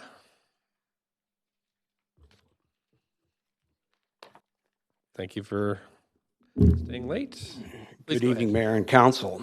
I've been involved in civic issues for more than 35 years, and there's always been a concern about rental housing, cheap accommodation, etc. In the last 35 years, it went from lots of rental housing to next to nothing as we have now. The only way we're going to have rental housing is through programs like the MERP program, because for the simple reason with the cost of real estate, the cost of construction, and everything else, and the amenity charges, it simply isn't profitable for anybody to build rental housing. Now, as far as the amenity, I'll just make a comment on the amenity charges, although they may or may not be applicable here. The original idea of amenity charges was to provide amenities for areas like Downtown South, which I was involved with in the late 80s as chair of the Urban Issues Committee of the Community Arts Council. And the city, we came up to city council and they took it out of public hearing in order there could be a public process and a development process, a development planning process. There was none up to that point. It was just going to be rezoned and free for all. The CACs were brought in, but the city had to get permission from the provincial government in order to impose these. And the idea was to provide amenities. Now, come to 2020, and as I just said, it's so expensive to provide rental housing, so that if you do give up the CACs and you get a part of a pie is better than no pie at all. So some rental housing, and if you give up a little bit, you get some rental housing that you wouldn't get otherwise. And that's a very important consideration. I'm in support of this project mainly because it provides family housing. That's really important. People, if you've got 2 kids or 3 kids, And people do, believe it or not. And you've given up on buying a house in Vancouver because your income, you have to rent. So do you rent in Langley? Do you rent in Abbotsford? Or do we want to keep them here in Vancouver where they go to work, where they keep the economy moving? And who's going to supply serve you coffee downtown or work in any of the offices downtown unless you're the professional level and you can afford to live in Vancouver? So this is a good project. It's a start. The MERP program is very good, and I hope you continue with it. Thank you very much. Thanks very much. You do have a question, Councillor Dominato? Thank you. Thank you for being here this evening. I actually just wanted to ask you a quick question. It's in follow-up to a previous speaker, just around, you talk about the support for family housing, and the question of inboard bedrooms has come up. And I have a friend of mine, her and her partner, her son, were living in would be considered 2-bedroom, 1-bedroom, the window, and then one was inboard, and her son was there. And what are your thoughts on that? It worked for them as a family, but I'm just curious what you think of that. You know, when you're in a situation like this where there's, the cost, the basic cost, the land, the construction of the building, sometimes there has to be shortcuts. There has to be compromises. And it's unfortunate that there's a compromise, but nothing in life is set in stone. And so that you say, well, everybody must have a window. If there's proper ventilation, really, what difference does it make? Because there's lots of places in this world where people live where there's no windows in bedrooms. Probably 80% of the population lives in areas like that. Thank you. Appreciate that. Thanks. Thanks very much. That's it for questions. Oh, great. We have Devin Hussick, Elsa Brown, Rory Hunt. Mr. Hussick, thank you for coming. Up to 5 minutes whenever you're ready. Okay. Good evening, Mr. Mayor and members of City Council. I hope you're having a better day than I am, as I've come fresh from getting 3 fillings at my dentist today, although I guess not so fresh now. Though I'm lucky, I'm lucky, not only because I own a home in Vancouver, but because my dentist is really good, patient, caring, and does pretty pain-free work. Still, there are several young professionals in this clinic that I'm sure would rather commute only a few blocks to work rather than from Langley and Richmond like they do today. As I grew up in the Fraser Valley, I know what that's like. No one enjoys spending hours in their car every day. My dad sure didn't.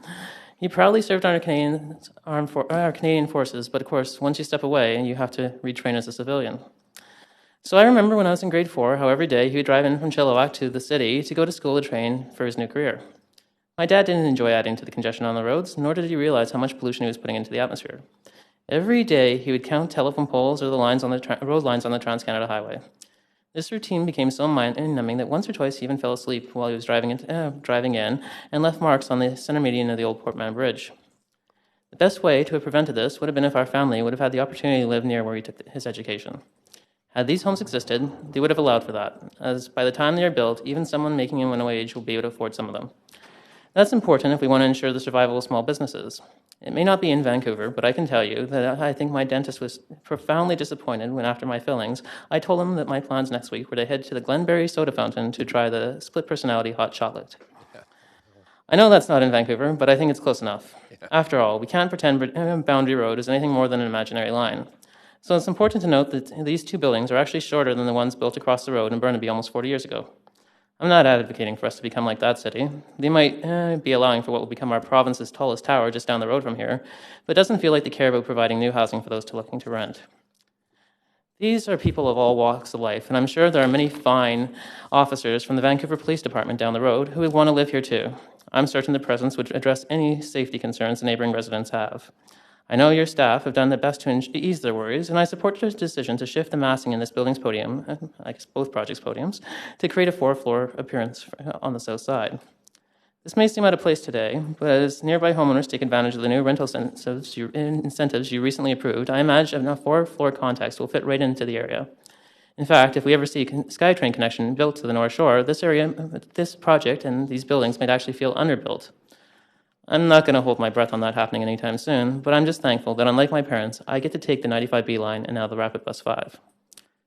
For the children who attend the elementary schools, as well as the restaurant servers, police officers, and dental hygienists who want nothing more to earn a living, spend time with their families, or perhaps on Netflix, I urge you to approve these projects. And I'd just like to quickly add, my dentist said today I look tired as heck, but I look at all of you, and I think if he's seeing you, he'd have a profound appreciation for what tired really looks like. So I thank you very kindly for extending the meeting. Thanks for coming, and no questions. Appreciate your comments. We have Elsa Brown. Thanks for coming in. Followed by Rory Hunt and Sandra Murphy. Hey, thank you so much, Mayor and Council. Thank you. Ooh, I'm tall. Thank you for giving me the opportunity to speak tonight, and thank you, just before I begin my comments, for the work that you do. I'm a little embarrassed to say I've never attended a public hearing or a meeting here, and it's been very eye-opening tonight, so I genuinely thank you. I had to eat an energy bar at 8 o'clock. So my name is Elsa Brown, and I grew up in the Lower Mainland, and I've lived in Vancouver for all of my adult life with the ability to rent when I needed to without even thinking about it. For the last 4 years, I've lived 4 blocks north of the proposed developments that we've been talking about tonight. I think we can agree that all of the opinions we've heard tonight are relative to our lived experience. They're relative to whether or not you live directly behind the proposed tower. There was part of me for the evening thinking I wished I was going to talk about an 80-foot tree and a 5-story development because that felt different than the one I was going to talk about, but it is all relative, and I think it's important for us to remember that, as so many previous speakers have indicated. Innovation is needed to address our housing crisis. I know we all agree with this. The citywide, and I stress the adjective, the citywide MERP is something that we can and we should support to help alleviate the well-documented pressures. However, just as this pilot is innovative, so must the solutions be for the issues that are related to densification. Tonight, I'm taking a leap of faith and lending support to these proposed developments, despite not really liking the size of the towers. To be clear, my leap of faith does not pertain to the work that PCI will do. Through my involvement on the Neighborhood Consultation Group, I'm reassured that PCI will deliver a quality project, will be respectful of issues pertaining to the construction process, and will be committed for the long term to the health and well-being of their rental properties. In other words, they will be an excellent neighbor. Tim Grant and his extended team deserve recognition for their transparency, willingness to listen, and concerted effort to answer our questions. Where possible, you've heard they brought representatives in to answer our many, many questions and to help explain and even prepare us for this process that we find ourselves in tonight.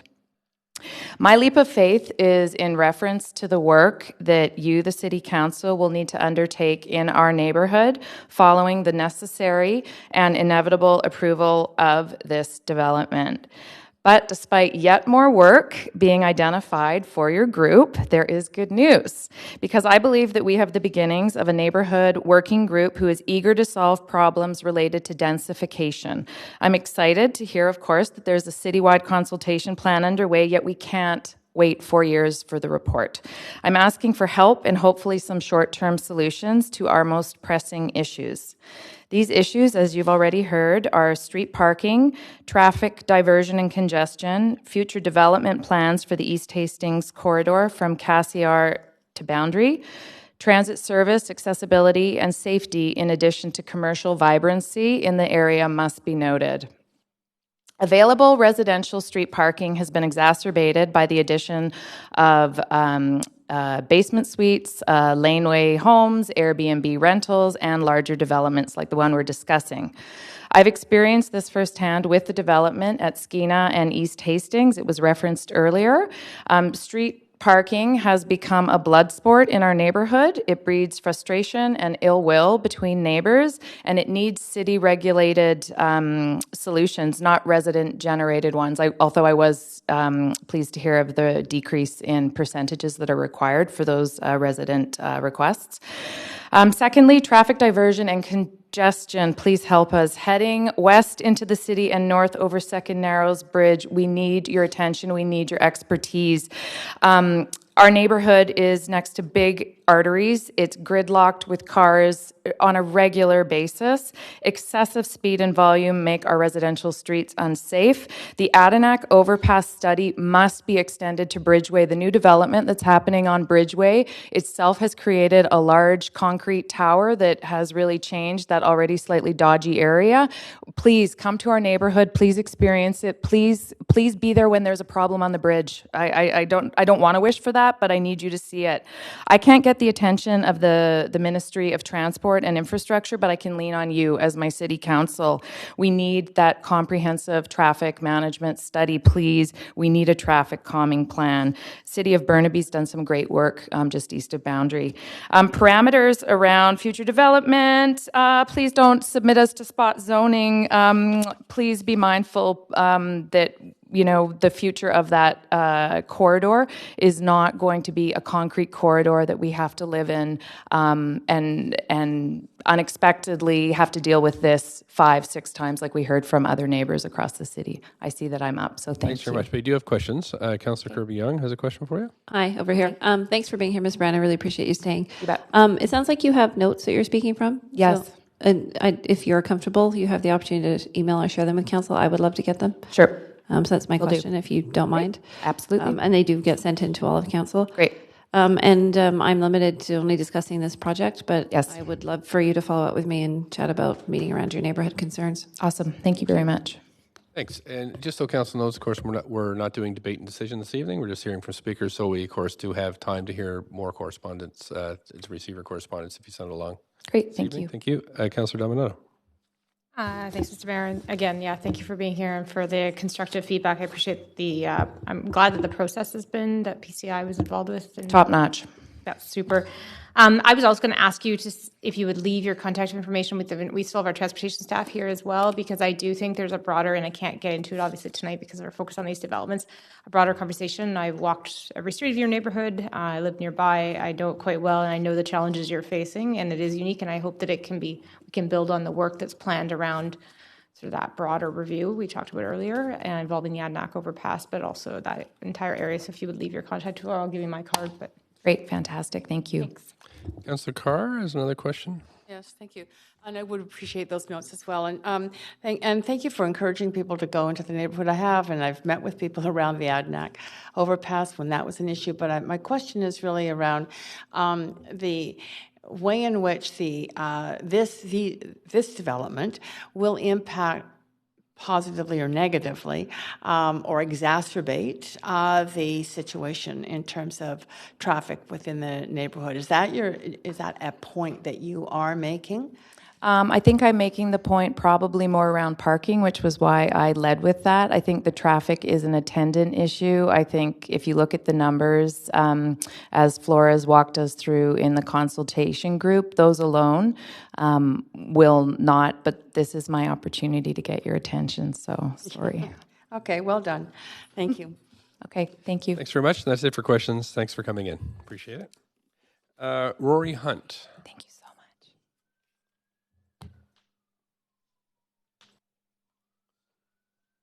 Great. Thanks for coming in, Mr. Hunt, and thanks for staying. You have up to 5 minutes. Please go right ahead.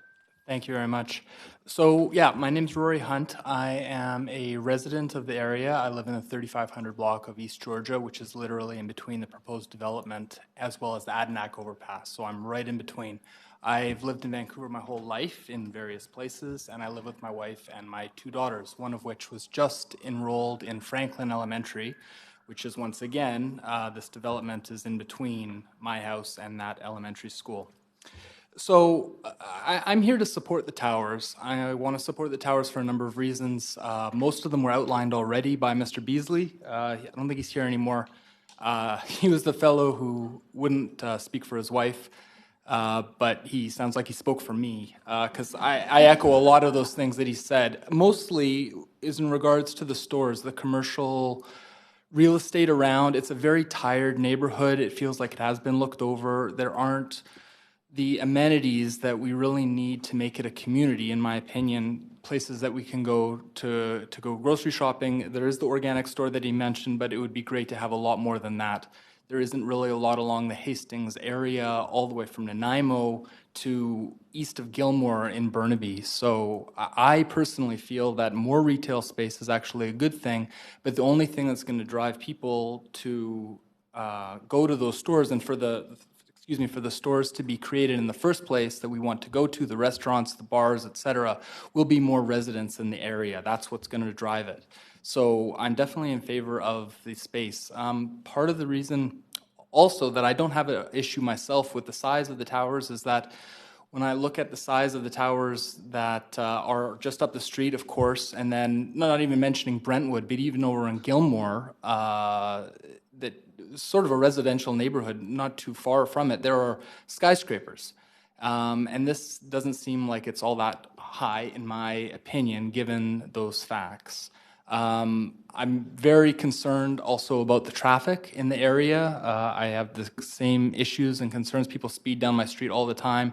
The congestion is an issue, and there definitely needs to be traffic calming. There was at Skeena and Pender that traffic walkway, the zebra stripes, that I really appreciate, and I would like to build on that, or I'd like you to build on that, hopefully. I'd really appreciate that. As in regards to the Adanac overpass, which I know isn't this part of this, but please keep it open. That's my own 2 cents about that.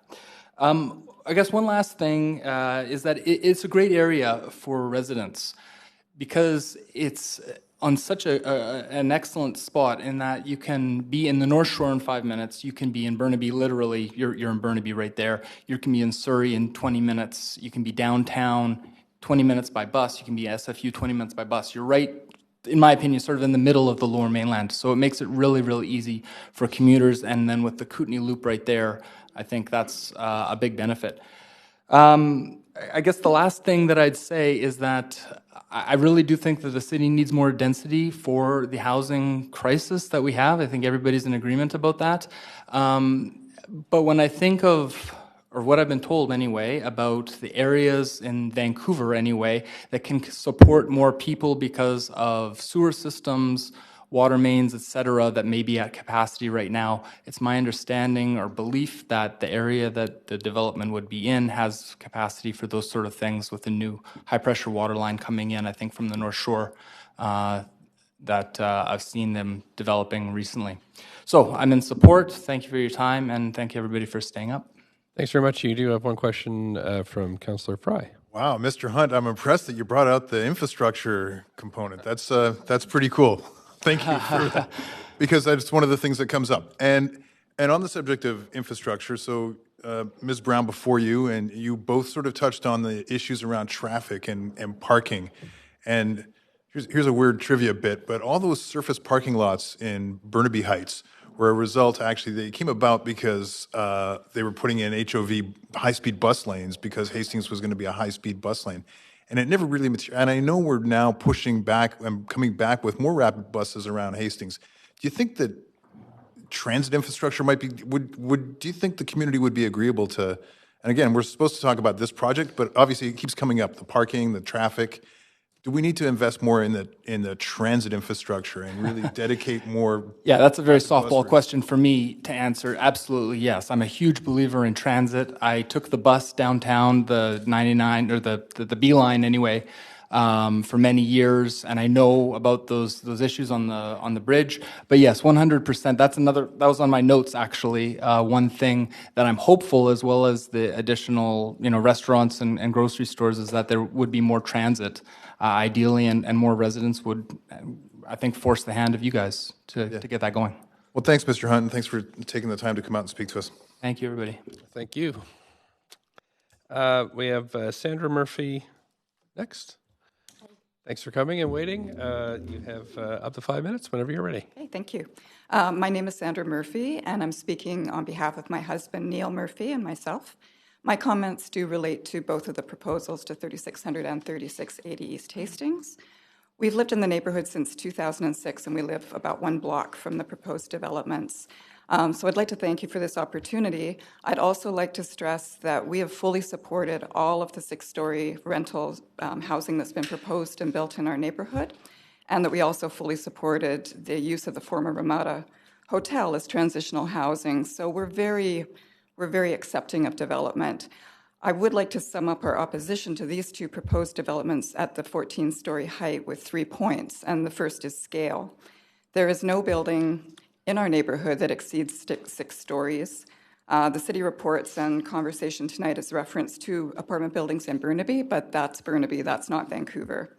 And those mammoth buildings, if you've seen them, are quite inappropriately scaled to the neighborhood, and I don't think that that's what we want to model. Excuse me. All along Hastings Street, the streetscape developments are no taller than 6 to 8 stories. So 2 14-story buildings do not align with the character of our local neighborhood. My second point is density. We understand that the moderate income rental pilot program is comprised of 20 projects throughout the city, and yet 2 of these projects have been slated for 1 single block.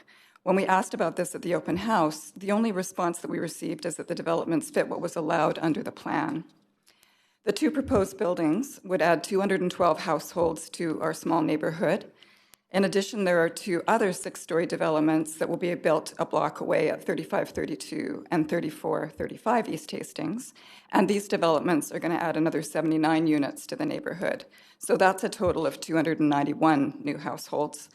We also discovered at the June open house that the space between 3600 and 3680 is going to be designated for future rental housing. So we're going to be looking at well over 300 new units that will be dropped into the neighborhood. And we don't have any amenities in our neighborhood. There's no grocery store.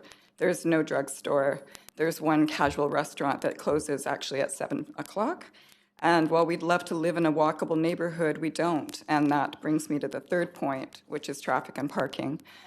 So we would fully support 6-story developments on the proposed site if a comprehensive traffic plan could be developed for the neighborhood. We've been in touch with the city since 2007 about the alarming level of non-resident commuter traffic that speeds along the side streets in our neighborhood. And we've been told that there are other areas of the city that have greater need, and we've patiently waited. And other people tonight have talked about the same thing, just about the approaches to the city, and just no response. So it was kismet when we received an email from the city's Adanac project team just last week, looking at traffic patterns in our neighborhood. This follows from last year's closure of the Adanac overpass, a move which really increased the traffic density and commuter aggression in our neighborhood. The correspondence confirmed that city staff are working to develop a traffic management plan, and that while they have not yet come back to our neighborhood to engage residents for feedback, they do intend to come to us in 2020 so that staff can better understand the community priorities and develop a plan for moving traffic in and out of the neighborhood. So there's no traffic management plan, and there won't be a plan anytime soon. The referral report for the 2 developments cites public concerns with existing traffic congestion and parking, and the report appears to pin a hope on the transportation demand management plan that's going to reduce vehicular trips to and from the development, but there's no indication of how that is going to happen. And a transportation study that was submitted as part of the rezoning application identified that new vehicle trips, which I think was mentioned tonight, generated by the developments would be minimal and have no meaningful impact to the existing roadway network conditions. I can attest to the fact, sitting in my front window, that traffic conditions in our neighborhood have only grown worse year after year, and that it's naive to believe that 212 plus households are not going to have an impact. So in both the referral report and the communication, the City of Vancouver acknowledges that they need a process to better understand the complexity of the transportation issues in the area. If the city doesn't yet understand the transportation issues in the neighborhood, it's not prudent to approve these developments at their current height and density. I hope that you'll consider revisiting a plan that's more suitable to this family neighborhood. Again, we're not against building something on those sites, but we need to develop our neighborhood sensibly rather than shouldering the burden of 10% of the moderate income rental plan developments. So thank you for your time. Thanks for coming in Sorry tonight. for losing my voice, it's so late. Oh, that's know how you feel. So we're no questions this evening, but thank you very much for your comments. I think Nathan Davidovich is gone, so that's it for officially registered speakers. However, I'm just going to call now for if there's anybody else that would like to speak. I've got 3 speakers here. So the gentleman here raised his hand first. If you want to come up and just tell us your name, and you have up to 5 minutes, and you may have questions. Thanks very much. Good Please evening, go ahead.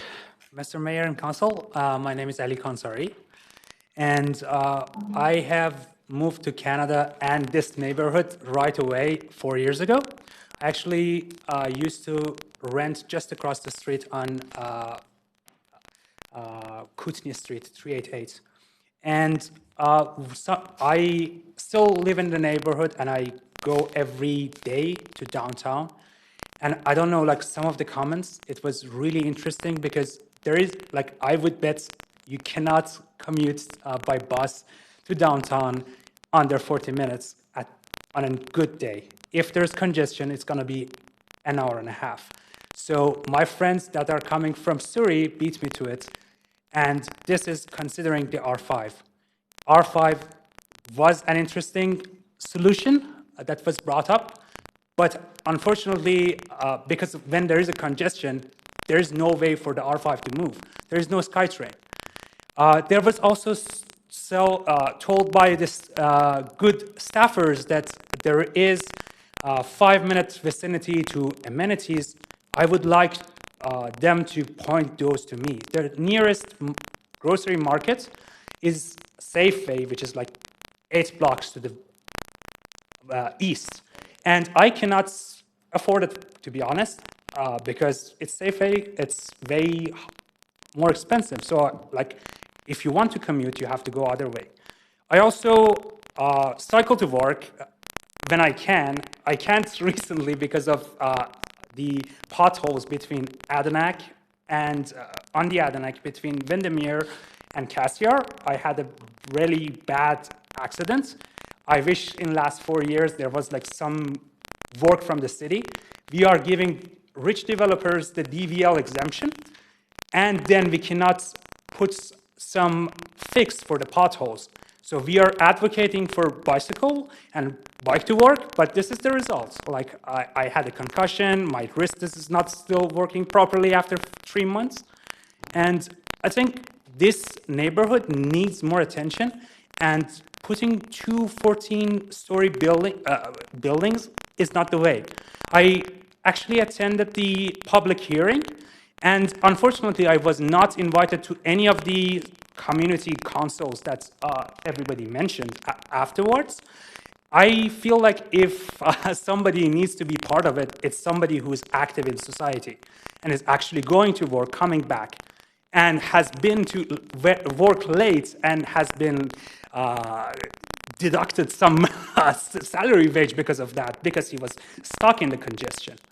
And none of these are being like addressed. I originally come from Tehran, Iran. It's a city that is unlivable because of bad decisions made by the city. And when I see something that kind of reminds me of that, I kind of feel like I have to be there. That's why I'm here. I have to wake up very early in the morning to go to work, but I didn't want to lose this opportunity. I think I'm all for rental. Let's go for something doable in the neighborhood. 6 stories is amazing, but you are not building, these developers are not building livable place. If there is 300 square feet for a studio, that's a coffin. That's not a home. That's not what you want my family to be with. I cannot have a child in it. How is that affordable housing?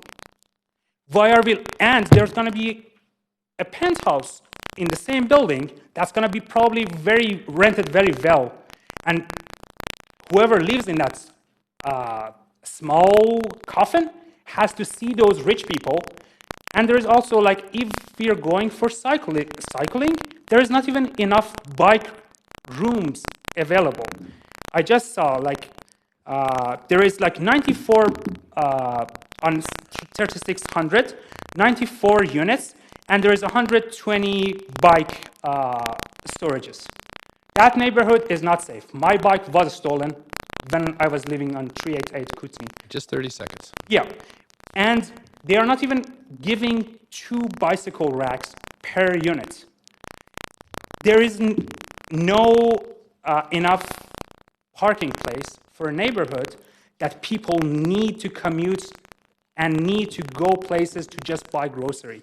How, like, it's not just something to check a mark on a piece of paper. Please really pay attention to the neighborhood as a whole and give people who are living there a way to live. Also, like just a complete side note, just because we're at 5 minutes, so everybody gets 5 minutes, and so you've reached. This is like only for the process on the council, because I am a computer like engineer, and the way you the website accepts any email and puts like 54. That can be just a developer sending like 54. Thanks very much. We're at the 5 minutes, just over. But thank you for coming in this evening. Okay, thank you. Just so people know, we are at the end of the speakers for this item. We are not going to get to the next item. That it's going to come on. I did say this, but just to repeat it again, Tuesday, January 28th, beginning at 3 p.m. So at this stage, I'm just making a call for folks who are waiting to speak on this first item, which is 3600 East Hastings Street. So I saw some hands up. Right, so I can come forward and state your name, and then we're, although I know it, the council probably wants to know. So please go ahead. Sure. Patricia Barnes with the Hastings North Business Improvement Association, and I am here on behalf of the Business Association to we approve the project going forward. And you're wondering why I'm here, seeing as our boundary doesn't go all the way to boundary yet. But this year we are about to engage on expansion and take the Hastings North BIA with support from the businesses and the property developers in the area up to boundary, so we can represent that area, knowing that there are a number of issues that we are all facing along Hastings Street with traffic and congestion and amenities and everything else that everybody's had to talk about today. But the reason we support this is we desperately need the housing. Our businesses need the housing. We need to allow people who are earning moderate incomes to live near where they work. It's too much to ask people earning $30,000 to $80,000 to commute all the way into Vancouver and work in our stores, and they're crying. They can't get employees. They can't stay open without their employees. So this kind of housing is extremely important to us and to our business district. And I also would like to say that we have worked with PCI on other developments. We enjoy working with PCI. We find them one of the better developers that we have worked with, very responsive and very supportive of our neighborhood and supportive of the nonprofits in the area and the residents in the area. So that's basically it in a nutshell. And thank you very much for letting me jump on the speakers list tonight. Thanks very much for waiting all that time. Appreciate you coming in. Thanks, and we'll see you Thursday. Great, thanks very much. Just state your name, and you can have up to 5 minutes. Mr. Mayor and Council, my name is Charlie Kears. I am a owner of a home, so I live on 3500 block of Oxford Street, which is 5 blocks off of Hastings. So I'm in support of this project. I'm actually a realtor, and you would think I would not be supportive of rentals, but I am very supportive of that because I have I run into a lot of people that just can't afford to buy or rent or anything. So the more rents we can have in the city and in our neighborhood, which is, in my opinion, one of the best neighborhoods in the city.